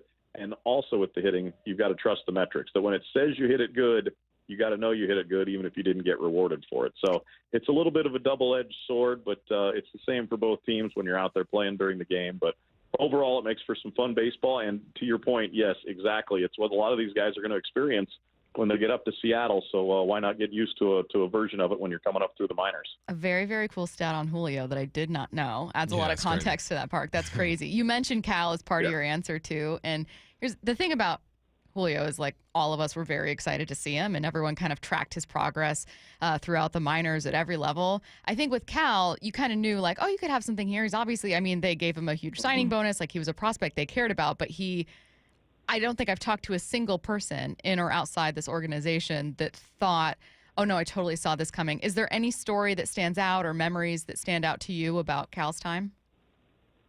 Well, we all thought he had a chance to be really good. I don't think anyone went, we'd be surprised if he makes the majors. I think no one saw him being the best catcher in baseball, maybe the American League MVP. What was unique about Cal when he got here to AA was it was, I believe, his first full pro year, and he came up to a team that was already pretty well loaded and was having a great season. It was the year the Mariners had a bunch of their top prospects here already, the Evan Whites, the Kyle Lewises. That group was all here in AA that season. So we had plenty of big names. Then at the end of that season, they sent up Jared Kelnick, who was a huge prospect name at the time. Logan Gilbert and Cal Raleigh all came up as well. And it was just another guy to throw in there, but they went, hey, this guy's the leader. This guy's the one who everybody looks to on the pitching staff when they want to know how to have a game plan, how to attack these hitters. This kid's special. And even in the short time he was here, you could see that. And to me, that gives you a chance, especially when you play that position, essentially the quarterback of the baseball team, being the catcher behind the plate, and the way he went about it and wanted to be out there every day, even DH on the days he didn't catch. You could tell he was a unique guy, and that gave him the chance to do what he's doing now, because obviously he's continued to grow and learn and get better and continues to do that every day. And it's not that anyone didn't see him being good, but he's taken advantage of every opportunity he's had and become, I think, maybe more than anyone dreamed he could be, because you just don't dream anyone's going to get as good as he's gotten right now. Winning a platinum glove one year and threatening 50 homers in August the next year. That's just, it's insane to even think that. But we could see that he was a special guy when he was here for sure, and there was a chance that he could be a long-time, really good big leaguer. Really cool insight into all these guys and a fun look back at Cal and Julio. Stephen, we appreciate it. Arkansas's next game on Root Sports is going to be September 4th at 4:35 p.m. Travelers broadcaster Stephen Davis. Thanks, Stephen. Thanks, Stephen. Yeah, guys, anytime. Glad to be on. Have a good one. All right.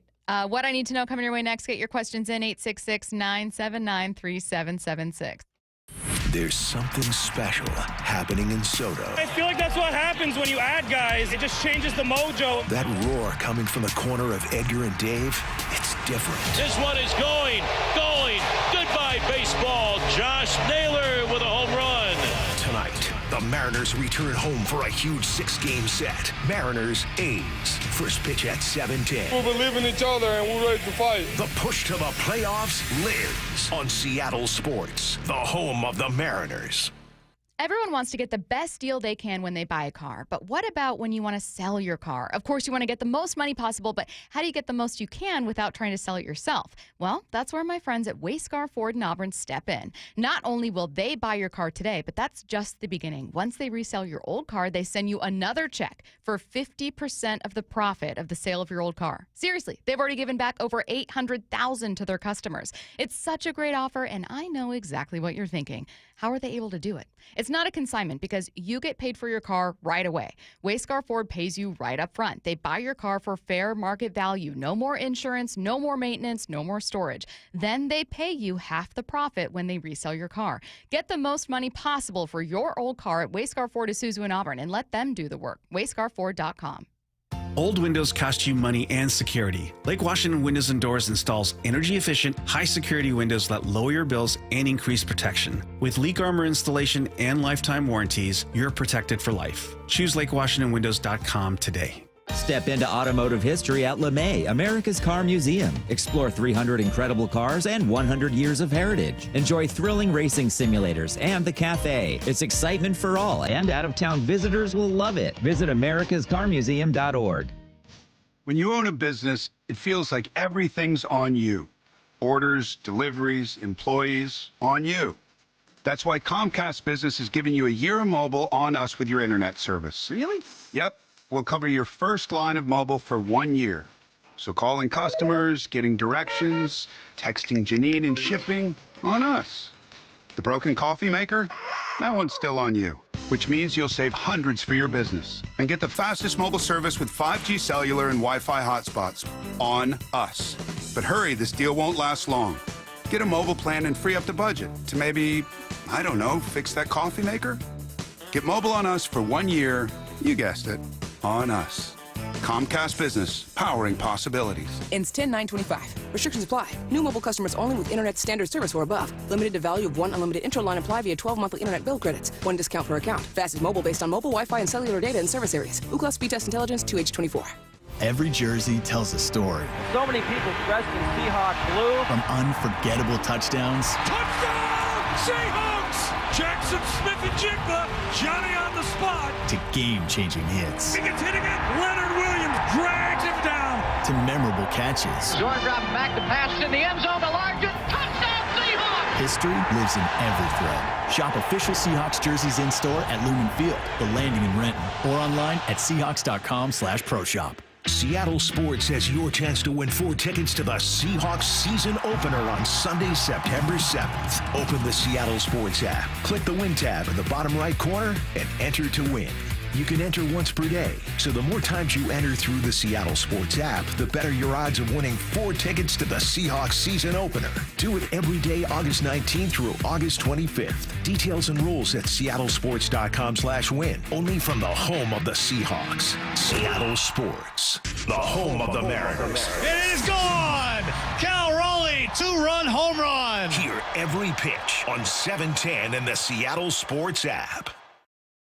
Luxury has arrived at Snoqualmie Casino and Hotel. The hotel is open and you can book now at snocasino.com. The destination spa, the expanded non-smoking gaming floor, the big 2,000-seat entertainment space and convention center, and yeah, the new restaurants, food venues as well. Effortless style and the utmost in relaxation. Go to snocasino.com to book. Seattle's closest is now Snoqualmie Casino and Hotel. This is Steve Ahmed, president of Pacific Power Batteries. We know that customers like to buy from nice people, people who we generally like and trust. We don't consciously buy from a corporation, a jingle, or a logo, but it's the little things, like knowing about batteries, how they work, and why they don't work. Maybe it's just a smile from Noe, or Brandon, or Jennifer, or even Travis. Ha! At Pacific Power Batteries, we do our best to hire and train good people so you can trust them. So come on in and put us to the test. Hey, college students, Safeway is giving you 5% off. That's right, junior colleges, tech schools, universities. Just verify your student ID in the app, unlock exclusive deals, and shop on the app or in person. Better yet, subscribe to Fresh Pass to get free delivery and other special offers. Remember, if you use EBT, Fresh Pass is 50% off and you get savings on fresh produce. For all the details, visit Safeway.com/4U. That's Safeway.com/FOR in the letter U. The Mariners postseason push is on, and there's a whole new way to be part of the action. Introducing the Homestretch Flex Plan, a $500 membership that gives you the freedom to choose your games and seats for the rest of the season, all while saving 5% on tickets and no fees. Plus, you'll get priority access to our postseason presale.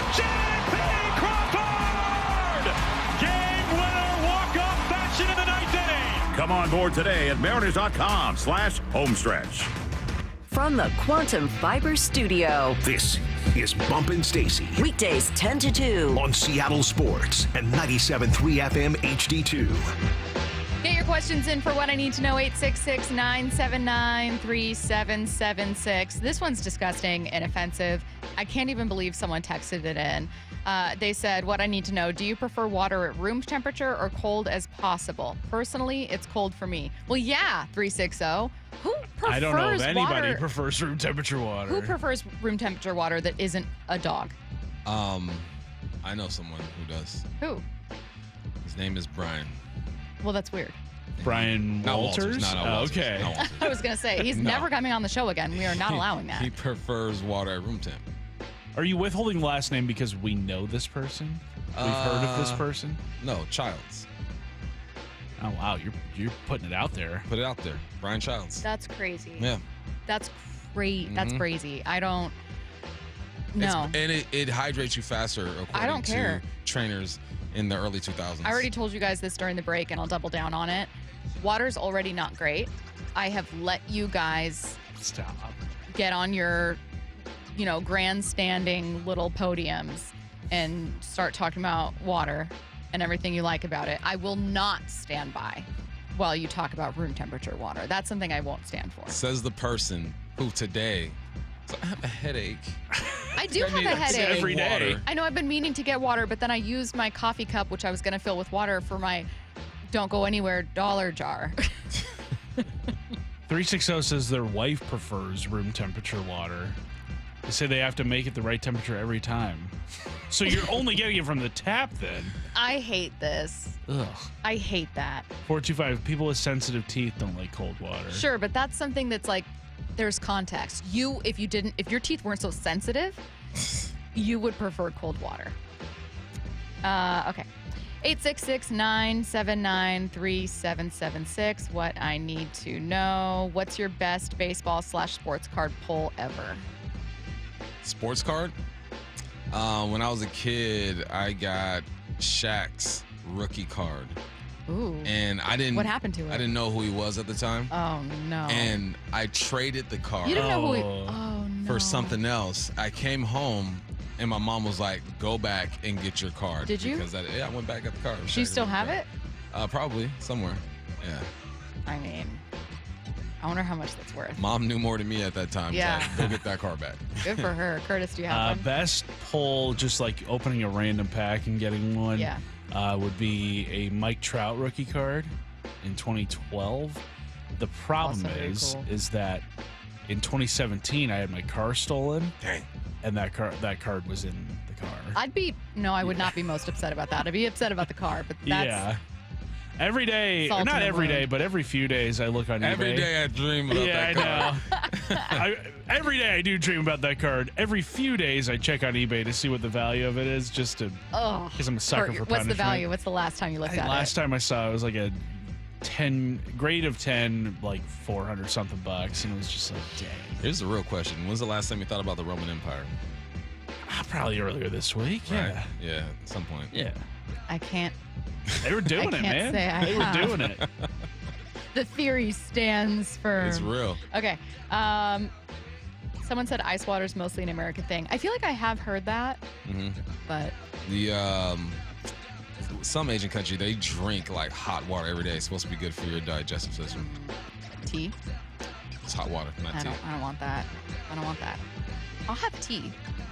Same Hot thing. Water? Same thing. No flavor. Same thing. No, flavor. it's like saying like LaCroix is better than water. It's water, but it's water with attitude. I had sparkling water for it's called Refresher, is that what it's called? Remember I had it at the at VMAC? Whatever they have at VMAC? Fresca. Refresher. I had it for the first time. Fresca's good. It was fire. Is I've never had is it. Fresca basically, is it tonic water? Is it like soda? Because it's soda sparkling water. I think it's soda water. Is it? That was bomb. Which is it's sparkling water, but yeah. See? Yeah. Now imagine cracking one of those after a great workout. Fresca's good. It's better than like a LaCroix, that's for sure. I don't like LaCroix. 866-979-3776. What I need to know. Someone said, I only think about the Roman Empire when asked about it. I think about the Titanic weekly. What's something random you think about weekly? Like Tiger something Woods like that. in his Tiger Woods in his prime. You'll just prime. randomly. Yes. Jeez. Curtis. I think about a lot of famous missing people. So my wife makes fun of me because every now and then, like in the continue watching tab on like all of our apps, like Netflix or Disney Plus or whatever, I'll watch all these like disaster shows or like documentaries about like natural disasters or like plane crashes or whatever. MH370. She was like, were you watching Netflix last night? And I was like, no. Yeah, how could you tell? Because there was a Hurricane Katrina documentary. I had that on my watch list. It just came out. The one that just came out? Yeah. Yeah. So that's kind of my thing. I just, for whatever reason, those disasters, they pique my interest. I think there's something in our brains. I don't know exactly what it is. I would say that is related to people really liking true crime. It's not that people like when those things happen, but there's like a really morbid curiosity that we have about like, well, how'd it happen? Why'd it happen? Was someone supposed to stop it? Or like when I think about with missing persons things, I'm like, well, where'd they go? Why? Where are they? It's just, 866-979-3776. Let's see what I need to know. Do you believe, as I do, that having a Bloody Mary during an early morning round is great, but if one of your buddies has a beer at the same time, he has a drinking problem? No. That checks out. Get your swing juice right. Swing juice? Swing juice. You guys are laughing because you don't golf. You're not about this life. No. Swing juice. My swing juice. You're an alcoholic. Is I need. You don't know about this world, okay? No. You don't know about this world. My golfers out there, you get your Bloody Mary. It's a morning drink. It is a morning drink. Judgmental guy, Matthew, and a cigar. I'm ready to go. That's fine, but I think what it really is if one of your friends, you guys are about to have like a 8 a.m. tea time, and he gets a beer. Do you think like that's kind of weird? No. Okay, well, what if you go to brunch and sit down and someone orders a mimosa and someone else orders a beer and it's 10 a.m.? No, do what you got to Yeah, live you your don't believe life. that. No, at Live 10 your a.m. life. Live your life, No one man. at a brunch at 10 a.m. is ordering You ever anything go but to a brunch? mimosa or Bloody I'm gonna Mary. get a shot right in front of you, a shot and a beer, and say, "Let's get it. Have a great day." Bum's going to say, around for the table. Everyone. Wyman and Bob coming up next. Richmond 96 double. Around the NFL with Curtis Rogers.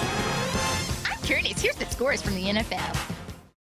I'm back. It's the final test. Tonight, Charbonnet is going to rip off a big run. Before the real deal. You kind of see the light at the end of the tunnel. Jobs are on the line. You know, who's on the initial 53, who's on the initial practice squad. It's off to historic Lambeau Field in Green Bay for the preseason finale. Seahawks, Packers, tomorrow. Pre-game at 11 a.m. with Steve Rabel on the call. Touchdown, Seahawks! Kickoff at 1 p.m. on the home of the Seahawks, Seattle Sports, and the Seattle Sports app.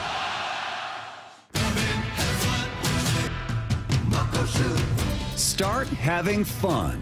Caesars Sportsbook at Muckleshoot Casino Resort is your #1 place to eat, drink, watch, and have fun.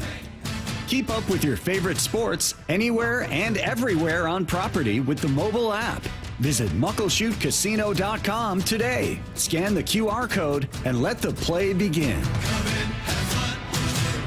Muckleshoot.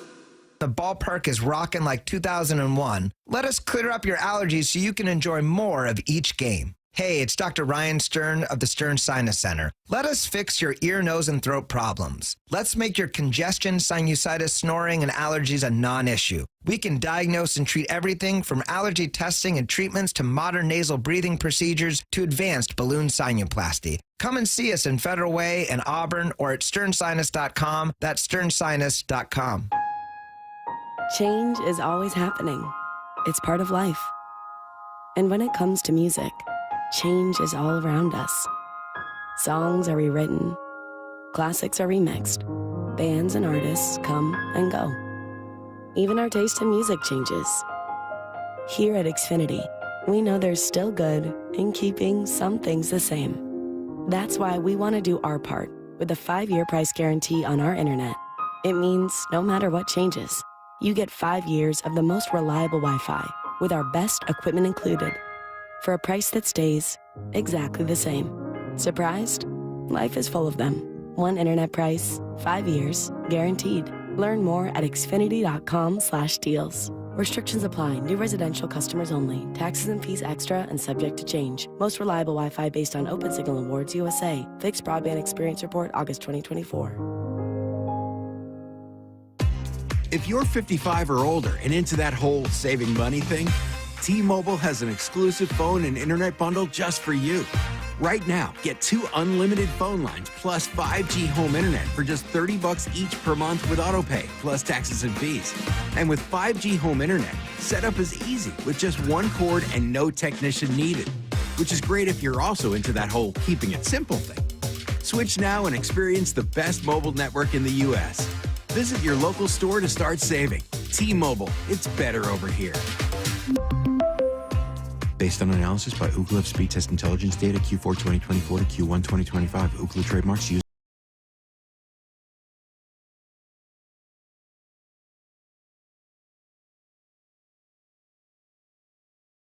Home internet pricing after $20 a monthly bill credit plus $5 per line without autopay. Debit or bank account required. See 5G device coverage and access details at T-Mobile.com. A SoFi personal loan is here to help you achieve something once thought impossible, overcoming high-interest credit card debt. Walk the tightrope of your finances with one low, fixed-rate monthly payment, no fees required, and as soon as the same-day funding. That's right. Pull off your own debt-defying stunt with a SoFi personal loan. Visit SoFi.com/trick to learn more. Loans originated by SoFi Bank, N.A., member FDIC. Terms and conditions apply. NMLS 696891. GNC knows that you're not always feeling it at the gym, but don't get down, get lit, and get more out of every workout. Beyond Raw Lit is a clinically dosed pre-workout that flips the switch and gives you more energy, focus, intensity, and pumps. The perfect combo for a killer workout. Plus, it's got incredible flavors and thousands of 5-star reviews, so you know it's good. Pick it up at GNC stores or go to gnc.com. Need assistance with door and window projects? The Home Depot can help. From inspiration and materials to ordering and installation, our free Millwork virtual apron service can get you moving and doing. Plus, we speak Spanish too. Our associates can help you tackle complex jobs without you leaving the job site, saving you time and money. Call us at 1-833-HD-APRON or visit homedepot.com/MVA. The Home Depot, how doers get more done. Oh, these polymers aren't as flexible as batch K3. Researcher Laurie is stretched thin. Did you get the vulcanization analytics from V66? Wait, are these rubber scores from last week? She needs to hire new lab technicians so she can bounce back into her old self. I need Indeed. Indeed you do. Our matching platform lets you spend less time searching and more time connecting with candidates. Redeem your $75 credit at Indeed.com/credit. Terms and conditions apply. This is Seattle Sports. Streaming through the Seattle Sports app. KIRO AM Seattle. KIRO FM HD2 Tacoma. Home of the Seahawks, Mariners, and everything Seattle sports. Seattle Sports Snapshot. Well, the Mariners get back to business here at home. They've got a 6-game homestand. It starts tonight with the A's in town. Game 1 coming your way. Brian Wu on the hill for the Mariners. He'll face off against Luis Morales. You can catch it all right here. Seattle Sports starting at 6 o'clock with the pregame show. 7:10 first pitch. 710 Sports is where you're going to find it. Meanwhile, other games getting set to go. Rockies and Pirates in Pittsburgh. You got the Phillies hosting the Nationals. Red Sox and Yankees will get to it once again. Astros and Orioles, rooting for the Orioles in this one. Tigers playing host to the Royals. You got the Blue Jays on the road to take on the Marlins. Braves and Mets in Atlanta. Rays host the Cardinals. Twins take on the White Sox in Chicago. Rangers hosting the Guardians. And you've got the Angels and Cubs in Anaheim. Snapshot, brought to you by Miller Lite. When it's game time, it's Miller time.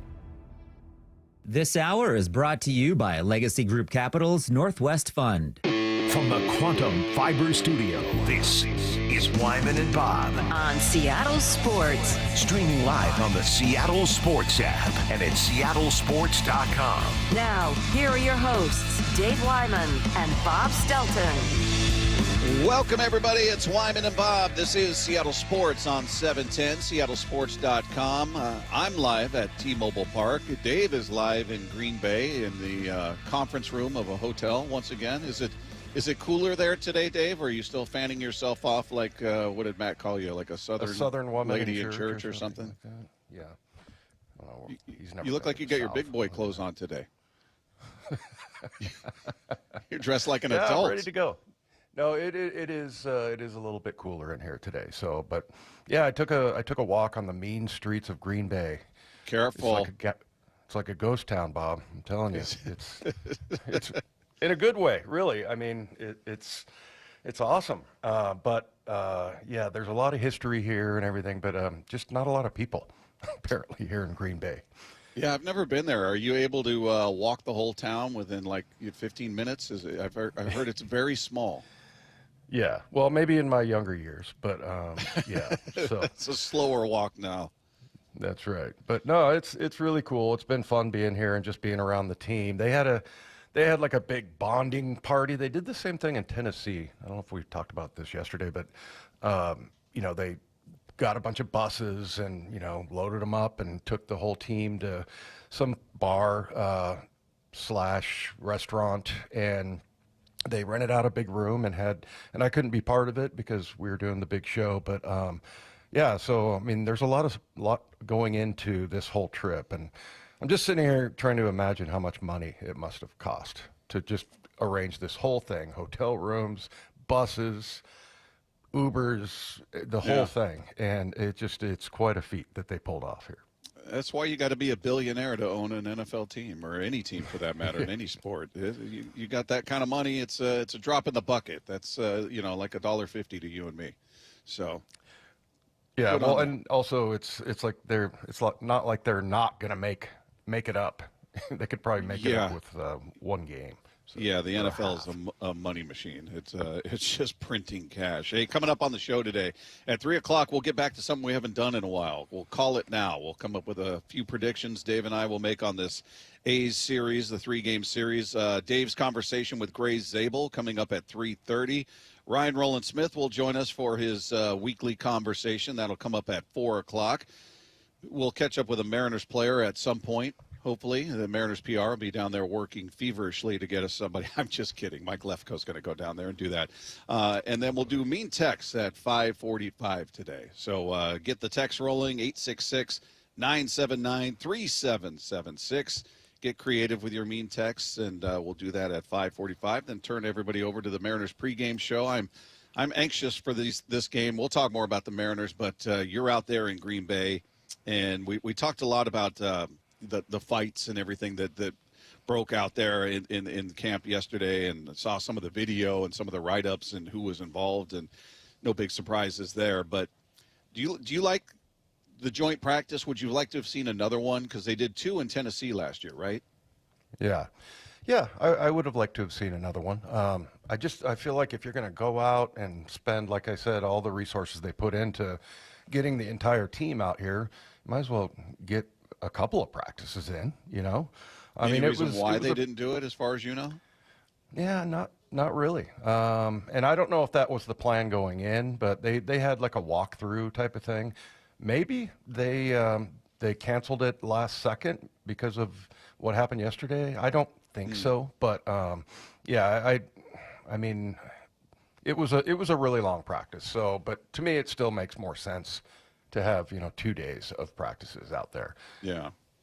By the way, just to give you a little play-by-play of what's happening here, the legend that is Rick Riz is in front of us here, and he's cleaning off his table, which is, I like him even more now. He's a clean guy. He's a man after my own heart, Dave. He's wiping down That's right. He's wiping off the dust.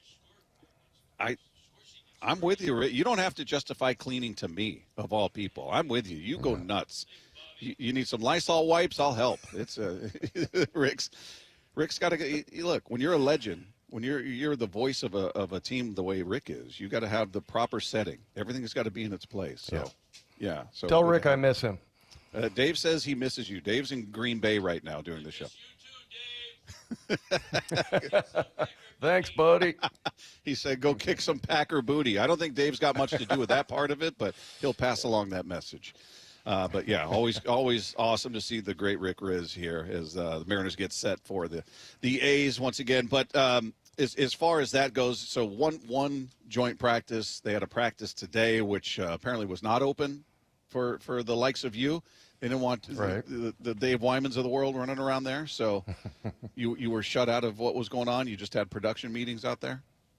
Yeah, which was cool. I mean, they brought in some interesting players, including Jalen Milroe.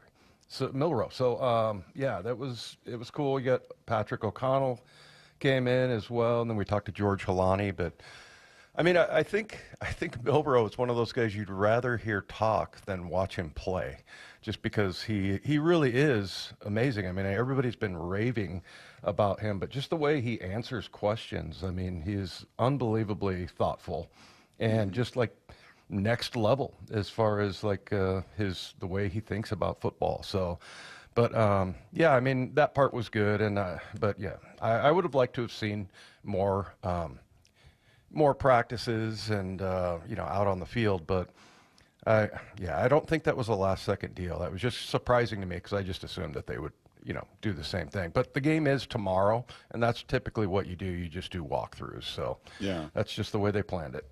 All right. Well, Leonard Williams was talking about this and explains why he likes joint practices and the benefits that he sees coming from them. I remember at one point when I was young, I didn't like it. It's like sometimes hard to like travel and like be in a hotel and all that type of stuff. But for me, it's nice to get a different look. It's nice to see where you're at as a team, see how we practice differently from another team. And for myself, it's like sometimes after a while, if I'm practicing against the same guy, I start to know certain tales about that guy that makes it easy for me in practice where, I could play like super fast in practice because I'm seeing all these little small tells because I've been practicing against the guy every day.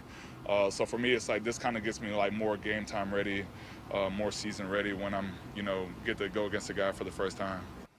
You know what I love about that, Dave, is he just turned 31 years old in June, and he's talking about, back when I was young, I used to feel this way, but now he just turned 31, and he's talking like this, salty old veteran out there who's, I guess in NFL years he is. Obviously, he's been in the league a long time, but it's amazing to hear these guys talk, and he just turned 31 years old. Well, and he doesn't seem like it, right? I mean, just the way that, first of all, he stays in excellent shape, but I don't know, just the way he carries himself. If you would ask me, I would have said he's 26, 27. But, yeah, and he was the one that delivered maybe the funniest thing I heard yesterday when he was yelling at the guy. We don't even know who you are.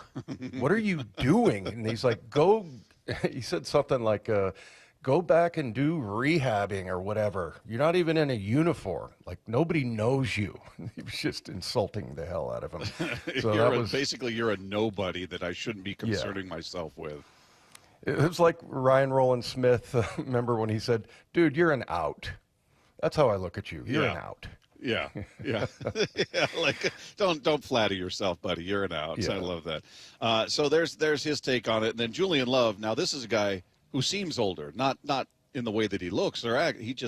He speaks like a grizzled old veteran, and he's 27 or 28 years old. But this is a guy who just speaks like he's ready to be a coach right now. Anyway, he's talking about all the situational work they were able to get done against the Packers. I mean, we were able to get through team run, team pass, one-on-ones, 2-minute situation, the move the ball situation. Like, you could work all those things against another team that's. You're just playing instinctually, you're playing your rules, and you're not as much like focused on kind of, when we play against ourselves, you just know your guys, kind of know how they're going to do the things. And so it lets you play free, and you just got to play by your rules when you go against another team. Yeah, absolutely. I'm, a guy, like you said, wise beyond his years. But, it's kind of a theme that, I heard today also from, the players that they brought in there, Patrick O'Connell and Helani and Milroe. And it's that, once you get down what your defense is, then you can start to look at what are they doing offensively. And, that was what Milroe was saying about, because this is like his third or fourth offensive coordinator in the last four years for him. And so once you get to the point where you understand the offense or the defense that you're running fully, then you can start to concentrate on, because I remember once the season starts, you're not really talking, every once in a while you'd have like a refresher or what's beating us right now, but 90% of the prep is looking at the opposing offense or defense. And, so when you truly have, your side of the ball down, and for Julian's, in his case, the defense, then you can start to, look at all the little tells and hints that they have, whether it's, a lineman lining up a certain way or a certain formation and all the tendencies. Everything is focused on the opponent. And, that it sounds like that's where they are. And, it's funny, Bob, I remember when you and I did that thing where we were talking about, the 5 reasons why the Seahawks will make it into the playoffs. We were like, okay, they start July 23rd. They end in August 23rd. They have, basically 1 month, and they need to start fast. And I'll tell you what, based on that Kansas City game, and we'll see what happens against Green Bay. I think, their defense might be a little bit better, but it'll be interesting